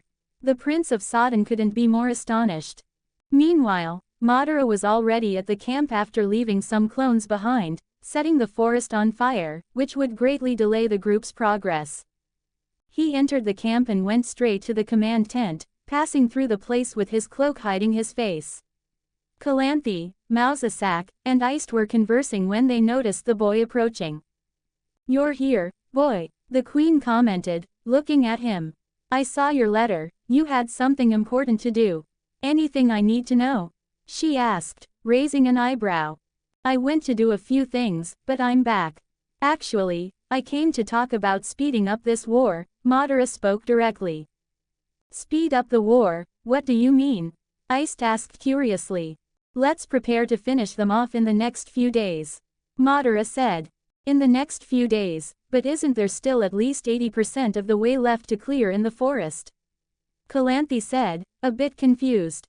"I will personally handle and expedite the path through the forest," Madara spoke calmly. "I just need you to advance the main fight. Summon all the camp's soldiers for the battle in 2 days. Make the Sodden army do the same," he said. "And the issue with the forest?" Calanthe asked, a bit surprised by Madara's plan while the preparations were still incomplete. "That won't be a problem. I intend to start organizing this personally today. I'll finish it much faster than your soldiers," Madara said. "Can I trust you?" the queen asked, with hawk-like eyes, and Madara nodded seriously. "Very well then, let's prepare the army. I'm counting on you, boy," she said, starting to leave. "What do you plan to do now?" Mousesack asked. "I'll rest a bit since I'll have a lot of work tonight," he said, and went to a tent prepared exclusively for him and lay down on the bed to rest a bit after running for over a whole day. As soon as night fell, Madara went to the point in the forest where Cintra's men were cutting trees. He created more than 50 clones and quickly grabbed the axes that were there along with the rest of the work tools and began to do the work himself. Using chakra to strengthen his body, he started cutting the trees while quickly removing the fallen ones from the path, doing this for hours while trying to keep his chakra divided among the clones to speed up the process. The next morning, Cintra's camp began to follow the queen's orders, while it was bustling with the first rays of the day. "My lord, we have a problem at Cintra's camp." A man in the middle of Sodden's camp went to the main tent to report the enemy's activities. "What is it?" The general of the army looked at him a bit confused. After all, he hadn't even left his tent yet. "The camp of Cintra is starting to prepare to attack us. The whole camp is in motion," he exclaimed with an urgent tone. "But this should only be happening a week from now. What is Calanthe thinking?" He frowned at this. After all, this change was strange, but he sighed a moment later. "Very well, then, if she wants to advance this, we will give her a great defeat. I hoped the prince would be here by my side, but there is nothing to be done. I will deal with the brat later," he commented confidently and began to leave the tent, analyzing the camp of Cintra from a distance for an hour before starting to issue orders for the soldiers of Sodden to prepare directly for battle. The camp spent the whole day preparing for the fight that would take place the next day, while knights and soldiers took care of their armor and weapons. They had anxious expressions, wondering if these would be their last moments of life. Meanwhile, the men returning to work in the forest were alarmed and surprised by an immense clearing at least a kilometer deeper into the forest, much larger than the previous day. "What the hell happened here? Who could have done this?" they asked, bewildered. "Stop talking and get to work," the captain exclaimed, although he had as many doubts as his men. The queen had told them not to ask questions and to continue clearing more trees in the forest. The day went by. Despite Calanthe beginning to issue orders the previous day, she had not received anyone to discuss war strategy, but she couldn't delay this much longer as a group of nobles gathered and approached her tent. She sighed and had to exchange a few words with them quickly, stepping out of the tent. "My queen, what does this mean? Why did you order all the soldiers to prepare for such a sudden battle yesterday?" Some nobles asked, surprised by this, while others were dissatisfied as they did not understand the queen's actions and she barely spoke to them after giving the order, feeling somewhat disrespected. This will be explained tomorrow. So, just keep organizing your soldiers and checking your weapons because tomorrow we will put an end to this war, she said confidently and returned to the tent. Although some looked at her with suspicion, since it didn't seem like the war would end just with words and sudden actions, they nodded to the queen and soon began to return to their posts. The day went by, and the soldiers were ready for the next day's battle until the sun finally began to set. Madara woke up and went back to the forest, starting the work again after creating dozens of clones. The soldiers had made more progress, and with him being able to work dozens of times faster than those men, by the end of the night, he managed to complete the path that opened into different vegetation, where the trees were more spaced out, allowing a large number of people to pass through. Sodden had certainly seen such a path, but out of fear of getting lost and even being unable to create a path like Cintra had hidden, they had not explored that area much. But Madara knew he was slightly behind the enemy camp, perfect for surprising them tomorrow. He finally finished and went to sleep a bit. When he woke up again, a few hours later, being called by the royal guards, Madara no longer needed to wear robes. He went out showing his childlike face and followed the royal guard to the main tent. Some people saw him without recognizing him, wondering what a child was doing there, calmly following a royal guard to the queen's tent, while she was in a small meeting with her main advisors. She nodded satisfactorily as soon as she saw Madara. "Is everything ready for this war?" Calanthe asked. "Yes, I have finished clearing the forest," Madara replied calmly. "That's great, it seems we will finish them off soon," Iced commented, smiling along with Mausasak. "Very well, then. I know the soldiers weren't very happy that a child will be leading them. However, I have placed some nobles you are more familiar with," she said, and Madara nodded, as he was supposed to guide the group through the forest. "Now let's get ready, we have a war to win," she said, heading out of the tent with Mausasak, Iced, and Madara accompanying her along with the royal guards. Everyone heard that the queen was going to give a pre-war speech and began gathering in the middle of the camp while she stood on a platform with her armor shining against the morning sun.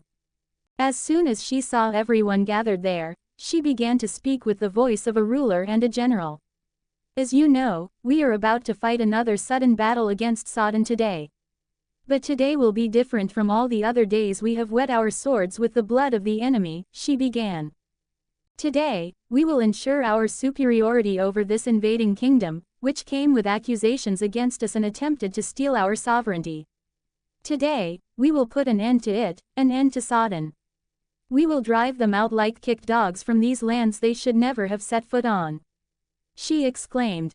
The people, although not fully understanding what the queen meant by all this, soon had a moment of excitement with her words and began to cheer, gaining morale. "Yes, let's show them today how Cintra deals with its enemies. Yes, let's show them what we are capable of. We will defeat all those idiots from Sodden. Long live Cintra, Cintra, Cintra, Cintra," the people exclaimed, and the crowd began to reach its peak of motivation and morale. Calanthe began to leave the platform, as she now had a group of nobles to deal with the dissatisfaction of her hiding all the information and plans from them.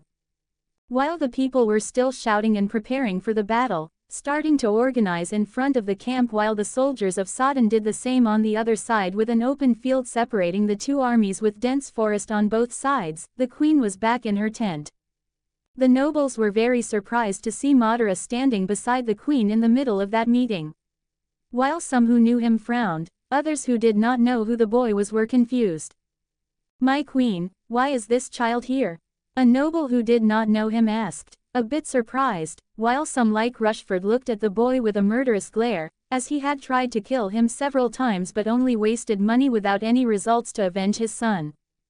"Well, this boy here is going to participate in the war," she said, with most of the nobles grimacing at this, wondering if the queen was in her right mind. "What do you mean by that, my queen? This boy has been working on a strategy with me for a long time. Despite being a child, He has proven to be strategically intelligent, and he himself has often cleared Cintra of various problems, she said. What kind of strategy is this, my queen? Someone asked. I am going to split the army in two, she said, while everyone widened their eyes at this. My queen, this is not wise, the nobles quickly contested. I know it's confusing for you at this moment, but we have a strategy ready to end Sodden once and for all. So this boy by my side will lead a part of the army to catch them by the path we have been creating for days, she said, and the nobles were practically shouting, but she continued with her firm voice. And before you say anything, I have total confidence in the boy, as he is the only one who can do this. He is my hunter, as you heard in the rumors a few days ago. And if you are worried about following a boy, don't worry, he will lead a different group. That was her final word. So, I want you to prepare, as I will lead the army directly from the front with you, and we will have a group to surprise our enemies. By the end of this day, we will come out victorious. Understood, she spoke firmly, with a look that indicated she was not open to discussion about any of her decisions. And the nobles, despite being skeptical or even thinking all this was madness, nodded in the end. What else could they do? Well, then let's begin. We have a war to win, she declared, and they quickly began to leave. 1 comments 0 vote. Chapter 70 Eastern War 05. Chapter size, 1800 words. Third person POV. Northern Kingdoms. Madara approached a different group where he would lead them through the forest to guide them in a rear attack on the enemy exercise. The noble commanders, some of whom had not participated in the main meeting, had been called at the last moment for a different type of task. They were a little surprised when they heard about this and began to gather in a separate corner of the main army. Calanthe went to the location with Madara accompanying her, and she gathered in a tent as before to talk to everyone at the same time. Madara recognized some of them, like Lord Hugkill himself and his eldest son among them. These nobles, like the others, were surprised to see the boy there. Some looked at him favorably, like the head of the Hugkill family himself. Well, let's begin. I am here to tell you that you will be the key factor in winning this war. Calanthe commented in a calm tone while everyone looked a little surprised by this. What do you mean by that, my queen? They asked as Calanthe began to explain the whole situation. So that's why those men were cutting the forest? A noble asked. Calanthe did not elaborate much on this, and she asked no one to speak openly about what they were doing, so only rumors were circulating. Meanwhile, it had only started a few days ago, and there was barely time for everyone to really know what that team was doing in the forest. Yes, we cleared the path, but that's not enough. After all, there is a vast forest on the other side that you need to be guided through, she said, and everyone looked at Madara at that moment. And as you guessed, this boy will lead you through the open forest. We will catch those idiots from Sodden, she said. Although some were dissatisfied with this, no one openly disagreed about a child leading them. After all, Calanthe had chosen a group that Madara had benefited over the years with his actions. I want you to prepare at this moment, she requested as everyone nodded. Madara finally decided to speak. Organize your troops in the northern part of the camp. I will be waiting for you there, Madara calmly said and began to leave, and with no choice, the men there did the same, organizing their soldiers. Both armies began to gather on the eastern side, while they kept organizing a line over the next few hours as the enemy leader began to notice something strange in Cintra's formation. How strange. Is Cintra not putting all its army against us? The general murmured. Isn't that good, my lord? A counselor said. Nothing is that easy, the general rationally said. When something is too easy, he must be suspicious. I want you to be alert to everything that will happen in this war. I do not want to be surprised by a large number of men on the flanks, he requested immediately and waited for the war to finally happen with the men making the final preparations. Meanwhile, Madara was looking at the group of several soldiers to the north of the camp, as they left the camp without alerting the other army with the tents blocking the view and the forest right after. He mounted his own horse and decided to speak to everyone. Is everyone ready? Even with his childish voice, the men he led nodded, while the soldiers looked confused about this, talking about a child leading them. Well, let's begin. Follow me, Madara said and kicked his horse, as he began to trot north. It looks like they started. Iced observed the group leaving behind the camp while standing beside the queen. The boy has never disappointed me. I hope he doesn't do so now, Calanthe commented. You know that by the end of the day, Sodden will be running back to their kingdom, Iced said as he looked at the sunny sky, a good day for a great victory against the enemies in his opinion. The tension began to take over the battlefield, but Cintra's army was the most tense now with their reduced numbers. After all, it did not take long to see that the enemies were 30% larger in number in this fight, but they trusted the words of their queen, believing that they would emerge victorious from there. Start organizing your positions, Calanthe shouted to the other leaders below her. The war drums of Cintra echoed as they indicated which positions the soldiers should take, and Sodden was not far behind as their sounds resonated from the other side of the open field, signaling the advance of the enemy army. Calanthe, mounted on her horse in a high position, watched the approach of the enemy with firm eyes. Hold the line, she ordered, her firm and authoritative voice echoing across the field. They have the numbers, but we have the courage. The Sodden army approached closer and closer, with their general also mounted, looking confidently but suspiciously, constantly scanning the sides as he noticed a third of Cintra's army was missing. When the two armies were just a few meters apart, Iced raised his sword. Infantry, advance! Cintra's soldiers advanced, breaking into a run across the field with spears, swords, and shields, ready for impact. The initial clash happened a moment later as shields collided, echoing the sound of metal across the field. It was brutal, with spears breaking and shields clashing. Cintra's front line held firm against the charge of Sodden's soldiers. The place soon became a stage of the sound of steel against steel, war cries, and the thud of bodies colliding filling the air. Cintra's soldiers fought fiercely, initially pushing the Sodden invaders back, and Calanthe nodded with satisfaction at this. From atop her horse, observing the battle, she saw that it was time to give new orders and nodded to her husband, who raised his sword beside her. Now, archers! Iced shouted. Cintra's archers, lined up behind the infantry, raised their bows. Fire! Iced commanded. A rain of arrows cut through the air, falling upon Sodden's advancing lines. Cries of pain and surprise echoed as the arrows found their targets. The same could be said of Angren when their general ordered their archers to do the same, as a rain of arrows began to claim the lives of Cintra's soldiers. Arrows continued to be launched for a while, as soldiers kept dying on both sides.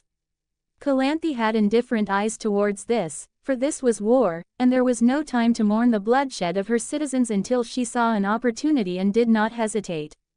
Cavalry, advance!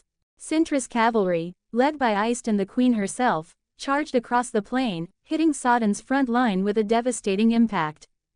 For Cintra, Calanthe shouted in a loud tone. Cavalry, don't fall behind. The general shouted as well, and his mounted soldiers advanced together.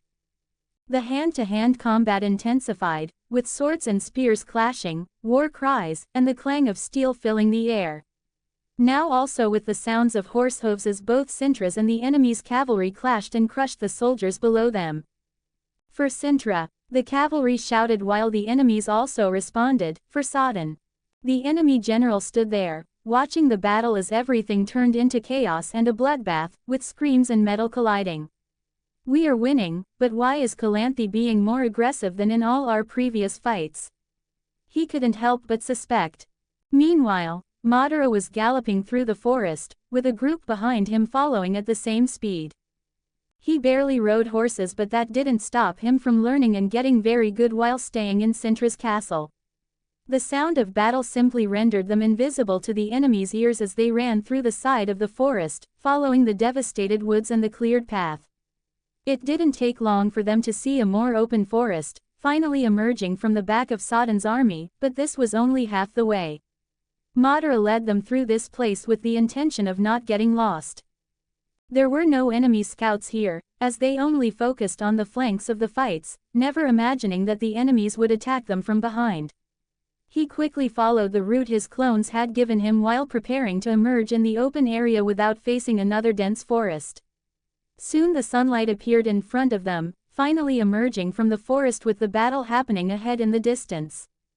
"Come on, follow me and prepare for battle," Madara exclaimed, already gearing up to attack alongside them as he led them into the fight. "You heard the boy. The boy is in front of us, and shall we be cowards and not follow him?" Lord Hugkill exclaimed as his soldiers and eldest son followed him. The general was seeing Sodden finally pushing Cintra back when he heard a new sound, his gaze falling to the sides. It was the sound of thousands of horses. "My lord, they are coming from behind, circling around our camp," a scout exclaimed. The general quickly turned his face and widened his eyes when he saw the multitude of a new cavalry appearing from behind. "Enemy attack! Prepare, I want a shield wall," he exclaimed immediately, quite nervous, as a part of his army still with him quickly began to organize.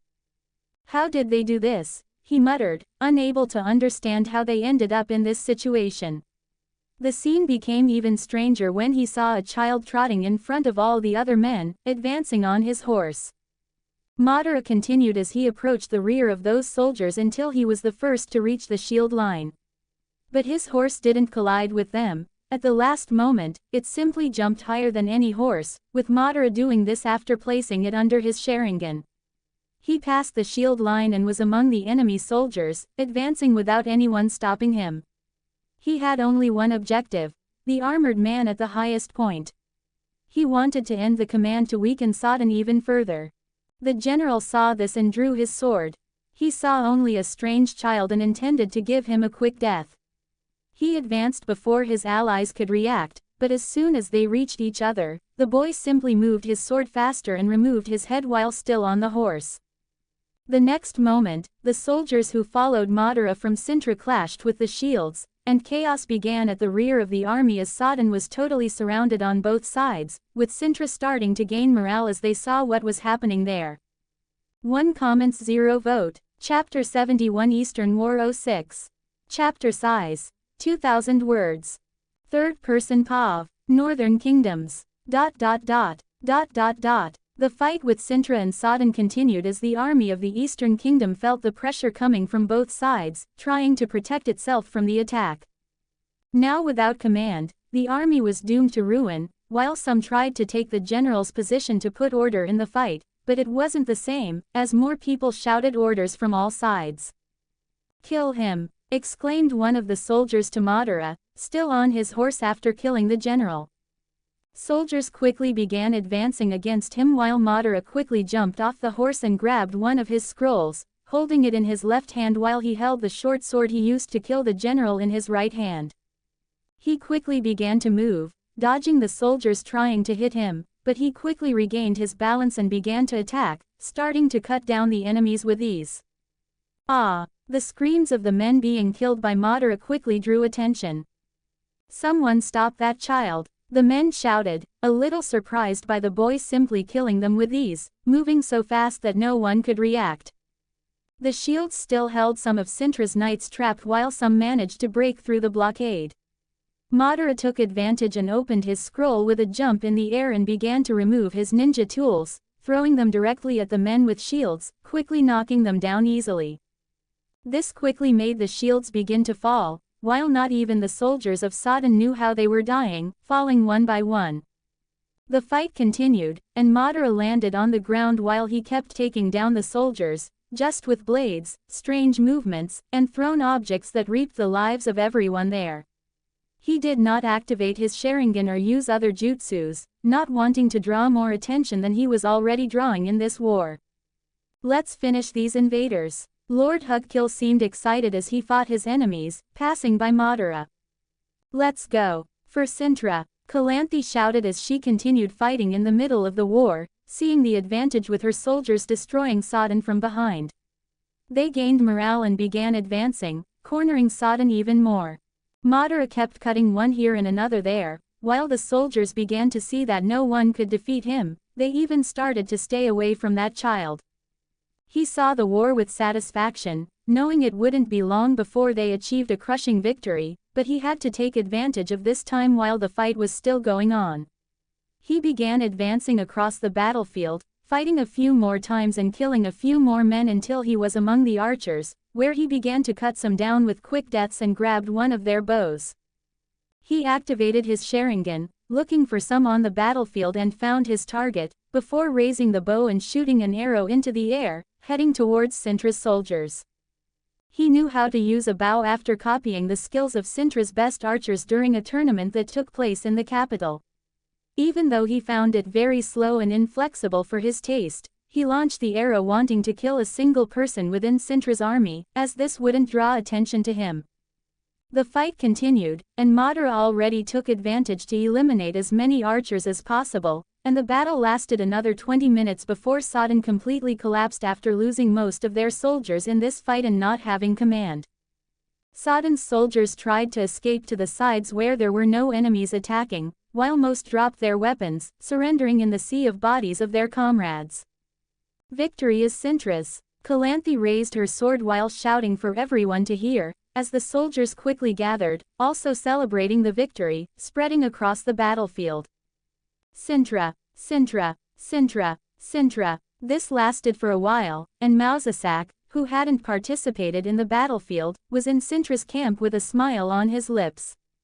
Madara was clean of blood, as he had taken care not to get dirty during the entire fight.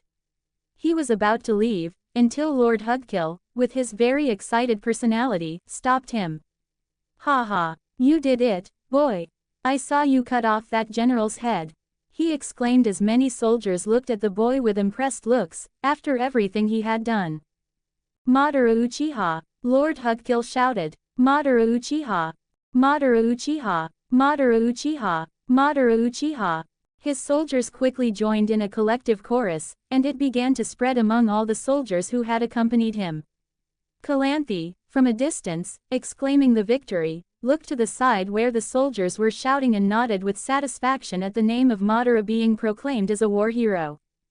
After the heat of the celebration had calmed down, Calanthe began to issue new orders, commanding the battlefield to be cleaned and reports to be written, to be handed to her later.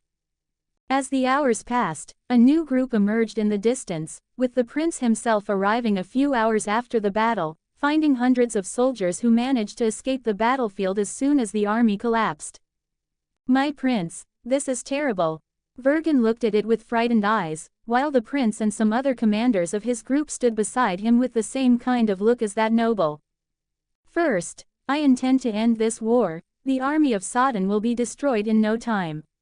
The words of that child echoed in his mind, with him swallowing hard that this had happened just as Madara had said it would. "My prince, what should we do?" his advisor asked, and Thorn saw that he needed to act. He sighed, trying to reason what would be best at that moment. After all, the war was over. "Send a messenger. Cintra has thousands of our prisoners, we must negotiate our surrender," he said finally. "But my prince," a commander beside him spoke. "Can't you see what's happening here? This war is lost. The only thing we need to do is save our soldiers and see how we can compensate Cintra for this," he said, and the men nodded in agreement in the end. "So we lost 4,000 men, but we killed 10,000 of them."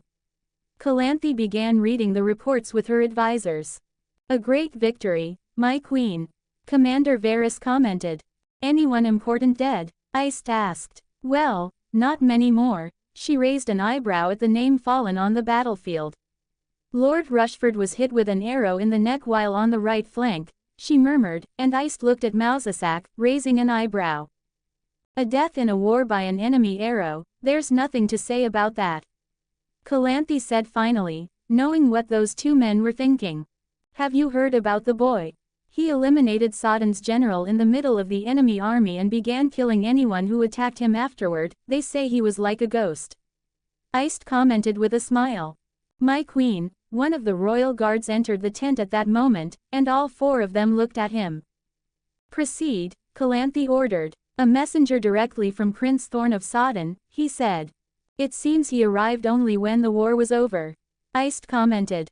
"All right, summon him, let's discuss his surrender," Calanthe ordered, and the messenger came to them, accompanied by Vergen. Summon your prince for negotiations under a white flag. I want to talk to him personally, Calanthe said finally, while the noble of Sodden left the tent. While Cintra's soldiers celebrated in the camp, the negotiations continued with the prince himself discussing terms with Calanthe. Sodden was in a very disadvantageous position, with 10,000 men fallen and 3,000 under Cintra's custody, which did not guarantee the prince any advantage, and as the only legal representative, he had to make decisions that would affect Sodden's treasury. He negotiated with Calanthe as much as he could, and finally, the negotiations were concluded, with him returning to his personal camp, as Sodden's army camp had been looted by Cintra after the war. "My prince," Vergen said in his tent. "I need to think, Lord Vergen. I want to be alone," he said finally, and the noble understood and left. "Have you already made your decision?" A new voice emerged in the tent as soon as Vergen left.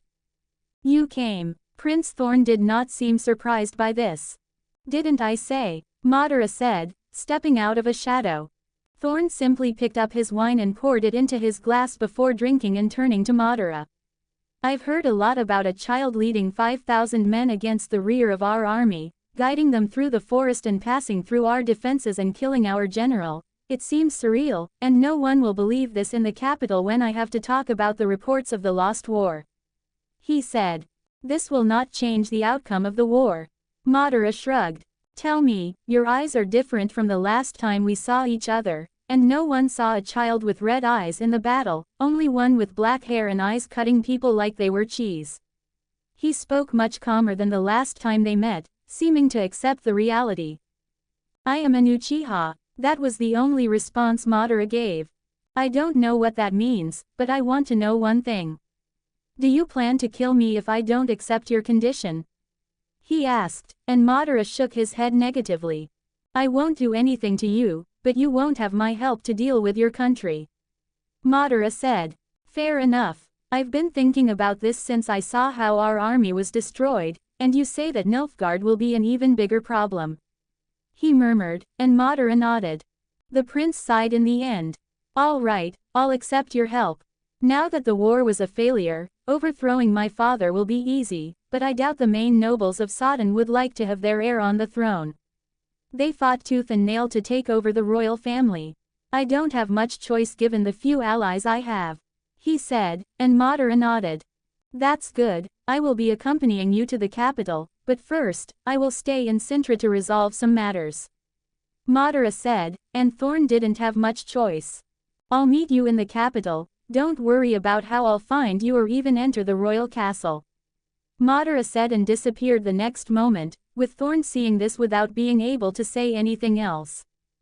3 days later, the negotiations finally ended, and Sodden began to leave while Cintra stayed for another 4 days celebrating before returning to the capital. The kingdom was in a festive mood at this time, while Calanthe had to announce some changes, as she planned to give all the properties of the Chips family to a young man on the rise, making him a high noble of Cintra in front of the entire kingdom, and no one could do anything about it. Madara talked a little with Mausasak after that and then left for Sodden a week later, where he would help the prince take the throne. He also had to train the rewards he earned after stopping the war in the system. Raccoon here. There will be no saga in Sodden. I will skip 2 years and start the arc with the fall of Cintra, summarizing the events of these 2 years in the first chapters. 2 comments 0 vote. Chapter 72 The Fall of Cintra 01. Chapter size, 1800 words. Third person POV. Northern Kingdoms. In the capital of Cintra, a grand celebration was taking place in a structure that clearly indicated a coliseum. The people of Cintra filled the stands around the venue, watching as the spectacle began before them. There were several podiums where the nobility were seated, and on the largest one were Queen Calanthe herself and her granddaughter, with Iced and Mausasak nearby, both waiting for the next fight to begin. As a herald approached the center of the arena, he began to project his voice, accustomed to addressing a large audience. "Ladies and gentlemen, citizens of Cintra, today we will witness a spectacle that everyone has been anticipating since the first day of the tournament. All the knights and warriors of Cintra, the greatest this country can provide, have fought over the past days, and only 2 of them have remained undefeated, battling through each contest. And today, they meet to decide who is the champion of the tournament. First, we have none other than our commander of the Royal Guard, Varus Current, known as the greatest warrior of the kingdom, undefeated for more than 10 years. But will he continue to hold this title? The herald exclaimed, as from one side of the arena, a man emerged wearing golden armor adorned with the symbols of Cintra, presenting himself with the grandeur of a Royal Guard commander. The crowd immediately clapped for the commander of the Royal Guard, recognized throughout the kingdom. The herald allowed the clapping and shouts from the crowd to subside before continuing. And as his opponent, we have none other than a boy of 12 years, the one who led Cintra to victory 2 years ago and today emerges at the end of this tournament, displaying surprising skills as he defeated each adult he fought, despite his young age. Madara Uchiha, will he, at his incredible age of 12, overcome the greatest warrior of the kingdom? The herald exclaimed, and from the other side, a boy with black hair and dark eyes emerged. He wore not armor like his opponent, instead, he was dressed in black leather garments, a style everyone had grown accustomed to since he wore this kind of attire throughout the tournament and had faced no difficulty against his adversaries. The people also clapped for Madara, recognized by the kingdom over the last 2 years. Queen Calanthe looked on with interest at this fight, while Iced and Mousesack shared the same interest. Little Siri clapped her hands. "Go, Madara!" she shouted, excited, though not behaving like a princess. Calanthe didn't mind and let the spectacle unfold. "Now, let us commence the final to determine who will become the greatest warrior of the kingdom this year," the herald again exclaimed. Madara and Varus positioned themselves opposite each other, the older man unsheathing his great sword. Madara held his short sword with just one hand, its blade lowered. The judge approached and checked that everything was in order to start the duel. "Good luck, boy," Varus commented, and Madara nodded, waiting for the fight to begin. "Begin," the judge exclaimed, and they quickly engaged in a sword battle. Despite Madara not wearing armor, Varus had fought enough with him to know that the boy wouldn't need it as he advanced aggressively. The swords clanged against each other, creating a symphony in the middle of the arena, with the spectators in a trance, full of expectations about who would win. Although some there already knew, most would not believe that a child could defeat the greatest warrior of the kingdom in a sword fight until today. Madara had become very well known in the kingdom since his contributions in the East War, where he was acclaimed for leading a part of the army behind the enemy lines and killing the general himself, securing Cintra's victory. This earned him enough honors to receive a title of high nobility in the kingdom, lands, and wealth. He had never participated in this kind of tournament that occurred every year in the capital, never had an interest, but the queen insisted that he join this time. He eventually agreed in the end. Madara had not used money to advance in the system for years, but with the responsibility of managing his new lands, he had learned to make his plans and needed money, forming strong alliances with the Hugkill family and others with whom he had a good relationship. Madara continued fighting, his sword clashing against his opponents. He could have easily defeated Lord Varus, as he had in various fights they had had before, but he did not want to humiliate someone he had a somewhat good relationship with. The fight lasted 10 minutes until Madara decided to end it, simply making Varus recoil in surprise at the boy's strength as he pushed his sword back before placing his short sword at the neck of the commander lord. A silence took over the entire stadium, as Varus let out a small laugh inside his helmet. "It seems I have lost," he said, sheathing his sword and raising his hand. The judge saw this and immediately exclaimed, "The victory goes to Madara Uchiha."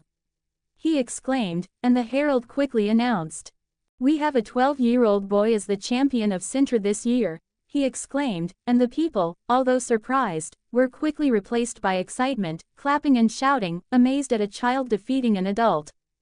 "Madara Uchiha! Madara Uchiha! Madara Uchiha! Madara Uchiha!" The people shouted Madara's name for several seconds. "He won," Siri shouted and quickly left. "Can I go see him?" she asked her grandmother, and the woman nodded. "It seems your plan worked," Iced said, looking at Calanthe. "Yes, it's true," The boy has to start making his name in this kingdom, and it will be easier for him to assume the throne this way. She spoke in the end. It was no secret to the two advisors there, what she planned, to make Madara the king of Cintra. Cintra would not lose its autonomy with her granddaughter marrying another noble from another kingdom, and also Madara would protect the kingdom. Since, although he had no oath with Cintra, he would have his duty to do so as king. This scenario was the best solution that solved her problems. So, she planned to take Madara's name further, already being a great noble and acclaimed as a living hero. This would make it easier for him to take the throne alongside Siri without much trouble from the other nobles. Madara left the arena soon after and met Cirilla right at the exit with Commander Varus. "You won," she arrived exclaiming joyfully. He talked a bit with her. She wanted to participate, but her grandmother wouldn't let her, even though he could already defeat some adults with his current strength. There was a banquet later among the nobility and Madara was at the venue, while many people came to talk to him. Lord Hugkill was with his entire family at the party while he came to greet Madara. He boasted about the fight 2 years ago all the time since that day when they meet. His eldest son also participated in the fight. While the youngest son looked at Madara with unfriendly eyes as always. "Excuse me." Madara was alone when a young girl, apparently 15 years old, came to speak with him. She was not unattractive, he had to admit, with blonde hair and blue eyes, appearing alongside a friend. "Yes." Madara looked at them with a poker face as always. "Could you accompany me in a dance? I would like to get to know the hero of Cintra better," she said, but before Madara could respond, someone approached grabbing his arm. "He's already dancing with me."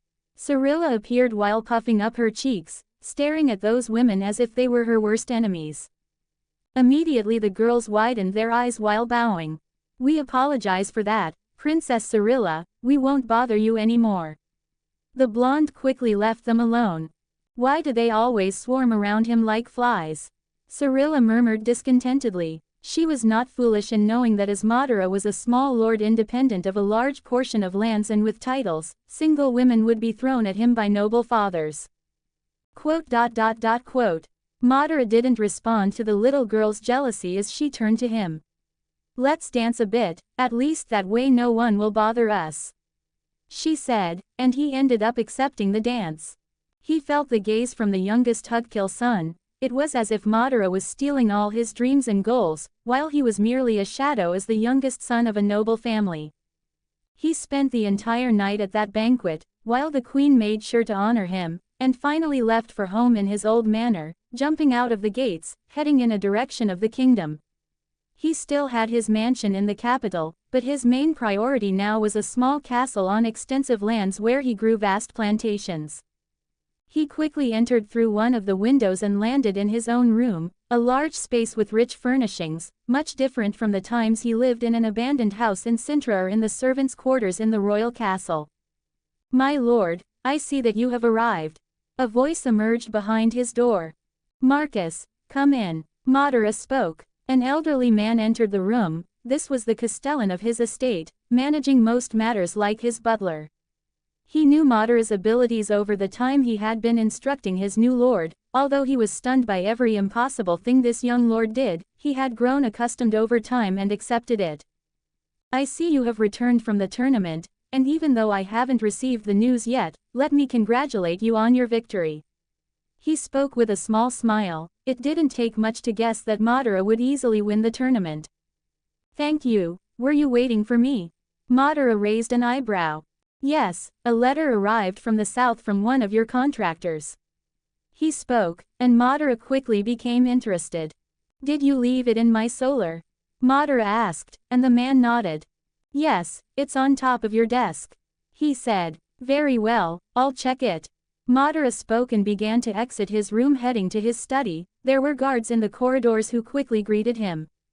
He entered the solar and saw the sealed letter, picking it up and sitting in his chair before opening it. He read the contents and narrowed his eyes. This letter came from some spies in the south to keep an eye on the movements of Nilfgaard, and it seemed that it was finally beginning. After all, the Black Army was starting to march north. 2 comments 0 vote. Chapter 73 The Fall of Cintra 02. Chapter size: 2,000 words. Third person POV. Northern Kingdoms. Madara was on his estate, walking through as many employees passed by him. Here, he had to employ full-time staff to maintain the castle and harvest the crops his lands provided, bringing him great profits and responsibilities over all this land. It was unusual for a newly adolescent to own a large noble title like Madara, but it wasn't impossible either. After all, there were cases where the family was killed for some reason, leaving only a young heir, but no one had risen like Madara in the history of Cintra. Madara had made his mark, although he believed that future generations in Cintra would not hear of him, especially since he was holding the letter he received yesterday in his hand. He walked through the garden, while the servants greeted him respectfully, "Lord Uchiha." It was odd for Madara, but he got used to it after a while. He continued to an area where he usually trained alone, without interruption, where he could cast his jutsus and mold chakra. No one was allowed to enter while he was inside. Madara wasn't exempt from spies on his property, as there was always someone trying to infiltrate his castle for information. Among some of them, he had gathered quite unique information, from people in Nilfgaard and even important figures from the north. Looks like I'm becoming known in other kingdoms, it seems, among all of them. Vilgefortz is one of the ones who catches my attention the most, while I suspect that in Nilfgaard, the Emperor himself must be asking for information about me knowing his goal. Madara thought as he entered the area. He hadn't spent the last 2 years enjoying life as a noble. Madara went to Sodden, 2 weeks after returning to the capital. He had only asked Mausasak to look after things or to find someone trustworthy for it, while he ended up helping Prince Thorn ascend to the throne. His father, that ambitious fool, was killed by the nobles some time later, and Madara had to ensure it didn't happen to the rest of the family, with the nobles seeing a chance to ascend to the throne themselves. In the end, Madara somehow managed to distance or even eliminate most of the opposition, uncovering some crimes they committed behind the scenes with his infiltration skills, and quickly shifted the opposition. Thorn had to marry the sister of his former love to honor the family, something his father had ensured would have a queen as a descendant. It's quite ironic, considering he had come to the conclusion to eliminate her at the first opportunity for ascension, which was his ruin in the end. Madara had done this favor and finally returned to Cintra after things settled down. He did this for 6 months and has been managing his estate since then. He never imagined being this kind of thing, but here he was, doing this and much more. Queen Calanthe invited him to all sorts of events, almost obliging him to attend as a noble of honor, which was suspicious at first, but he was soon surprised as she schemed for him to become king of this kingdom alongside Siri. This was quite strange for Madara, as she hadn't seemed to see him as such a few years ago, yet he doubted it would happen. He tried to improve the system in every way and managed to unlock up to 15% of it, opening more jutsus and a great amount of chakra, almost 3 times what he had at 10%. Madara had gained some points for winning Sodden, but most of the points came from the training he did over the last 2 years. Upon reaching 15% of the system, he finally achieved his Sharingan with 3 Tomo, making him so powerful in illusion now that he could pass information to a person with just a look, show some memory, or even create a scenario. He had learned much from Mausasak in his books on illusion, and he had finally mastered Fuinjutsu to a moderate degree, allowing him to do many things with it and having extremely powerful jutsus. But still, it wasn't enough to defeat tens of thousands of soldiers. Though they were mere ants, the sheer number of them would tire him before he could finish them all. Therefore, Cintra was not outside his known destiny. Madara merely had the power to protect the people he cared for. Madara also felt ready to travel across the continent, after learning all possible languages with Mausasak, understanding its geography and many landmarks, but his knowledge about monsters was quite limited. He would need to find more precise information in Witcher schools. If he and Cirilla ended up at Kaer Morhen, it might be an opportunity for him to acquire the knowledge that Mausasak lacked. Setting all these thoughts aside, Madara went to the empty site. He needed to inform Mausasak, but he would leave that to a raven that would arrive at the royal castle in a few days, while he returned to training. He summoned 100 clones the next moment, and they began training among themselves, practicing taijutsu, molding chakra, improving their jutsus, and trying to further increase his understanding of fuinjutsu. He spent the entire day doing this, finally finishing sweaty and exiting through the gates as his castellan was waiting for him with a towel. "Did you have a pleasant training session, my lord?" he asked calmly. "As much as possible, Marcus," Madara replied calmly. "That's great, we have prepared a meal for you, and I have received all the reports from the last grain harvest on the farms, everything is on your desk," he said politely, and Madara nodded. He went to the kitchen where some servants were preparing his meal, and he sat alone at a table that could fit about 20 people. He ate quietly, accustomed to it by now, and then went to his solar. Madara sat like a young lord and began reading the reports of his lands while he had to sign some papers to move some resources or even his received profits. "It's no use having these things anymore, it's very likely that in less than a year, this place will be taken over by Nilfgaard," Madara thought. He didn't believe that Cintra or Sodden really had a chance against the soldiers, so he had to start acting. "Let's start selling a lot of things and moving my money out of the capital," he decided as he began writing some letters. He left with the letters a moment later, but not without looking back at his solar. It had been a different experience from going out hunting monsters and killing people, being able to manage a property, and he would have been very successful in living a comfortable life in this world even if he weren't the king of Cintra, if it weren't for the Southern Empire. "I think I've gotten too comfortable. It's time for me to explore this world and face the most powerful beings that may appear on my journey." His Uchiha blood would never let him settle, despite him not complaining about having spent a year and a half taking care of villages and making his lands prosper. He walked out the door and went to Marcus, who was waiting as always. "I need you to send these 4 letters to these 4 places," Madara said. "It will be done, my lord," Marcus replied, curious but asking no questions. 2 days had passed since then. While Minato was in his library in a corner reading a book in front of a fireplace he liked to sit by, Marcus appeared with Mausasak entering the room. Madara looked up and nodded at that. "Marcus, could you leave us alone?" Madara asked, and the man nodded. "Of course, my lord," he said before leaving the library. "You have an impressive collection." Mausasak looked at the books Madara had acquired over the last few years, containing titles that Madara couldn't learn from him. "You could say that. I'm always trying to learn," he said.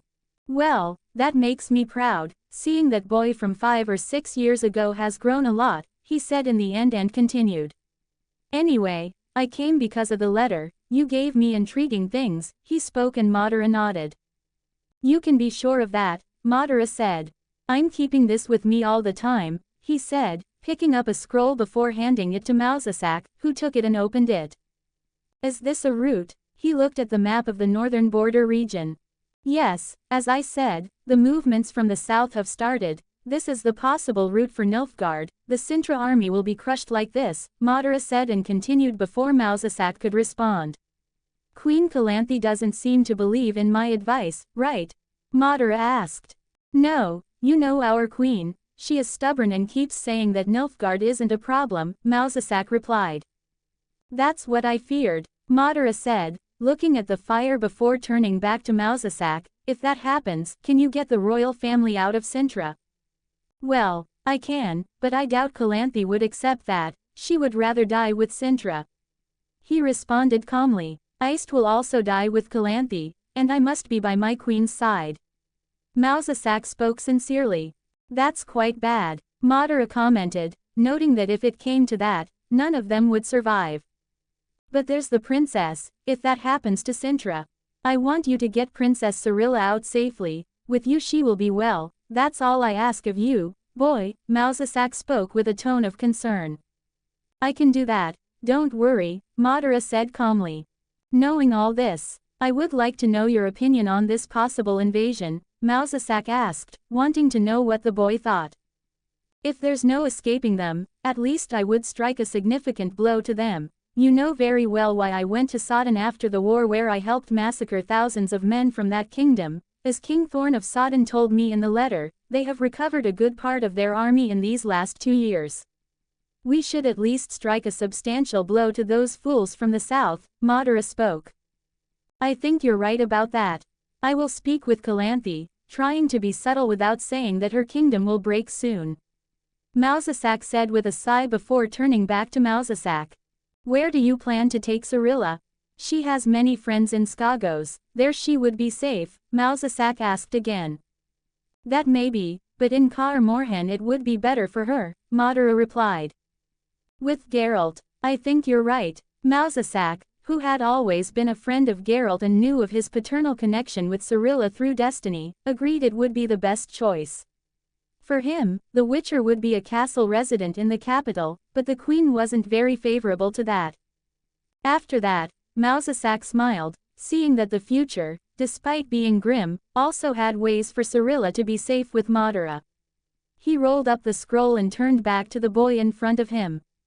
I would love to read some book from your library, but you know I have some urgent commitments in the capital now, so we'll leave it for next time, he said, and Madara nodded as he left through a portal in the library, leaving only Madara alone, looking into the fire and thinking about the future.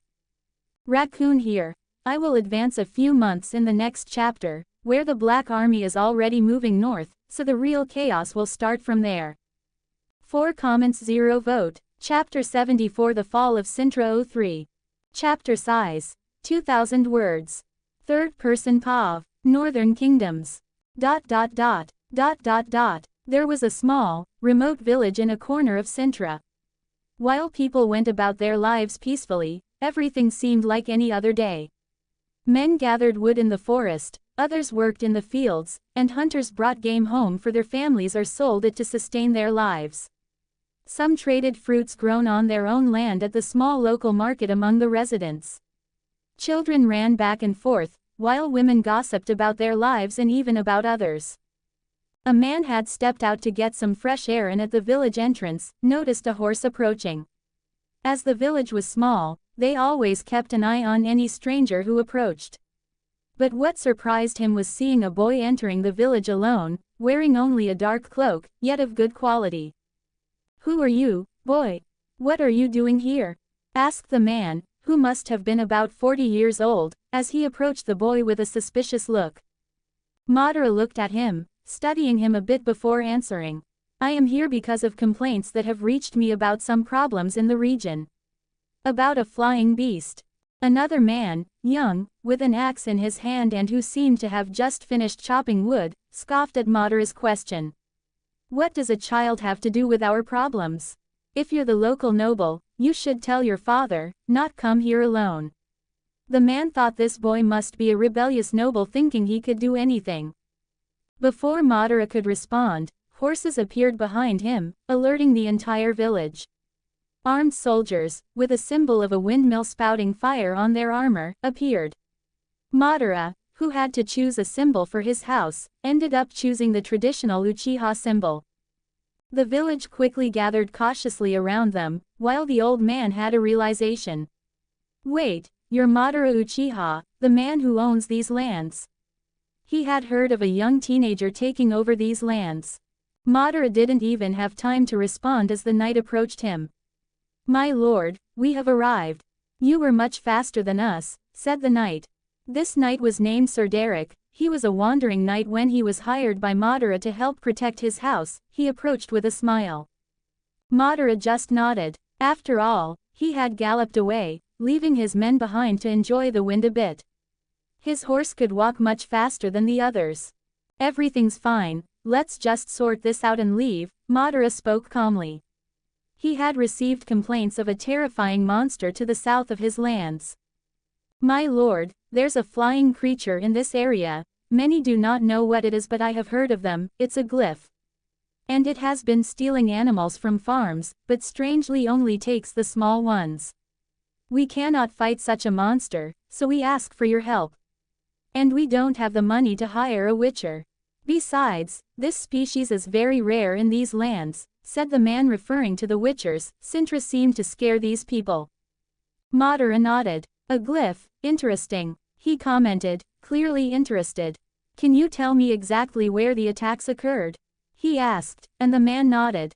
I will talk to my daughter. she will be able to take you to the Brandt brothers' farm, which is where we have suffered the most from these attacks, he said and went to his house. A young woman approached, bowing to Madara. My lord, my father has spoken about the situation. I will be guiding you. Please follow me, she said. Madara nodded before turning to one of the soldiers. Someone pick up the girl and bring her with us, he ordered. After all, he wouldn't make the girl walk all the way to the site. One of his guards approached and picked up the girl, as she began to lead them.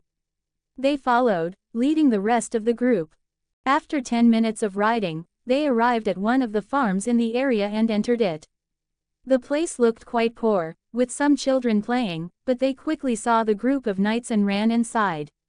It wasn't long before a man came out, cautious. You are in the presence of Madara Uchiha, the owner of these lands, the knight announced before anyone else could speak. The farmer quickly widened his eyes and bowed. My lord, you are here. What can I do for you? He asked in a rather cautious tone. Madara, already a bit tired of this and the waste of time, sighed deeply. Show us where the griffin attacked. We will be examining the site, Madara said, wanting to get this over with quickly. He was fed up with the common people's exaggerations about nobles. The man quickly led them as Madara dismounted his horse and entered the pasture. My lord, you needn't do these things, one of the guards spoke. But Madara shook his head. It's all right, he said. You are new here, boy. You will see a lot of this. Our lord prefers to act rather than wait for men to bring reports, the knight said and followed Madara immediately. They went to an open field where the grass was trampled by a medium-sized creature, and there was blood too. My lord, the creature attacked here 5 days ago. It took 4 of my calves, and I am hiding all the animals inside the barns, be it my cows and the other young ones, fearing it might take more. The other farmers are doing the same. We fear it might start attacking people, I believe it's a dragon. He explained and said the last part as if he was sure of it. A glyph first, now a dragon. Madara murmured, and put that aside while nodding and began to inspect the site. He discreetly activated his Sharingan, looking for any detail he might find. He didn't have Series power to see flashes from the past, or even a Witcher's scenting ability, but he might find some details if he looked harder. First, this is not a dragon, too small, it could be a glyph as that man from the village said, but if so, it's young, Madara thought. Well, it seems it attacked and went to the nest with the carcass, he murmured. His men waited for him to finish investigating and Madara looked out over the open fields until he saw something that would lead him to start his search. We're done here. Let's head to the mountain, the griffin probably has a nest somewhere high, he said as his men nodded. After that, they left the girl and the farmer and headed to the nearby mountain, stopping at the end of the day at the foot of the mountain to set up their camp. Madara went to his tent after dining with his men. He disappeared without the guards noticing, approached the forest, and created several clones, hoping they would search for the griffin's nest during the night. After that, he went to sleep. The next day, he already had the necessary information. Then, he called the captain and asked them to move to the right side of the mountain. His men followed, making their way through the forest. Although he could simply leap through the trees, he wasn't in much of a hurry, so he let his men accompany him. They finally climbed until they found a slope with an open space and a boulder. There was a small cave. As expected, my lord.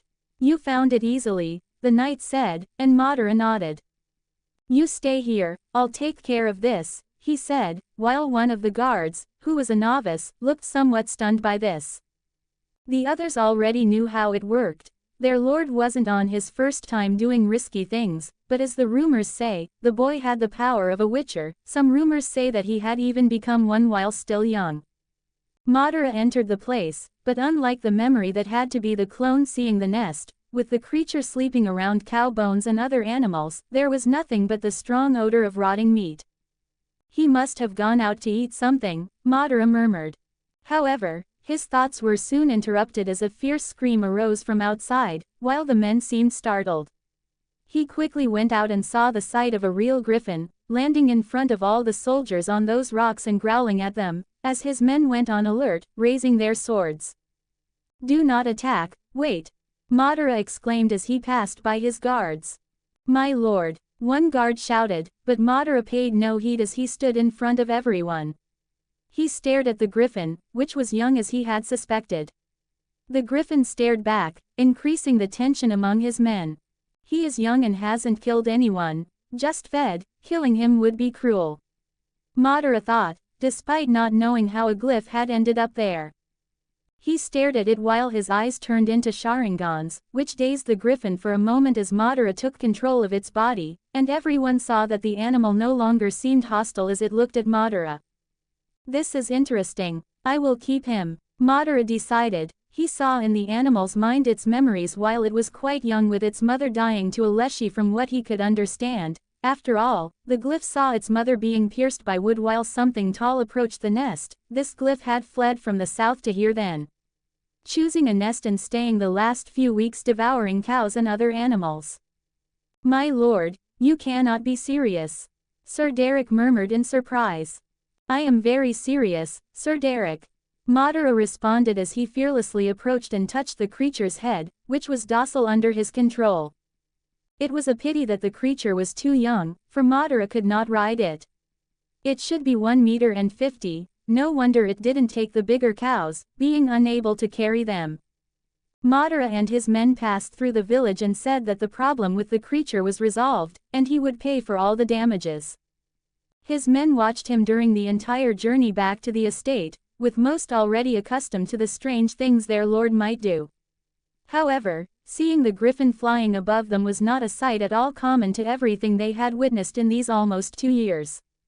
They wondered how he had managed such a feat, but now the creature obeyed him and Madara was willing to keep it. He wanted to create the Fuinjutsu of summoning and found his first creature for it. They finally arrived at the castle and Madara asked Marcus to call all the staff and guards. He had to talk about the glyph. People were extremely agitated with their lord saying he would be taking care of a glyph from now on, but he assured that no one would get hurt, as long as they did not mess with it. Over the next few days, Madara kept his glyph in the place where he would train and sometimes took it to the courtyard, with everyone seeing their lord taking care of the creature as if it were his pet and not a monster that could kill dozens of armed men.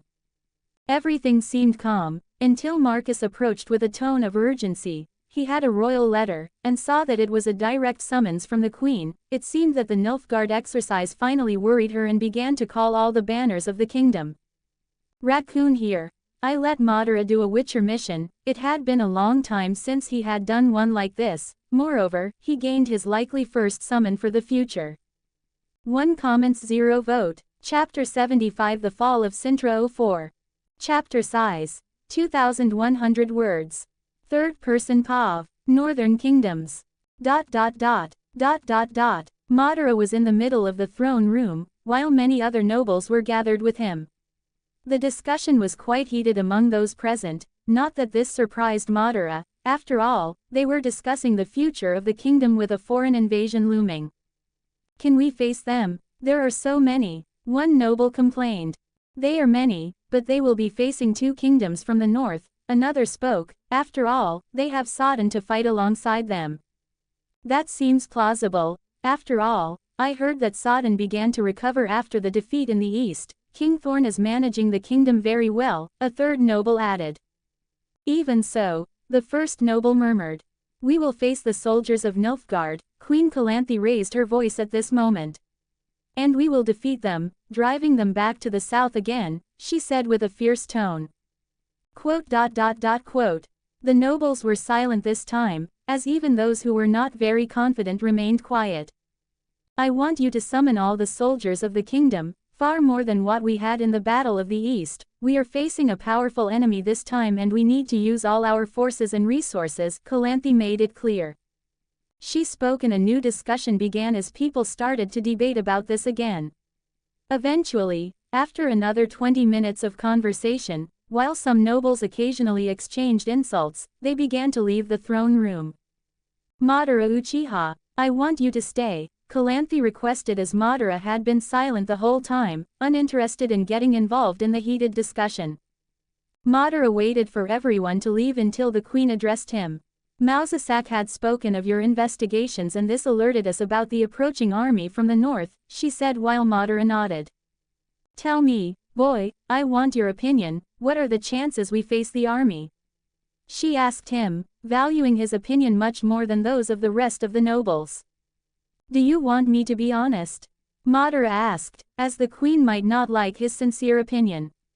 Calanthe just nodded and Madara sighed. The chances of Cintra falling are very high, after all, we are talking about an army of 60,000 black soldiers, how many can Cintra raise at this moment? 20,000. Madara spoke, making the room tense with his words. Even so, Cintra will not cower, she spoke with a serious and stubborn tone. Madara said nothing more. I want you to come and have tea with me this afternoon in the garden, we need to talk about your role in this war, she said at the end, and Madara nodded. Now you can leave, my granddaughter must be almost breaking down the doors to see you, she spoke, and Madara began to withdraw, while the royal guards opened the door and Cirilla was outside. You are finally here, let's go to my room, she said. Princess, this is quite inappropriate, for an unmarried woman of your age, the servant immediately spoke while by her side. It was highly frowned upon for Cirilla, no longer a child, to invite a boy to her room at her age. Of course, she didn't like this one bit, but what more could she do? She just turned back to Madara. Let's go to the garden, she suggested, and Madara ended up accompanying her as they headed to the open area. You haven't come to the castle in months. She immediately complained. Madara had been training in recent months at his residence. But you could have come, she complained as they moved away from the royal guard and the princess's servant.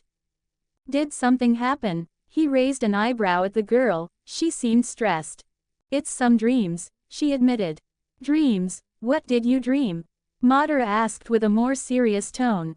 The city, I see it burning, she said in a low voice. Madara didn't know what to say to her, telling the truth would be quite terrible even for his indifferent demeanor. Do you think that will happen? He approached it from another angle. Everything I dream always happens, she said now quite sadly. I know, but, she tried to argue.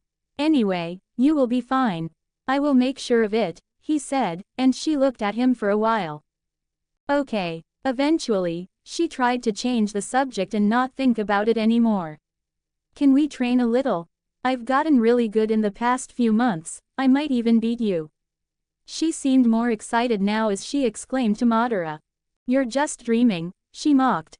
Let's see, she said, running to grab some wooden swords as she returned to him so they could do it in the garden. Madara ended up training a bit with her. They stopped training after a while, as Cirilla was wearing a dress, hardly suitable for training, and Madara treated her as if she were a child. They sat under that same tree they used to sit under, while the girl kept chattering away, and he maintained a calm, serious face, speaking little. At one point, he ended up talking about his last job in his territory and getting rid of a glyph. You're saying you tamed a glyph? Cirilla exclaimed, not believing what she heard. You could say that. I haven't named it yet, but it's in my castle, living peacefully, Madara said calmly. But no one has ever tamed a glyph, she exclaimed before giving Madara a glowing look. Can you show me? She asked with an excited look.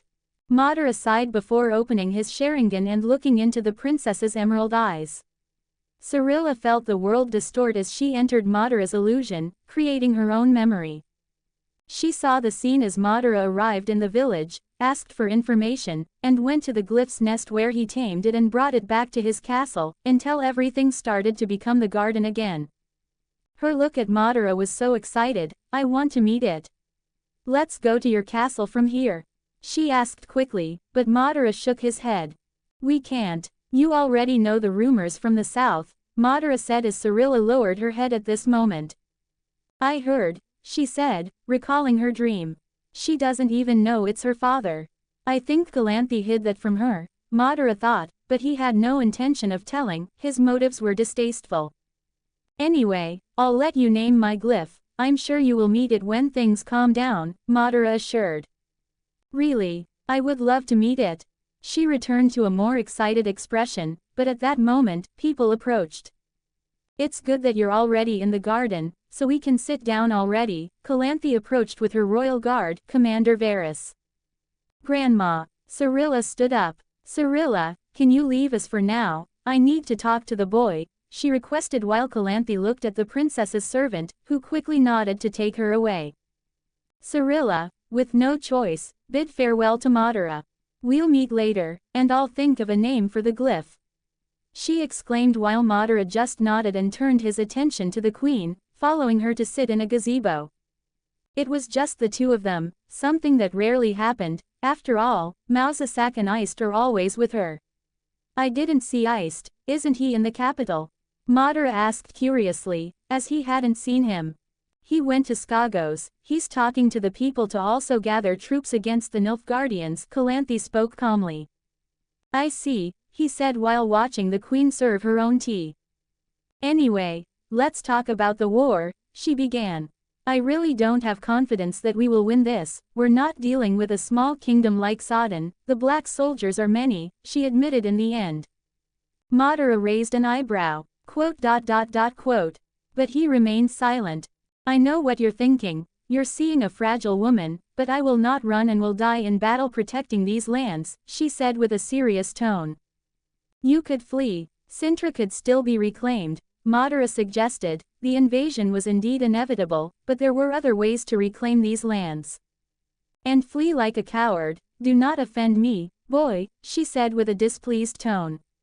My life will end in this war, but I will die with Cintra, I am its queen, she stated. The other kingdoms won't help, will they? Madara asked. She sighed at this and shook her head. No. They see us as a chance to conquer these lands. They'll let Nilfgaard tame these lands while they think they can recover and reconquer them to claim these lands as theirs by right, she said. They won't recover these lands anymore, Madara stated. I hope so, but I still want this place to be ruled by my lineage, she spoke before giving Madara a very serious look at this moment. That's why I want you to take Cirilla out of the country, she finally said. You don't want me to fight on the front lines with you? Madara raised an eyebrow. I'd prefer you stay with my granddaughter.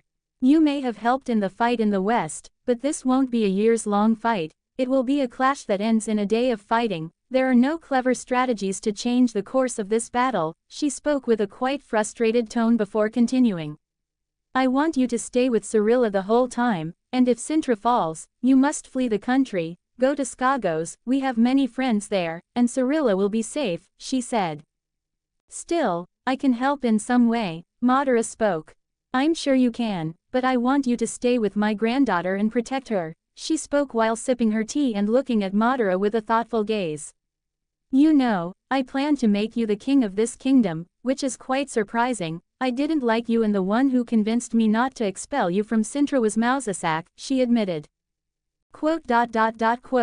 Madara remained silent, though not surprised by this, as he could read the queen well when he first met her. But I'm glad I wasn't foolish back then, my granddaughter really likes and cares about you. Be sure that if things were different, Cintra would be in good hands, as I've paid very close attention to the lands you managed for a year. It's impressive, your ideas are things I've never seen in this kingdom, she spoke. After all, Madara had planted some things that weren't in this world. He greatly increased the revenue of his lands and greatly improved the lives of the peasants while he reduced the taxes charged. This gave him even more productivity and collected even more. I did what I thought was best, he said, although he was much better at fighting than administration. Anyway, I hope you take care of my granddaughter and keep her safe, she said, and Madara just nodded. Madara eventually left the castle after staying another day and returned to his property, where he met Marco in his solarium. My lord, the man approached. You're here, good. After all, I just received a reply to the letter I sent a few days ago, he began while Marco was confused. There is a ship that will leave in 2 weeks from a port in a city north of Cintra. I want you to leave with the others and take the ship. Madara was straightforward. What do you mean by that, sir? He was stunned.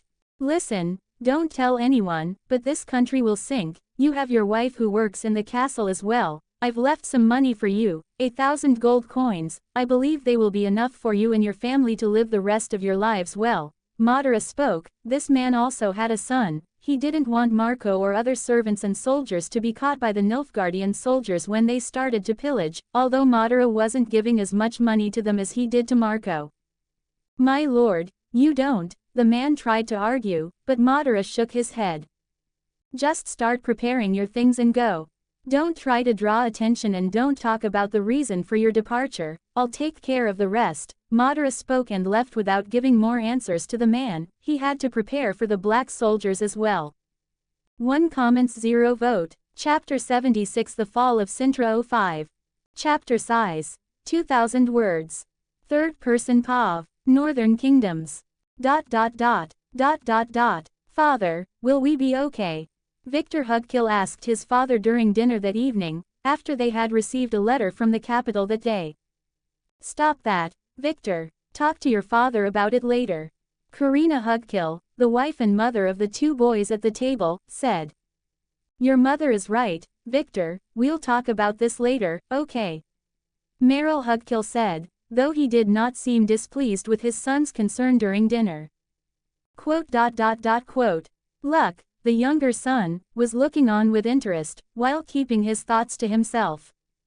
After dinner, Meryl invited both sons to a meeting and they went to his solar. As you know, we are about to enter a war against an army from the south. Our family is in one of the southern regions and we are monitoring the area, Meryl began. And all the scouts indicate that the Black Army is splitting in two, while one passes through the north of Tucson heading straight for Sodden, another part will act in the southwest, while we will have to be careful with our lands to the southeast of the kingdom, since there are mountains separating us between the north and the south. He started while his sons paid attention. I am going to war as you know, but I need you to stay here and watch the mountains for me. Lord Hugkill spoke while his sons nodded. They would divide, while he would accompany Calanthe in the war. While the queen also asked him to leave a group of men to take care of that southern region, since it was a common strategy, given that the black soldiers could use the mountains to surprise them while they fought in the southern gorge, a strategy like Madara had created in the fight in the east of Cintra. This was also a way to protect the villages and the people living in the area. Lord Hugkill continued talking about other things, like organizing the soldiers and taking care of the farm's resources. In the end, he looked at the two with a loving father's tone. With that, I'm counting on you, Victor and Luck, he said, approaching and giving his sons a hug before leaving to spend the rest of the evening with his wife. Victor remained silent, watching his father leave. He did not have the same sparkle in his eye, seemingly because he was not confident he would return after this war and wondered if it would be the last time they could see each other. His gaze fell on his younger brother beside him, someone he had been looking at quite a bit in recent years. Victor blamed Madara for this. After all, after his words when the Uchiha had visited the property more than 5 years ago, he first did not believe it and mocked, thinking that Madara planned discord among the family, even though he had saved him and his father. However, Madara's words still echoed in his mind and he personally began to observe his younger brother's behavior over the last years and, to his surprise, his brother really acted suspiciously. He saw him mistreating employees and asking one of the guards to beat people up in front of him like a sadistic lunatic. Victor immediately became furious and went to talk to his brother, reprimanding him. Luck seemed quite remorseful for his actions and Victor did not see him doing that kind of thing anymore. He even avoided telling his father, but he still had an impression that Luck continued with the same behavior, though he no longer made it as visible with these strange activities. Luck also demonstrated a look with a glint of malice while looking at his father and him. He still remembered when he said he was happy that none of them died in that fight against that monster, but if he were to analyze his memories, he would say that Luck was lying. Victor would be lying if he said he wasn't afraid of his brother. After all, he also saw him several times talking to himself and cursing Madara, saying that he was stealing everything that should be his. It was strange, this hatred his brother had for the boy who had become the hero of the kingdom in recent years, and who fought alongside Victor and his father in the Battle of the East. He even wanted to ask about it, but he lacked the courage to speak with Madara at the meetings in the capital. His father also told him to befriend Madara. After all, he said the queen had great plans for him with the proximity he had with the princess, and when his father mentioned such things during dinner, the glare of hatred from his brother was more visible than ever. His brother noticed the look from his older brother and Luck turned to Victor with an unpleasant glare. There was a gleam of malice and Victor wondered what he was planning, while having to be somewhat cautious around the boy. It seems we'll have to handle things, brother. I hope to serve you well during these dark times, Luck commented with a tone that matched his words, but the malice still glinted in his eyes. I'm counting on you, Luck, Victor commented, though he was trying hard to maintain a firm tone. After that, both went to their rooms, while the next day, their father prepared all the available troops from their lands to join the army of Cintra in the frontal attack. Now it's up to you, Victor, you are my heir and if I don't return from this fight, take care of your mother and brother. Meryl approached Victor, who nodded. Will do, father, Victor said as his father nodded and bid farewell to the rest of the family before he left. Victor, let's go to the solar, we need to talk about managing the estate. Karina, who had more experience than her son, nodded as they went inside. Luck saw this and his gaze fell on one of the knights, who nodded at him as he approached and discreetly handed him a paper. Luck took it and returned inside the mansion while opening the paper in his room. It seems the spy is here, he murmured, opening a sadistic smile. Finally, I'll be close to my goal. I'll prove to everyone that I will be greater than all of them. Luck thought with an excited smile. Since he was 7 years old, he had one thought on his mind. He didn't want to become just a second son of a noble. After all, he met some children at that age who mocked him. While they were heirs to their own lands, he would just be a second son. His brother saw this and defended him on that occasion, but it marked him forever and since then he had been working on a way to change his destiny and this led him to develop a villainous personality. By 10 years old, he wished death on his father and older brother, even thought it happened, but then Madara appeared saving them from certain death with a stupid decision of his father wanting to hunt a monster in the forest. Despite his frustration, he still couldn't assume the lands at 10 years old, so he waited to become an adult, where he could really assume the lands as heir. One thing he could do, after all he turned 15 more than a year ago, and with their death, he would assume it through the line of succession, but he still hadn't achieved it until the Nilfgaard Empire itself began moving troops from the south. He somehow got in touch with them and made a proposal, where they began a negotiation in recent months and now the spy was in the city that his family controls outside the castle. Finally, I will show everyone, especially you, Madara Uchiha. The boy thought with a tone of anger in the end. His great plan was not just to assume the name of his family, but also to take over the kingdom itself as king by marrying the princess. He had fallen in love with her as a child, and tried to place Madara as his soldier in this endeavor, but was scorned by him. Those red eyes when he threatened him marked him, more than when he had been scorned by the noble children. He will pay. I will see him die. This was his first thought seeing Madara going away, but in the following years, his name began to be known throughout the kingdom, not just as someone who was said to be a ghost fighting for the queen in the capital, or even the boy who danced with the princess at noble balls, with no one else achieving that feat. He became a minor noble, something Luck despised. Then his father and brother went to the war in the east, which ended up giving even greater reputation to Madara, making him a great noble of the kingdom and giving power and influence to someone who should have been a commoner. He stole everything that should have been mine. I should be called a hero. I should be the fiancé of the princess. For Luck, it was hateful to think that Madara was destined to marry the princess of the kingdom. As the rumors said, after all the princess never left his side and had no contact with anyone else of the opposite sex.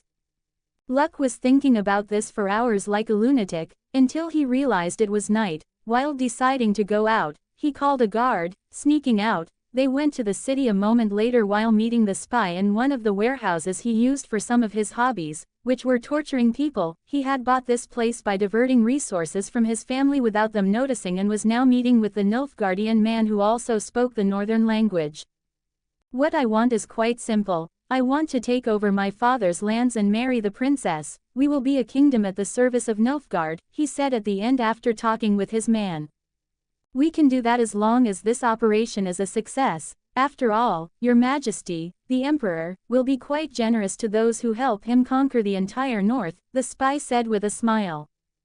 Remember, the Queen must not know about the troops passing through the mountains, the spy said, since at that moment thousands of soldiers were secretly entering Cintra to surprise them as soon as they were at war. You can be sure that I will take care of that, Luck said confidently and began to leave after that, heading for the castle. Marrying the princess. Fool, you will at most have a quick death for such audacity with the Emperor's daughter, the spy said in a dark tone. Meanwhile, Victor called the head of the guard, who was the master of arms of the castle. You called me, my lord? He asked respectfully. Yes, pass these orders to the soldiers and I want constant surveillance in the south, Victor said as the man nodded, taking the parchment. He left the solar and a guard approached. Sir, Lord Luck is summoning you, the man said. The knight went to meet with Luck while the 16-year-old boy stood by a window, his gaze fell on the knight. Let's begin, he said with a smile, as the knight simply crumpled Victor's orders while nodding. 1 comments 0 vote. Chapter 77 The Fall of Cintra 06. Chapter size. 1900 words. Third person POV. Northern Kingdoms. ... Calanthe was in the midst of the troops as they were organizing in the south of the country, preparing to face the enemy forces. Everything seemed to be going according to plan with the troops preparing around her. She sighed as she headed to her tent, looking at the map of the region where the battle would take place. How are we doing? She asked. The troops are ready, my queen. Lord Hugkill has just joined the army as well with an additional 1,500 men, Lord Varys informed, pointing to the map. Great, and how is Iced? She asked Mousesack. They have secured a good fleet in Skagos and are coming to the coast of Cintra, to combat any Nilfgaardian ship that tries to attack the coast, the druid reported. Great, I want to speak with Lord Hugkill, since it's not just the gorge and coast we need to worry about. Calanthe said as a royal guard was summoned and advanced to the location where Hugkill was settling in. The man entered the tent a moment later, kneeling in front of the queen. Your Majesty, Calanthe murmured. Rise, my lord, how are things at the camp? Calanthe asked as Hugkill stood up.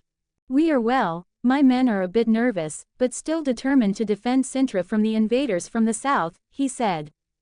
That's great, we'll need every available sword. We have a bit of an advantage since a part of the army has moved to attack our neighbor, so the pressure will be less and we might gain some advantage against the enemy, Calanthe spoke and continued. How is your region? She asked. My children are taking care of everything, I'm sure Victor will do a fine job, Meryl commented as the queen nodded. That's good, my lord, I hope to find you soon wielding your blade against our enemies, she spoke at the end as the man nodded and he left the place. Calanthe saw this and turned back to her royal guard. Could you leave me alone, Lord Varys? Mousesack, she asked as the men bowed. Of course, my queen, both responded, leaving the place while Calanthe sighed. Mousesack warned me, but I want to talk to him alone, she thought before turning her face to the intruder in her tent. Mousesack gave the signal as soon as he noticed him, but she kept silent until this moment. Why are you here? She asked with a tone of dissatisfaction and disapproval. You know that I need to be here, Madara said calmly, stepping out of the shadows, his loose black hair matching his equally black eyes.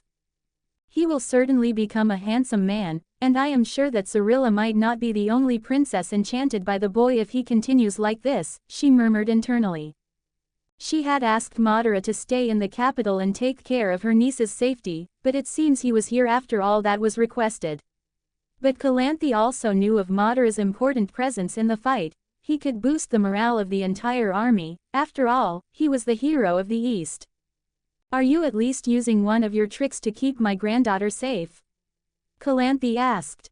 Yes, if you're asking about the clones, I've placed many to watch over the capital and even the region, Madara spoke. All right, then, I just want you to return to the capital as soon as possible. If this fight doesn't end well for us, take my niece and leave here as fast as possible, understood? She spoke as the first order she gives to Madara and there was no room for refusal. Madara nodded, while she sighed and asked him to grab a tent with Varus and wait until the army started moving south again. The days passed until the army began to move again, heading south. How are our forces? A man in black armor with yellow trims from Nilfgaard was in his tent with a woman with pointed ears and blonde hair, alongside a few more officers. We are doing very well. Cintra has raised an army of 20,000, but we will win with a grand margin, the officer spoke in the Nilfgaardian language. We are about to enter Cintra's border from the south, launch a ship attack on its coast, and also attack Sodden, and also our secret surprise is happening at this moment, the man spoke firmly. That's great, let's start moving and prepare for the fight, the man who had asked, who was a general, nodded satisfied. You are quite confident, the woman said at the end after they were left alone. You could say that 20,000 men are nothing, we have much more than double that here, the man said. Yes, but just for one kingdom, how will you conquer the north if you lose half your men? The elf commented with a serious tone. We will win this battle much more easily than you think. Sodden lost many of its men years ago, we will easily take down 2 kingdoms before continuing our expansion, the man said. You know that Queen Calanthe knows how to fight very well, she taunted as the man looked displeased with her approach.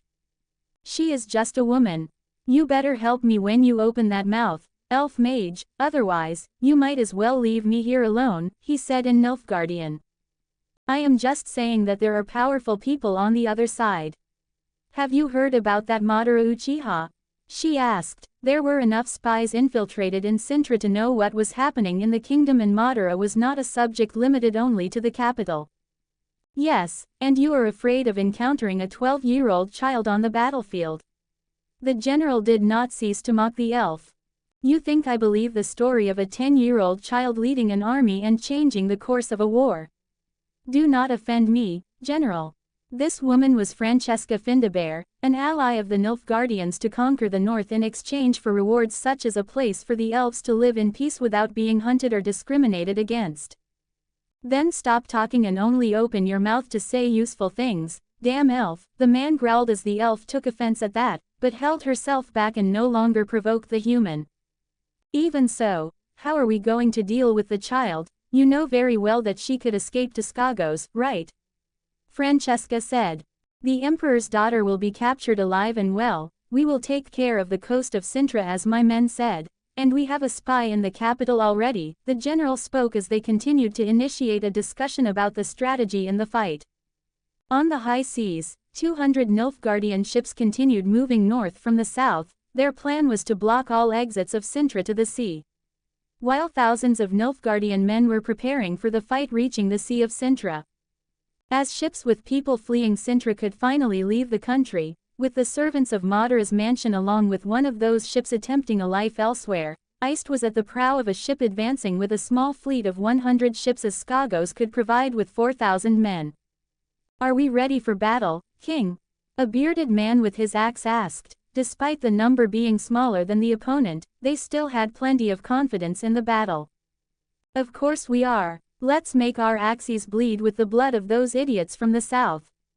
Iced exclaimed, making his men gain some morale, with the Skagosi beginning to shout, preparing to face the people from the south.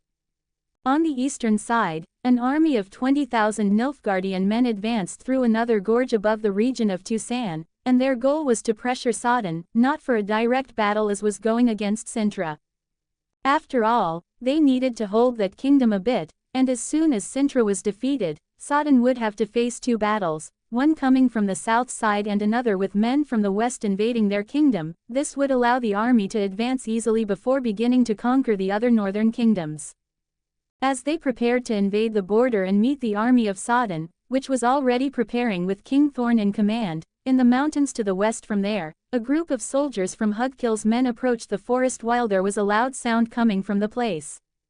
Thus emerged the first Nilfgaardian soldiers, beginning to come out of the forest surrounding the mountain. More than 10,000 men began to appear over the next few days as they began to establish themselves in the lands of Hugkill. It was a lengthy process. After all, they left the army going to Sodden and began to open a path through the mountains. Hugkill's own men received them with a smile on their faces, as they had been instructed by Lord Luck Hugkill to let them pass. With these 10,000 black soldiers, the army of Cintra would be surprised from the east side while they fought to the south. My lord, the men have started to pass through the mountains and we are killing all the nearby villages that could report to other regions about the Nilfgaardians. The knight responsible for Hugkill's men went to a meeting with the boy who nodded satisfied. That's good. I want you to lock my mother in her room. I want her to accompany me to deal with my brother, Luck said with a diabolical smile, as he was finally going to act. Meanwhile, outside, there was a servant listening to the entire conversation in shock, before running off to warn Victor about what she had heard. Returning to the south of Cintra near the gorge, the original Madara was walking calmly until he received some very important information. This made him alert and quickly advance approaching the queen. Mausasak, noticing his behavior a bit more altered than usual, raised an eyebrow. Something wrong? Yes, they are advancing through the gorge. They are entering Cintra at this moment. It seems they came faster than we anticipated, Madara said, after receiving the information from his clone. What? Calanthe heard that as if lightning had struck her. After all, she was hoping the gorge would limit the enemy army. She clenched her fist and set aside that thought, returning to her men, as she was the general of this army and trusted Madara's words deeply. No matter, we will head south and confront those wretches and drive them out of Cintra, she said, hastening the army for the eventual battle. Raccoon here. I believe that originally, there was an army of 40,000 to 50,000 Nilfgaardians.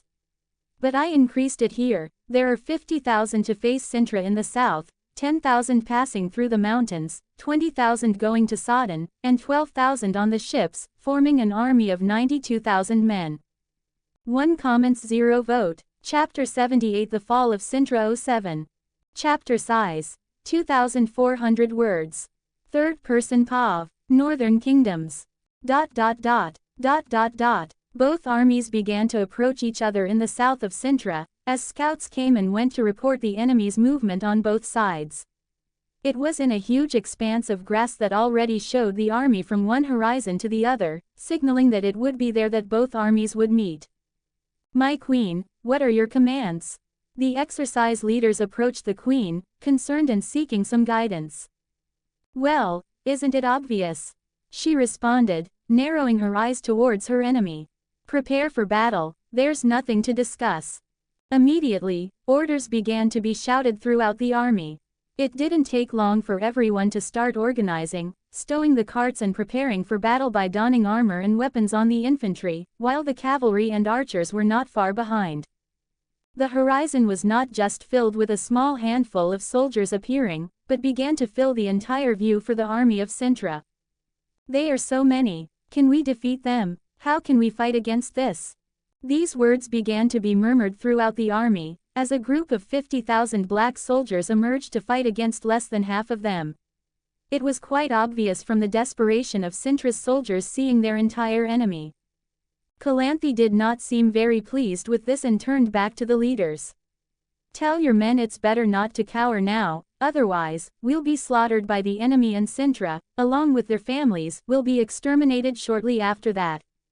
They are the last shields against our destruction, and it's better they keep that in mind. She growled, as the men nodded, beginning to organize the army to boost their morale. Madara looked into the distance calmly, thinking about when he could fight against such a group and emerge victorious with the enemy completely destroyed. He was much better off compared to the initial amount of chakra, which was less than 100 chakra points, but now reached 20,000, comparable to an elite Jonin level. He sighed, but at least he would end up killing more than anyone else here. Unfortunately, in an open field, he also couldn't reach the commander without anyone noticing. But that didn't mean he couldn't make his own way to this man. At least that would help Cintra a bit. Madara, Calanthe approached as he was lost in his thoughts with him looking at her. I would like you to return to the capital, she said, and Mausasak looked at Madara curiously, waiting for the answer. The boy shook his head. No, you might not believe it, but even I in the midst of this chaos can still get out of here alive and escape if necessary. But you and your men still need all the help you can get, Madara responded firmly. Calanthe was silent for a moment and then nodded at the end. All right, she said and turned back to the entire army preparing a speech while keeping her voice as loud as possible to be heard. Prepare yourselves, men, she began, drawing her sword from its sheath as she started to ride in front of everyone. It doesn't matter if they are more numerous, it doesn't matter if they seem strong. Only Cintra has the most powerful, and we will show these people from the south that the north is no place for such people. We will destroy all their armies or make them regret ever thinking of invading the north. We will show the south and the north, no, the entire world what happens to those who become enemies of Cintra. We won the battle of the east with ease, why couldn't we win this one too? So, with me, soldiers of Cintra. The soldiers began to roar, gaining morale, and Calanthe continued. Roar like lions, for that is what you are. No matter the number of those enemies on the other side, we will destroy them, she exclaimed, raising her sword while the army began to gain the utmost morale. Cintra, Cintra, Cintra. The soldiers joined their voices as they exclaimed for Cintra. Meanwhile, on the other side, the general in the midst of the army looked at this with mockery. It seems they are already quite agitated. Soon, they will see the power of Emperor Emhyr. I want to see if they will have the same will at this moment. He mocked, looking at them from a distance. As the armies began to organize, the negotiation, which was an initial contact as is standard in any war, was launched. A group from the Nilfgaardian army moved to the middle of the open field with a white flag. The group from Cintra did the same, while Calanthe commanded them. Madara ended up being part of the group of high-ranking nobles. Among them were Meryl Hugkill, his acquaintance, as well as the commander of the Royal Guard, Varys, 4 Royal Guards, and Mausasak, who accompanied Calanthe. One group stopped 5 meters from the other. The general, a man in large armor standing out among the Nilfgaardians, exclaimed words in Nilfgaardian with a smile. But Calanthe had no interest in learning the language of the Southern Empire, so she did not know what he was saying. She just looked at the man with a raised eyebrow without responding. The general, who shared Calanthe's sentiment about the North and never wanted to learn its language, turned his face to the side, where there was an elven woman in mage's attire. She nodded silently while sighing. Before speaking to Calanthe, he told you, it is an honor to meet the Lioness of Cintra in person. Your fame extends across the continent and the south is no exception, she said, translating the man's words. Calanthe just scoffed. Tell the general, elf, that he will also have the honor of feeling my sword stabbing into his heart, she said. Francesca translated to Nilfgaardian, and the man began to laugh, speaking a few more words in his native language. You roar more than you can bite, Queen Calanthe. This war will not be won by you, and you know it. So, just spare some of my men and surrender, while we promise to give fair conditions to Cintra, making it part of the empire, the elf translated once again. Calanthe felt immediate disgust and spat on the ground. She looked at the man and growled, Don't you dare underestimate Cintra, Nilfgaard swine. Soon, you will see what we are capable of and we will make you return to the south like dogs, she said directly. The elf translated once again and the man just scoffed, clicking his tongue. He seemed to give up immediately on convincing Calanthe to surrender, seeming to have known this would happen. Then he looked at the group of Cintra nobles, until his gaze stopped on Madara, and he smirked mockingly. I see Cintra is so powerful that it carries even children in its army.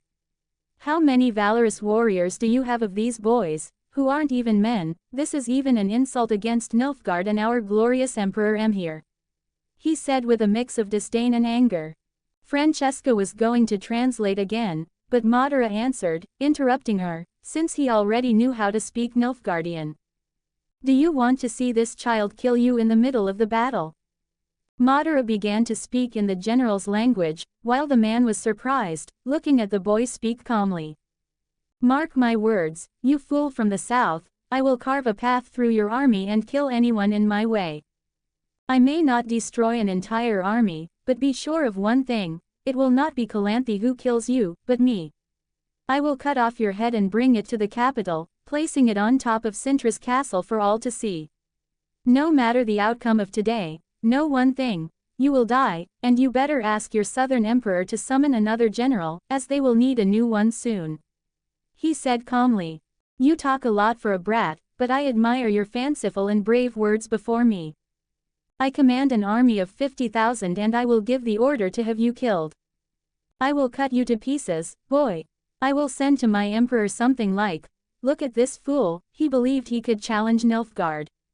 Not only that, I will find out who your family is and kill them all.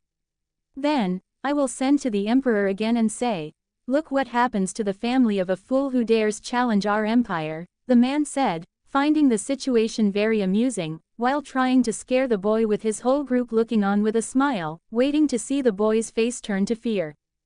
Calanthe was a bit surprised and confused by this exchange of words, but she and her group looked at Madara with curiosity. You are funny, General of Nilfgaard. Madara responded calmly once more, disappointing the group in front of him by showing no fear. Instead, he continued with a devilish smile when the subject was the Uchihas. You think you can kill my family? You think you stand a chance against my clan? Neither you nor your emperor, I mean, not even the demons or the gods of this world can fight against the Uchiha. You fools do not know the weight this name carries. You are mere spectators. My clan destroys gods and demons. Humans like you are just walking meat to be cut, mere ants in our path.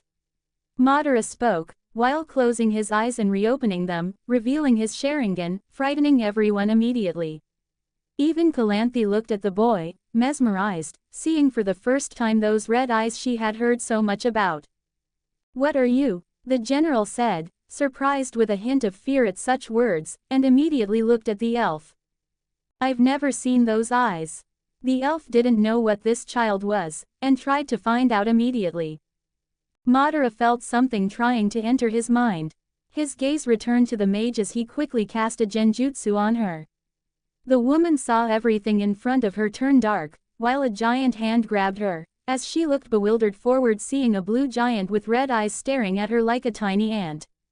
What is this? She exclaimed in fear immediately and tried to free herself from the illusion. She managed to break away from that thing in front of her, returning to the normal world, but it didn't stop her from screaming in fright. Ah! Her scream caught everyone by surprise as she fell from her horse.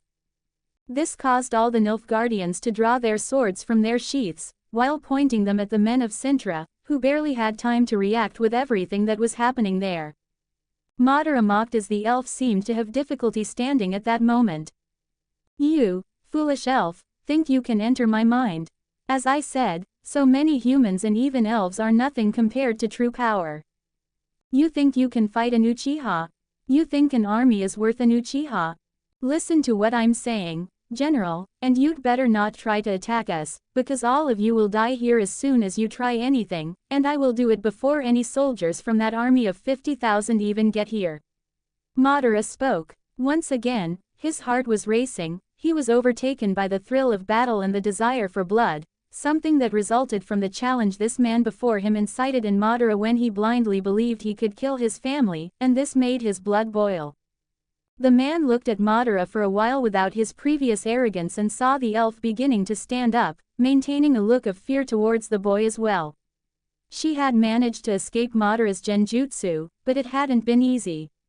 The boy had not only prevented her from controlling his mind, but had countered the attack, and she felt that she no longer had full control of her body as she trembled. She had never experienced something like this, and that blue giant was terrifying. Let's go, we have nothing more to talk about here, the general ordered in the end, as they began to return to the army. The men of Cintra were surprised by the turn of events, while they looked at Madara with the enemy group returning to the Nilfgaardian army. Madara closed his Sharingan at that moment, while his group looked on with a hint of fear. Calanthe quickly took control of the situation. Let's go back, we need to prepare for the battle. We've had enough of talks with these Nilfgaardians, now let's start cutting them down, Calanthe exclaimed, trying to motivate her men.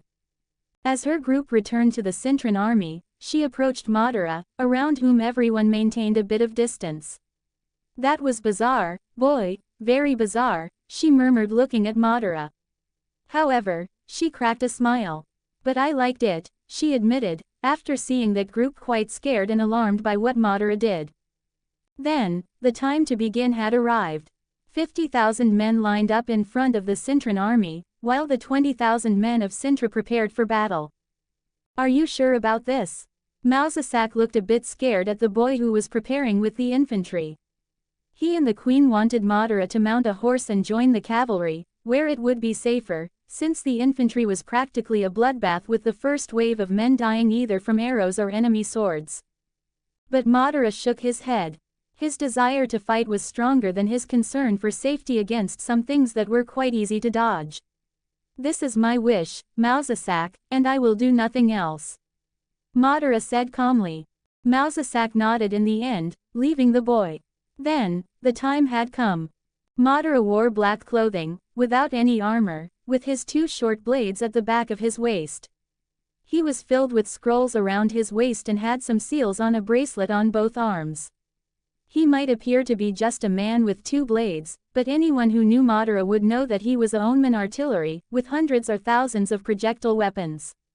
This was a battle he was going to face head-on, and he was excited to start reaping lives on the battlefield. 1 comments 0 vote. Chapter 79 The Fall of Cintra 08. Chapter size. 2,100 words. Third person POV. Northern Kingdoms. ... Cirilla was in her bed hugging a pillow at this moment. She was scared, her nightmares came every night, while she dreamed of Cintra catching fire and everyone screaming desperately as the city was overtaken by black soldiers. Madara, she murmured to the boy looking out the window with sharp eyes while keeping her gaze on the city. Madara did not respond, just continued looking towards the capital. You are not the original, are you? She asked. No, Madara calmly replied. You are protecting my grandmother, aren't you? She asked worriedly, while Madara nodded his head. Cirilla was worried about her grandmother, and while there were royal guards in the capital to protect her, Madara was on the lookout for spies who might be after Cirilla. As a target of the emperor, it was very reasonable that he would try to capture her and spare no effort in doing so. Her gaze fell on the southern horizon, wondering how her original would be dealing with the war at this moment. At this moment a war began at sea, while ships from Skagos and Nilfgaardians prevented the advancement of the southern army to the north, entering into a great battle with Iced leading his army.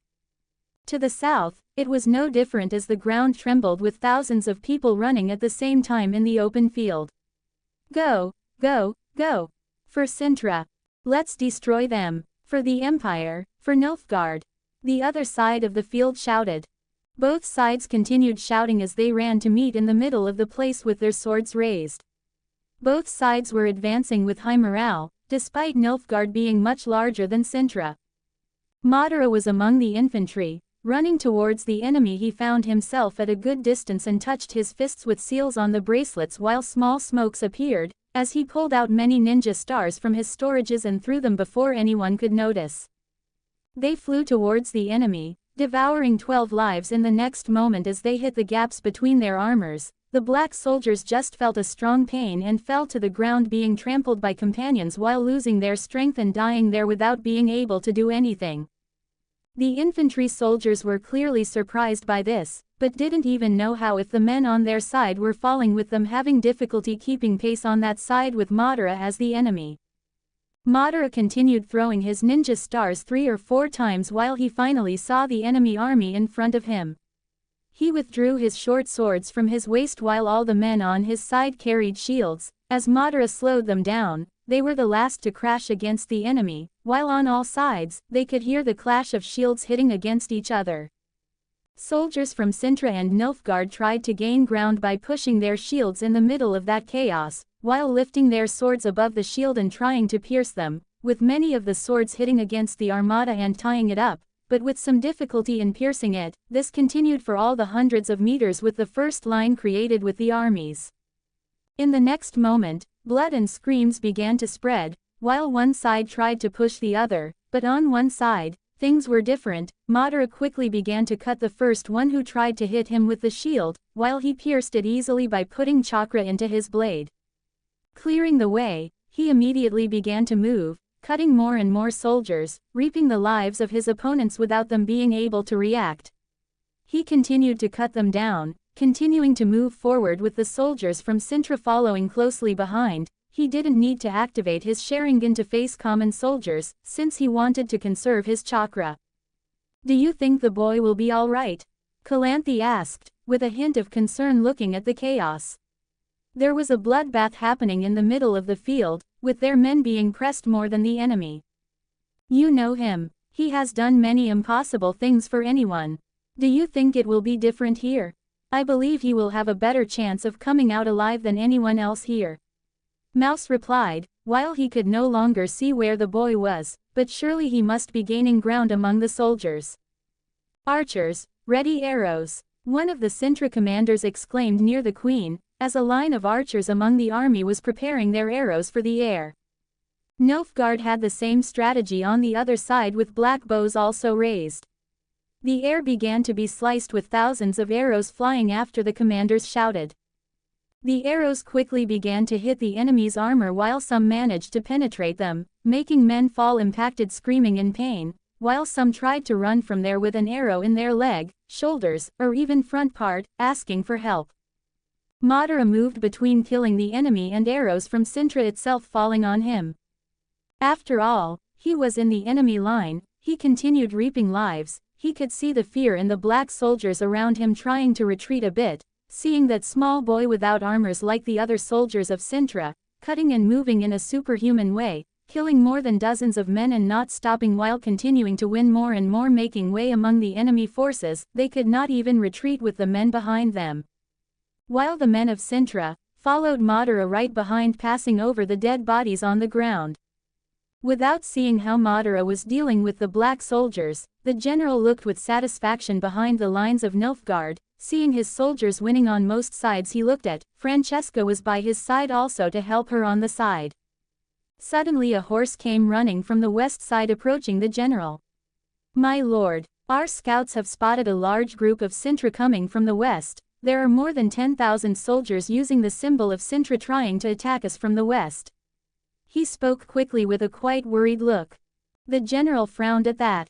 "That's impossible. Cintra shouldn't have such a large group. Especially hidden," he exclaimed. "After all, there were many spies inside Cintra collecting information, and the number of men of Calanthe was something essential for this battle." As a general, he soon cooled his head and began to think. "Damn, I want a part of the men to be prepared to deal on that side, and stop any group of Cintra that comes from that side. We cannot be caught by the side or from behind." "Understood," he exclaimed immediately. "There shouldn't be that number of additional soldiers from Cintra," Francesca commented alongside, looking with narrow eyes while the man who warned them began to shout orders leading a large number of soldiers to that side. "Whatever, we can't do anything about it," the general commented with a shrug. He preferred to place his soldiers to prevent a potential threat, even though it would not give a quicker and damage-free victory, while he watched the chaos intensify with more and more arrows falling on the battlefield. On the other side, Calanthe looked dazed at the enemy movement. "What are they doing?" she murmured without understanding what they were doing, with a part of the men who should be facing her soldiers soon, moving and concentrating on that side, expecting some enemy on the horizon. She looked to Mousesack seeking answers, but he just shook his head, showing that he didn't know what it was, equally confused as the queen.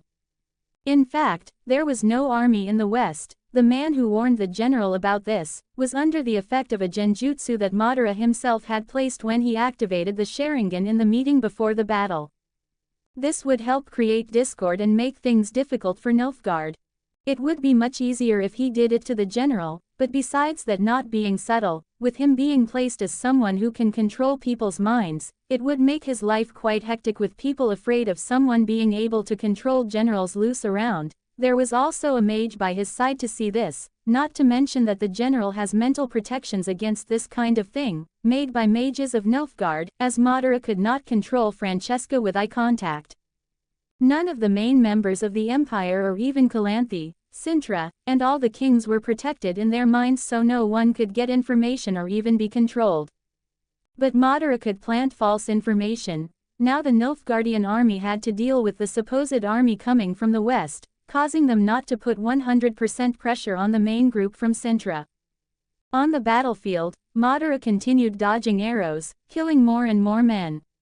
With soldiers trying to stay away from Madara, many saw him killing dozens of them, and it was frightening to see someone move in that way while piercing their armors so easily, taking 2 or 3 lives with just one movement.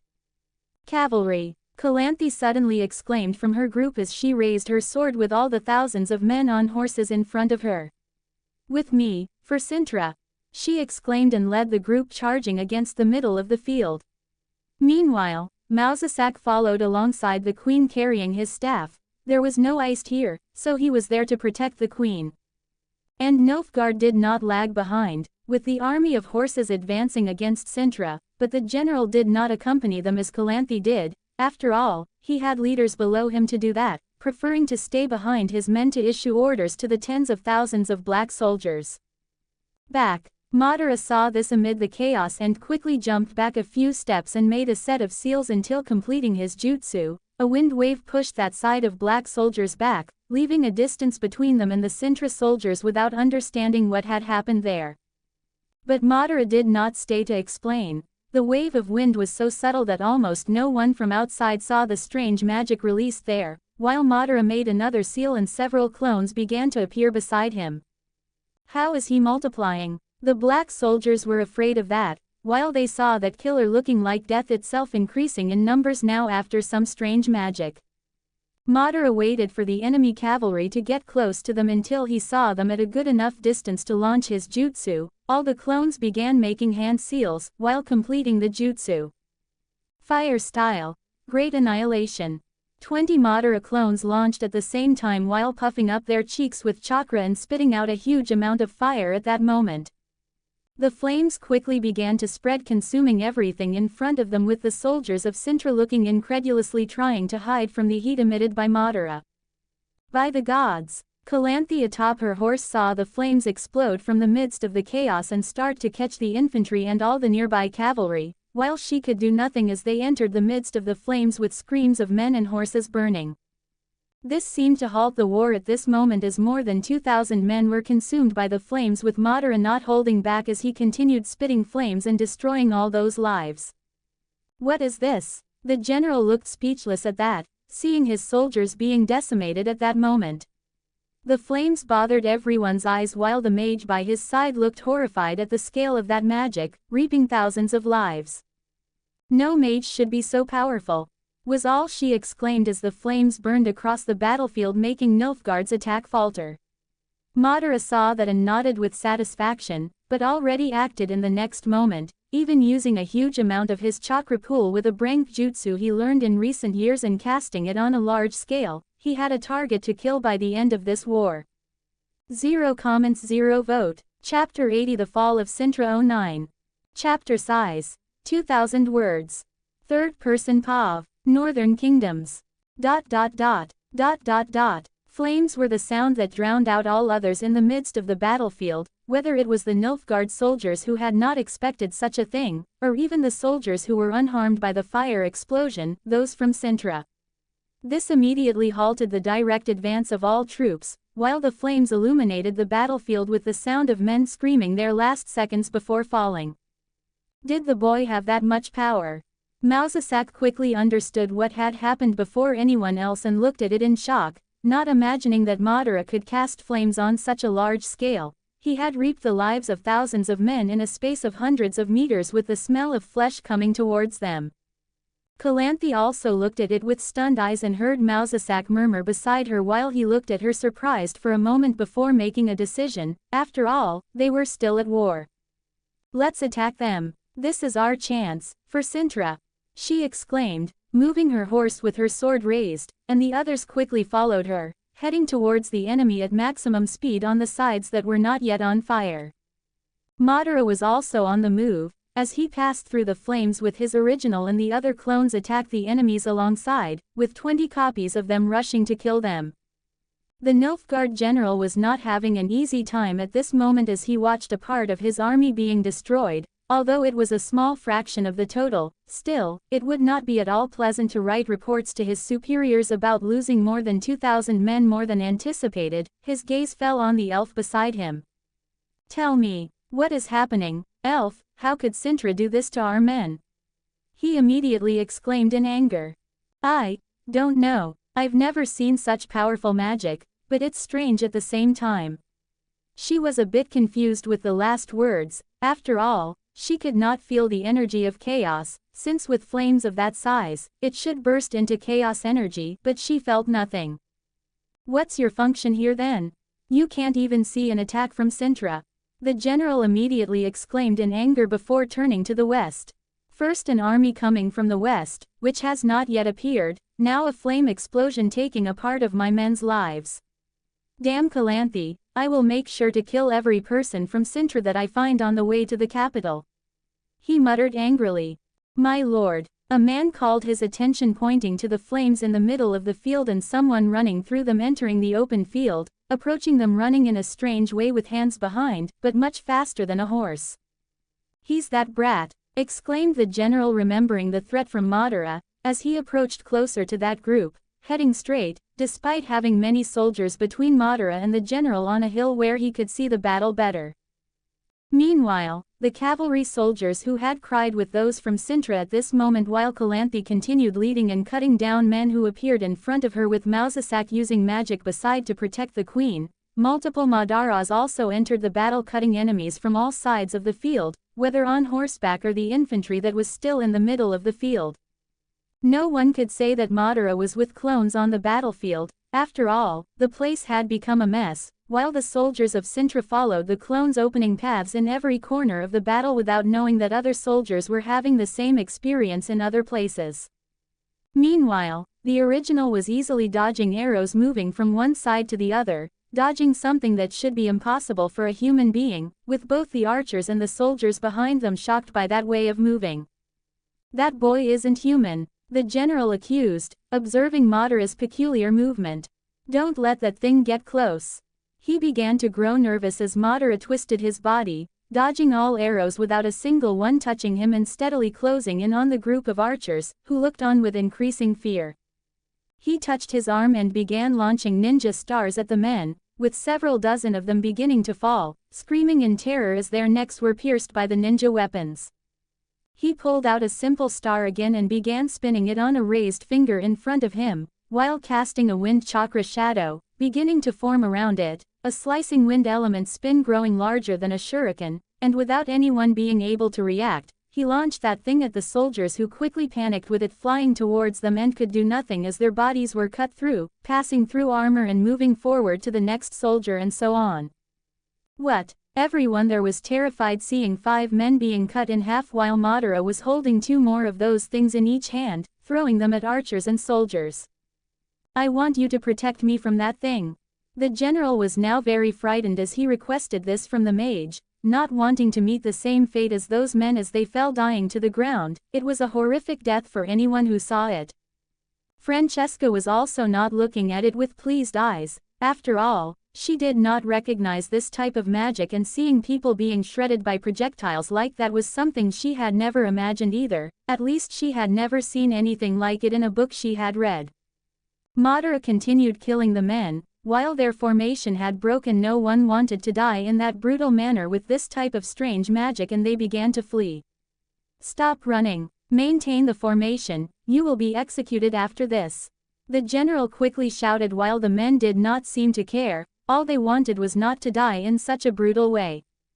More stars with wind element chakra continued to be thrown as more and more men were killed. Madara finally reached them, going straight for the general through the space where the men had fled. Stop him, don't let that thing get close. The general exclaimed as Madara approached the hill and jumped into the air over 5 meters, drawing his short sword, ready to cut down the frightened man while seeing Madara's eyes red as in the meeting they had before the battle. However, at that moment, a bolt of lightning was directed at Madara, hitting him still in the air, with Francesca throwing it with her staff, and looking with eyes hoping that Madara would be caught. Booff! Madara's body then transformed into smoke and a log appeared in his place, falling. What is this? Francesca didn't understand. Then suddenly a slicing sound appears, as Madara jumped from another side holding a star with wind chakra and threw it in her direction. Quote exclamation mark. Quote. She quickly moved forward and conjured a spell while Madara's attack hit her shield, and the mage put all her chaos energy into keeping it as it impacted with such force that it shook. This isn't going to hold. Francesca was once again stunned by that thing spinning, trying to pierce her magical shield, as it cracked and was destroyed the next moment. The slicing attack passed, but ended up being diverted, with the ease of it spinning in the air, and it ended up not hitting Francesca while killing some knights and officers beside them. The mage had fallen with her horse at this moment while her world spun with the impact, dizzy. And Madara didn't stop there. While still in the air, he completed his fire jutsu and launched his fireball. Fire style, great fireball jutsu. Francesca, on the ground as the general near her, were alarmed by the amount of flames to kill them, and she quickly put up her last strengths, raising her hand and conjured another shield spell, clashing against the fire, using all her forces not to die there. After all, she was pregnant and did not want to die like this without fulfilling the dream of becoming a mother. In the end, she managed to hold back Madara's flames while she lay gasping on the ground, with the general also fallen, his horse frightened by the ordeal. She looked at the flames burning in front of her, and a shadow passed through them, walking while its eyes were scarlet like blood. Madara was finally on the hill, looking down at the fools who had challenged him, walking towards them, especially towards the man who was staring at him in fright, getting up while trying to flee. Francesca was very scared, as she tried to move away from Madara in front of the flames, wondering what this boy was and how he was so strong and powerful. "Where do you think you're going?" Madara spoke and threw a kunai at the general trying to flee. The kunai was so fast and strong that it pierced his armored leg. "Ah!" the man exclaimed like an animal, falling to the ground again. "I told you I would kill you, so just stay put. After all, I've crossed this entire battlefield to fulfill my words," Madara spoke with an indifferent tone. "Ah, you bastard, do you know who I am? A monster like you will never survive, do you hear me? You will never survive the fury of Nilfgaard for killing a general." He continued to exclaim in despair in his native language, rolling through the flame while the kunai dripped blood from his calf. "Fool," Madara murmured and turned his attention to the mage on the ground trying to crawl backward. Quote exclamation mark. Quote. Once again, Francesca felt her mind being invaded by those eyes, as Madara tried to discover some memories about Nilfgaard's strategy. He saw them trapped in a meeting, with the Emperor himself speaking with Francesca about her role in this war, promising a territory for the elves to live in peace. Her goal was to capture Cirilla and bring her to safety. There was also something alarming in Nilfgaard's strategy, which made Madara frown. However, before he could find out more, with immense pain, Francesca began to cast a teleportation spell on herself, disappearing in a flash, but Madara could see the expression of fright with fear shining in her eyes, looking at Madara. "It seems she escaped. No matter. Let's just finish this." Madara, without time to keep looking into people's minds, which was quite time-consuming with the protections they had, approached the general still crying on the ground trying to remove the kunai from his leg, but he couldn't due to his armor limiting his movement. "When you get to the other side, tell them you died for challenging an Uchiha. The worst mistake of your pathetic life," Madara spoke, arriving over him. "Wait, don't kill me, we can make a deal," the man pleaded, but the next moment, he felt a sharp pain in his heart. "Ah!" he screamed as Madara pierced his black armor with his short sword wrapped in chakra, hitting his heart. He saw the man dying a moment later, and the hill began to be surrounded, with men shouting in Nilfgaardian to protect their general, but the flames from his fireball still prevented them from reaching the spot. Madara sighed and quickly made a clone. He had to warn the queen about 10,000 Nilfgaardians coming from the east. While the army was increasingly losing men to the Nilfgaardians, even with Madara helping and creating chaos, he couldn't see a victory for Cintra by the end of the day, but still, he continued acting and sent his clone, while his original returned to the battlefield between Cintra and Nilfgaard, taking advantage of the confusion that would start in the enemy's southern army without the general. 0 comments 0 vote. Chapter 81 The Fall of Cintra 10. Chapter size, 2,400 words. Third person POV, Northern Kingdoms. Calanthe was waking up adversaries here and there while her royal guard kept her protected in this chaos. We are having trouble on the left flank, my queen. It's falling. A leader from the Cintran army approached with an urgent tone. Move part of the center there. Calanthe exclaimed as she watched her men trying to push back the enemies in a maelstrom of screams, pain, and blood. The man took a group of 500 men and ran to that side. My queen, we are under heavy pressure on the right side. Another leader appeared. We can no longer pull men from the center, they will have to hold on their own. She commanded, having already allocated more men to the left side as a more critical point. The man simply nodded and returned to that side, trying to prevent the black soldiers from passing. Calanthe looked over the area with a furrowed brow. We are losing, she murmured internally, not pleased with the outcome, though it was expected given the number of enemies they were facing. My queen, the outcome is still devastating for Nilfgaard, we are killing even more of their men than we are suffering losses. Mausasak tried to offer some words of comfort, seeing the queen's conflicted face. Calanthe just nodded and killed another Nilfgaardian soldier as she moved away slightly to give orders, her gaze falling on the flames still burning on the field. My queen, something is happening on the other side. Commander Varys exclaimed while pointing to chaos unfolding on the other side. Calanthe followed his finger above the flames where the general was, and chaos erupted at that moment, with flames and explosions while all the soldiers there were agitated. It's the boy, Mausasak said before opening his eyes bewildered. He killed the general. Mausasak exclaimed as everyone there was taken aback by this information. That boy, can anyone really stop him?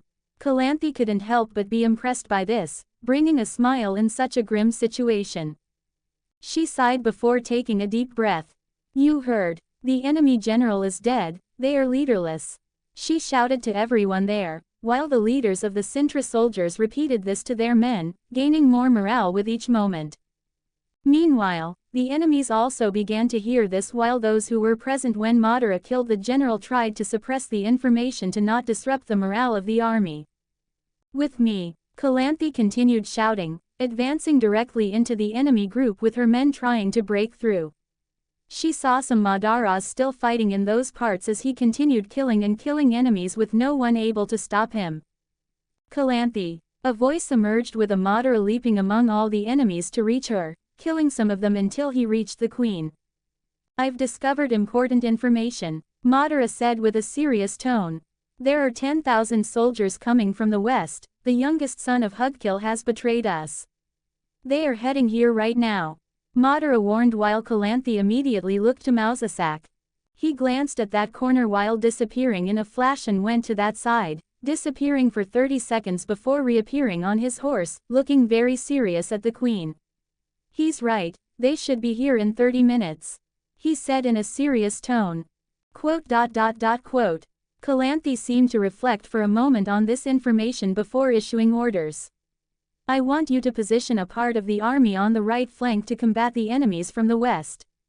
She requested and began to move the army. The battle saw all the Cintra armies attacking the enemies head-on, with some groups still behind on the side of Nilfgaard. The enemies from the south had a group of 10,000 men still guarding the west of their side, awaiting the army that the leader mentioned, while Calanthe was defending from the left side, with a Nilfgaardian army coming this way. Madara still had his clones killing enemies on the battlefield, but they were nothing compared to the tens of thousands of men fighting against each other. His original left the enemy lines while heading to the right side where there was greater chaos to help them. They continued launching their projectile weapons, killing dozens of men, but it was not enough to change the tide. However, he focused on only one side while continuing to clear that area because there was someone there that he knew just falling. After killing the last one, he picked up the body from the ground and leapt higher than he could, landing in a field devoid of fighting, though it was filled with bodies and blood. Madara. A weak voice came from the person he had picked up. It was Meryl Hugkill, with a spear embedded in his stomach, inflicted by an enemy. He had been in this state for minutes judging by the amount of blood he had lost. Just rest. Madara spoke. I don't want to suffer dying. Can you help me end this? I know I won't live much longer. He requested, spitting blood, and Madara nodded. Just tell my children that I fought with honor to protect this kingdom and I want them to save themselves from this chaos. He requested as he died. Madara simply nodded. After all, it would be cruel to mention that his youngest son had just betrayed the entire kingdom and it was very likely that his eldest son, Victor, was dead at this moment. I will do that and avenge any harm that befell your family. Madara spoke in a serious tone before cutting the man's neck to grant him a clean death. He sighed while he could see the horizon filling up with a new army approaching the battlefield at full speed. Madara left the lifeless body of Meryl Hugkill and sighed while he ended up staying with those men preparing for the impact. My queen, we should go to the capital. Mausasak also said, looking at the approaching army. I will not leave them, Mausasak, I will stay until the end and die with them if that is my fate. Calanthe exclaimed as she narrowed her eyes, preparing for the fight. The 10,000 soldiers continued running while their horses thundered across the ground, reducing the distance between them and their enemies, while shouting, hoping to massacre the army of Cintra. Prepare for impact! Prepare for impact! The leaders of Cintra shouted as they rode in front of their group, with the men preparing for the impact. Madara was also with them, at the front of the shields, starting to make seals. He couldn't perform a jutsu on the scale of the last one, but he would at least help in some way. Finally, as the enemy army approached, Madara then unleashed his jutsu on that side, as a huge fireball exploded across the grass, hitting men and horses unable to stop their advance, who began to scream immediately as they were burned, and more horses entered there. But the other sides were not so lucky, being easily pushed back by the horses and their spears, with the soldiers entering into the formation of the men of Cintra. And if it was bad before, it got even worse now, as Cintra now had to deal with both sides while more and more Black Knights began killing them from behind as well. Do not bow your heads to the enemies. Stand firm and secure. Calanthe shouted as loudly as she could, while Nilfgaard's soldiers harried her and she began to advance, killing soldiers here and there, with Mausasak and his guards fighting bravely. The group that had invaded the left side was already in the middle, while one of the leaders saw Calanthe and followed with several soldiers in her direction, trying to kill her. Kill the queen, he shouted in the southern tongue, advancing. The royal guards stood in front fighting, however, the group was too large, just having them to protect the queen while the other soldiers were still fighting with the first group of invaders without being able to handle the rear, as the front would be knocked down and they would have another problem. Calanthe began to see her royal guards falling dead the next moment with the number of enemies. She got angry and advanced without thinking much, not just letting people fight and die for her. She began to cut here and there until an arrow hit her horse, making her fall to the ground the next moment. My queen, are you all right? Commander Varys appeared in front of the queen, fighting against anyone who tried to advance on her. She got up and fought at his side, swiftly battling the soldiers. For Cintra, she exclaimed as she killed a Nilfgaard soldier. Varys continued slicing through his enemies until a man dressed differently from the others, but still bearing the Nilfgaardian emblem, appeared on horseback in his field of vision. He took a large bow and aimed an arrow. Varys was surprised by the arrow's speed, and if he thought his armor would prevent it from penetrating, he was wrong as he felt a sharp pain with his tendon being pierced. Ah! He exclaimed in pain, and Calanthe could only watch as the royal guard who had been with her since he was a squire to her father's royal guard died with swords embedding into his skin, falling dead the next moment. Calanthe became furious and began to cut them down swiftly. Mausasak stood by her side to help, even as they were still in the middle of the soldiers, at a disadvantage. We must get out of here as quickly as possible, he urged her. We can still hold on a bit longer, she spoke while advancing, cutting down soldiers here and there. You know we are losing this battle. You have to return to the capital, he pleaded as he followed. But at that moment, some horses appeared trying to block them, while he stayed behind and Calanthe continued to advance alone. With a sense of urgency, Mausasak began to cast more magic, killing them with a staff in one hand and a sword in the other. Calanthe, though alone, continued to fight. Arrows fell against her armor, denting it, but she held firm, fighting like a fierce lion. It seems the Queen of Cintra is in trouble. Let's see her die here finally. A man dismounted from his horse as he approached the queen. Still fighting against a circle of invading soldiers, who stepped back at this moment, while Queen Calanthe raised her sword to her new challenger. They were about to start fighting at that moment with the man wanting to kill this queen. The army of Cintra began to dwindle with each moment, and this caused it to start breaking. Even the soldiers who were holding on the western side saw that the information was false and advanced against the main group too, increasing the pressure. Even without being a general, they quickly became minimally organized and were destroying Cintra. Calanthe finally managed to defeat her opponent, plunging her sword into his heart, piercing his armor. As the man looked on in surprise, she withdrew her sword from his heart, while he fell. She already prepared for the next enemy. After all the soldiers began to act at this moment after seeing one of the leaders dying. She continued cutting down soldiers here and there, but soon she was being surrounded by 6 men. A distant archer saw the fight and aimed his arrow with a special bow. The arrow traveled quickly, striking Calanthe's leg, piercing her armor and calf. She immediately screamed, falling to her knees, looking at the one who shot, while he smiled. She quickly turned her attention to all the men approaching her, trying to hit them with her sword, cutting only the air as they smiled. It was at that moment that something leapt into the air. Madara removed several kunais from his storage, throwing them at the men so quickly that all their armors were pierced. They screamed as their necks bled, all falling at the same time. Madara also threw a kunai at the distant archer. The man saw it and looked different from any other soldier, as he quickly lay down on his horse dodging the kunai and already arming another arrow and launching it at Madara so fast that his Sharingan spun as he dodged. Madara looked with interest at the archer, who was no ordinary soldier as he landed on the ground next to the injured queen. "Calanthe, you must go to the capital," he said, moving his hand and catching an arrow in the air that was headed towards Calanthe's head. "Now," he spoke, while Calanthe, slightly startled, nodded. "Don't die, boy," Mousesack said with a serious tone and immediately came to the queen's side, not even asking for her opinion before disappearing with her in a flash of light. Madara dodged another supersonic arrow and looked at the archer, advancing immediately as he launched his kunais, the man quickly grabbing his arrows and launching them at high speed, clashing against the kunais. This left Madara surprised by such skill, but he continued to advance. As soon as he got close, jumping after dodging other arrows, the man disappeared in a flash, reappearing on another side, shooting arrows while Madara dodged easily and tried to attack him. But the man disappeared again.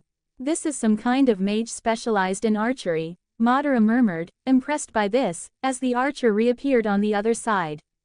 He didn't notice Madara's clone behind him, feeling a sword embedding in his shoulder with a movement dodging the weapon going towards his heart. "Ah!" the archer screamed before disappearing. Madara saw this and tried to look for the archer again, but the man had fled. Feeling that he was closer again, he sighed while around him the soldiers of Cintra tried desperately to win the fight, but dwindled with each moment. He was the only one remaining calm, watching all those men die. It wouldn't be long before he was the last to fall in that hell of blood and desperate screams. 0 comments 0 vote. Chapter 82 The Fall of Cintra 11. Chapter size 2200 words. Third person POV. Northern Kingdoms. ... Madara's clones continued to kill the Nilfgaardian black soldiers at every corner, but soon their chakra began to run out and they started to turn into smoke, disappearing from the battlefield. The original was in the midst of chaos, with Cintra's soldiers beginning to flee due to the lack of command and being surrounded while being massacred as they tried to run to the nearby forests in search of shelter.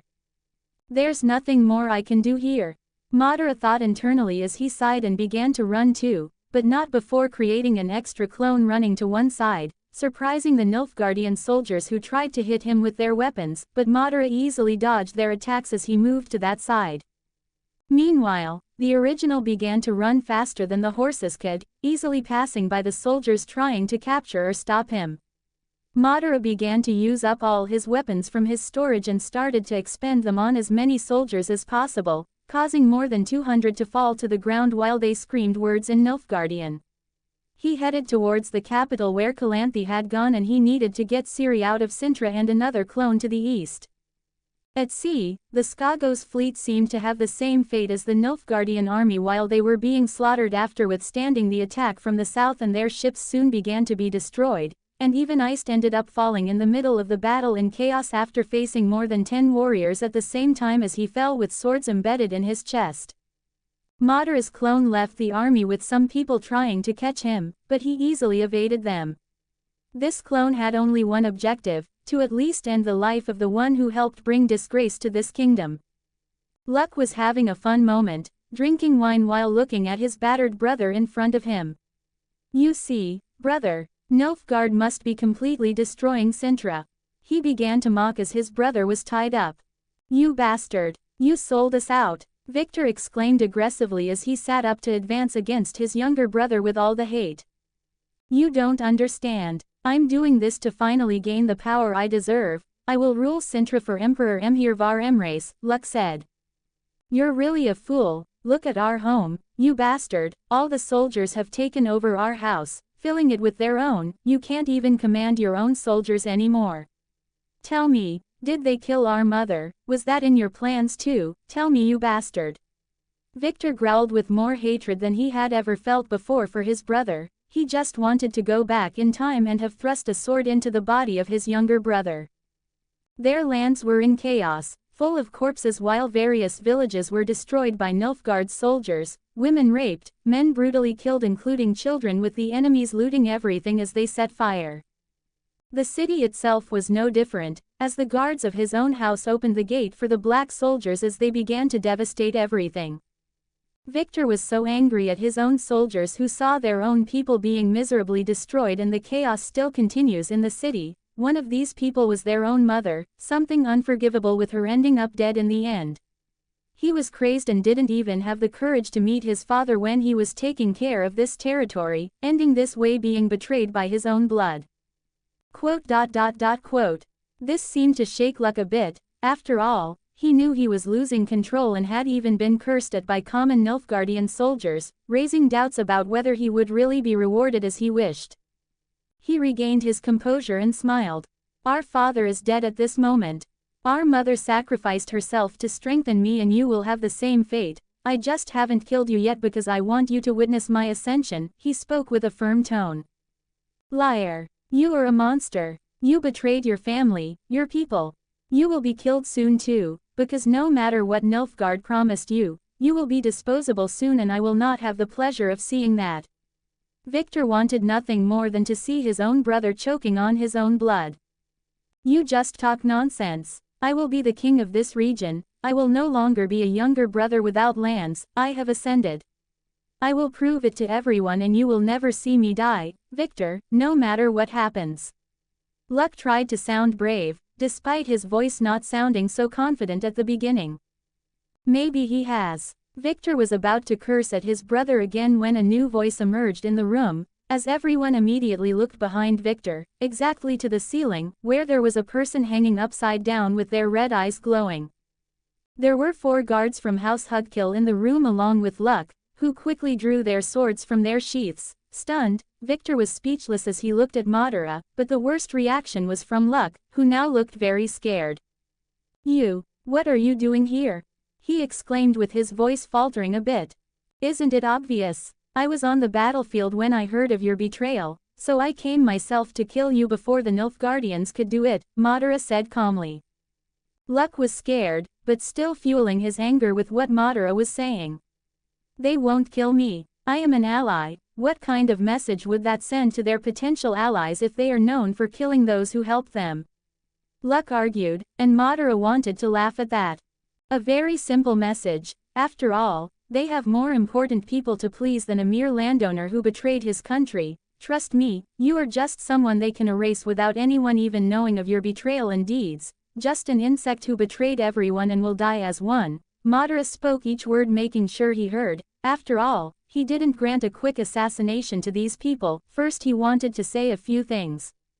You freak, you won't live long. Guards. An intruder. He immediately shouted towards the door where there were some Nilfgaardian guards when he entered, but there was no response. It's no use. I killed all of them before coming here. The entire floor is filled with dead Nilfgaardian soldiers, Madara spoke mockingly, while the guards there looked at each other, wondering if this thing hanging from the ceiling was telling the truth. Meanwhile, in the hallways behind the doors, dozens of men lay on the ground with blood flowing. Madara had been clean and quick as he eliminated the whole place without making a sound. He's lying, kill that thing. Luck exclaimed, seeing that there was no response. He had to act while his men would go for Madara. He would immediately run out in search of help. But as soon as he began to run, 4 kunais flew forcefully, piercing all the heads of the 4 guards so fast that no one could react. Even the master at arms of the noble house was killed in milliseconds in front of Victor, seeing it with frightened eyes, remembering how terrifying this Madara was.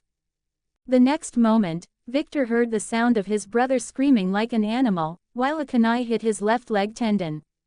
I told you you would die here, Madara said as he jumped from the ceiling and approached Victor, who was also scared, but Madara just released him while turning his attention to Luck, fallen on the ground with his foot bleeding. This injury would never allow him to walk again, as he screamed with pain he never expected to feel in his life. Ah, guards, I need help, ah, he continued to exclaim while no one seemed to respond, until he began to hear footsteps approaching. He looked fearfully at Madara, while tears began to appear in his eyes.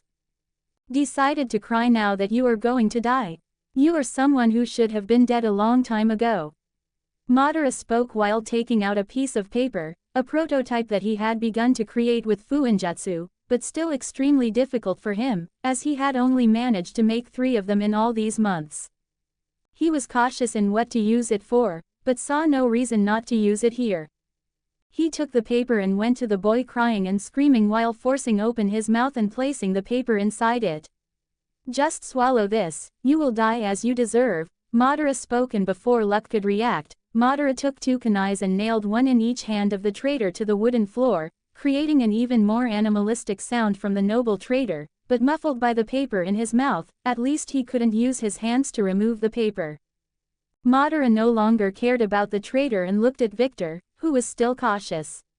Your family is dead, Cintra, and your lands, the Hugkills, can no longer be recovered. If you want, I can escort you to Sodden. At least there you will have a chance to survive and start over. Madara was sincere in this, at least he could save the life of one of Victor's sons. Despite his reluctance, what else could he do? Victor eventually nodded to Madara. Then let's get out of here, this place is going to explode. Madara spoke and began to leave while Victor passed by his brother writhing on the ground trying to remove that strange paper from his mouth, but his hands pinned with a blade to the floor prevented him while he tried to scream, but he could not as the floor was soaked with his own blood, a scene even crueler than he had wished in a moment of anger for his brother. But in the end, he followed Madara out the door, finding all the guards dead in the hallway. They proceeded through the corridors filled with corpses, until Madara stopped. The explosion will alert all the men on the floors below. I want you to follow the path to the exit while I clean up the entire place. Madara spoke in a firm tone. Explosion? What explosion? Victor asked, confused, but in the next moment, a huge explosion emerged from the corridors they had come from, as the explosive paper that Madara had shoved down Luck's throat, who was still screaming, started to catch fire, burning him, before exploding and scattering the entire room with Luck's body in pieces.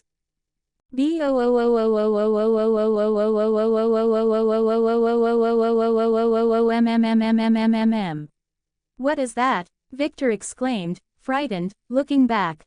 Just follow the path, Madara warned him once more as he jumped down the stairs, and Victor, having no choice, followed the shinobi's instructions. The explosion alerted all the Hugkill and Nilfgaardian guards as they immediately advanced to see what had happened, but then Madara emerged, grabbing a sword from a dead soldier and a kunai in the other hand, swiftly cutting through, creating a path for the eldest son of the man he had known for years. He made his way through the castle, and soon Victor found himself passing by hundreds of corpses, unable to believe that Madara was so powerful, but he continued seeing it as his only chance to live. They made their way through the city as Madara took the best possible route, and it wasn't long before they left the city while the shinobi tried to kill as many enemies as possible on the way. "We're heading east now," he spoke as they mounted 2 horses and fled the region, continuing for more hours while encountering some patrols here and there, with Madara easily eliminating them. "I've reached my limit, it's almost dusk. I can no longer accompany you, you must continue alone," Madara suddenly spoke. What do you mean?" Victor was a bit reluctant to part ways with Madara. "Take this is a letter in my name. King Thorn of Sodden knows me, and if you can speak with him, I'm sure he will help you," Madara spoke, handing over a scroll. What do you mean? Where are you going?" Victor asked, not understanding. After all, Madara had come this far with him, suddenly he's saying he's leaving. "I was never actually here. My original should be arriving at the capital at this very moment," Madara spoke as he exploded into smoke, leaving the horse empty, and Victor bewildered by what had just happened. Meanwhile, the original Madara finally saw the capital returning from the south as it was beginning to get dark. "Raccoon here. Sometimes I think I'm a psychopath writing this, but I found no better way to end this wretch that even I am angry at. 1 comments 0 vote. Chapter 83 The Fall of Cintra 12. Chapter size 2,100 words. Third person POV. Northern Kingdoms. In the royal palace of Cintra, things did not look very positive as Mausasak emerged from a portal in the middle of the castle courtyard carrying Queen Calanthe in his arms, blood dripping from her leg. He took her inside while everyone there looked on in horror at this scene as some guards came to provide assistance with Mausasak carrying Calanthe to his laboratory. Grandma. Cirilla appeared in the middle of the way and was scared as her grandmother was carried through the castle with an arrow in her leg. "Cirilla," Calanthe remarked while trying to remain steady with the pain, clenching her teeth through it. "We're almost there, my queen," Mausasak murmured as he walked through the corridors while Cirilla followed them. "Just get me there and take this arrow out," Calanthe growled, not wanting to waste time while there was still an army invading her kingdom. "You must rest, Queen Calanthe, you cannot fight in this state," Mausasak pleaded, but she immediately glared at him with fury. "Do you really think I'm going to rest? Just do what you can so I can walk again, even if it's on a horse. I still have an army to face marching to this city and it will arrive soon. I must lead whatever I can gather from Cintra against those bastards," Calanthe exclaimed as she turned her gaze back to her granddaughter, who was following quite scared. She couldn't help but have a glimmer of sadness in her eyes. "Siri, come with me. We need to talk," she requested with a calmer tone, Madara staying nearby the entire time with a poker face. Calanthe knew he was just a clone. The original was fighting in the war, probably coming out alive from there and should be coming to the city soon. Mausasak took the queen to his laboratory while he placed her on his table, beginning to remove Calanthe's armor from her leg and starting to remove the arrow. Calanthe clenched her teeth, but avoided screaming. Mausasak finally removed the arrow and began to apply a cloth to prevent hemorrhaging and something to prevent infection. "She can no longer fight," Mausasak couldn't help but think as he saw the wound on her leg. "My queen, you are no longer in any condition to fight." Mausasak tried to insist, but Calanthe immediately cut him off. "Don't insist on this, Mausasak. This is my decision. I will mount a damn horse and I will lead the last men of Cintra," she growled, while Mausasak just nodded at the end, unable to go against the will of the queen. As Mausasak finished cleaning the wounds, Siri approached, taking Calanthe's hand with a look full of distress. "Grandma, you can't die," she murmured, feeling some tears surfacing in her eyes. "Listen, my granddaughter," Calanthe interrupted, touching Siri's face. "It's very likely that Cintra will fall, but I want you to be safe. You'll be in good hands, just stay with Madara and obey everything he says, understood?" She spoke, but Siri couldn't hold back her tears as they began to fall even more. "No, you can't die. Grandma, you must flee too if this country falls," she immediately pleaded with a tone of desperation. "Sorry, my girl, but if you were queen, you'd understand this too. This kingdom needs me, and I will die fighting." But you, maybe, can reclaim it one day. You were born to do great things, greater things than I and your mother did in life. You are special and will do extraordinary things. If possible, reclaim this kingdom and carry on our family. Calanthe requested with a sad tone, knowing what she was telling her granddaughter was not something easy for a 12-year-old to hear.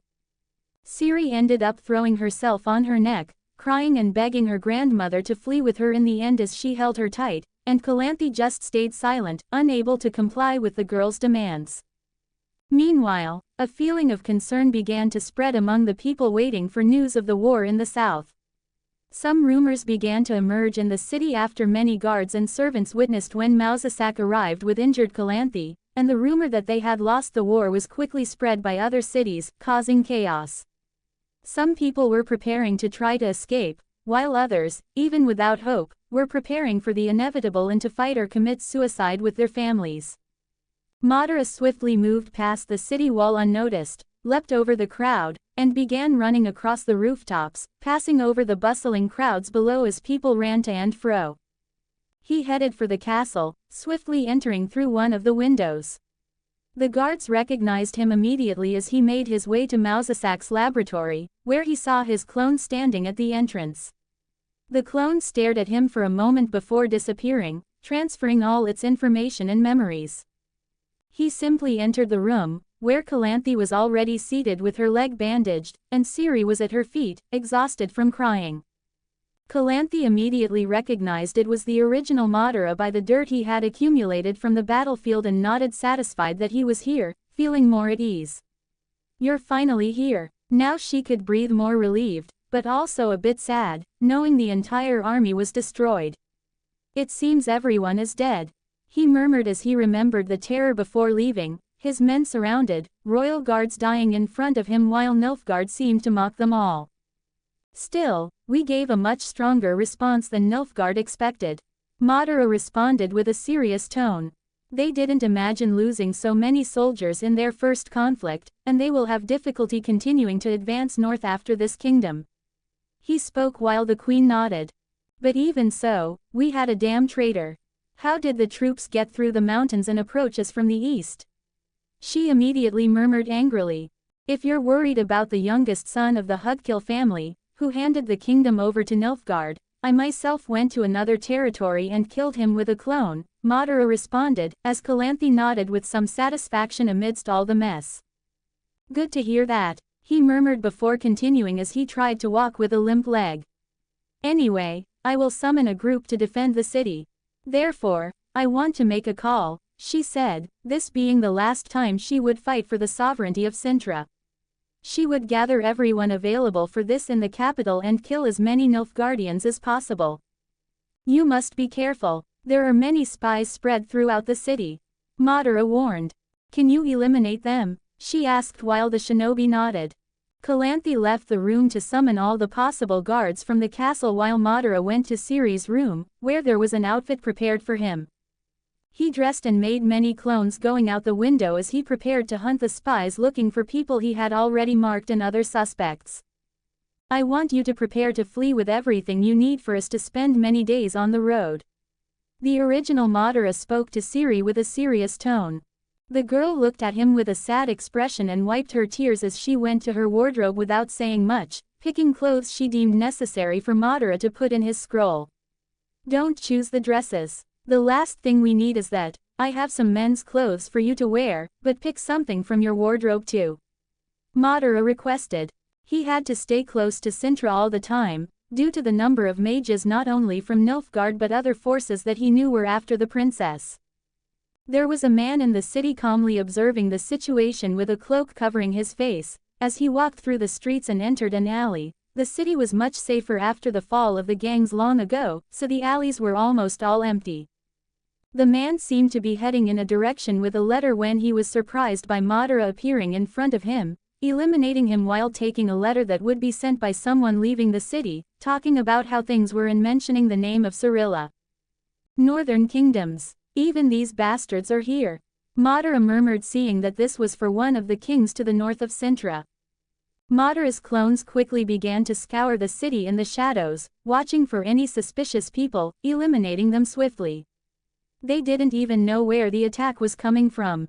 Meanwhile, on the same day, Calanthe ended up making a summons in one of the largest squares of the city, where all the people gathered to hear their queen. She called on all those who could fight for one last attempt to defend Cintra. With no choices left, many citizens accepted, even without resources or weapons. They grabbed anything they could use as weapons, while the queen gathered all the remaining guards from the palace to protect her granddaughter when the war happened in the south and began preparing them, having a few more days before the enemy army's arrival. Days passed and news from the south did not help the mood, as thousands of people passed through the city gates that were still open, trying to flee to the coast, but the news of the coasts being conquered also made them head north in search of shelter in other kingdoms.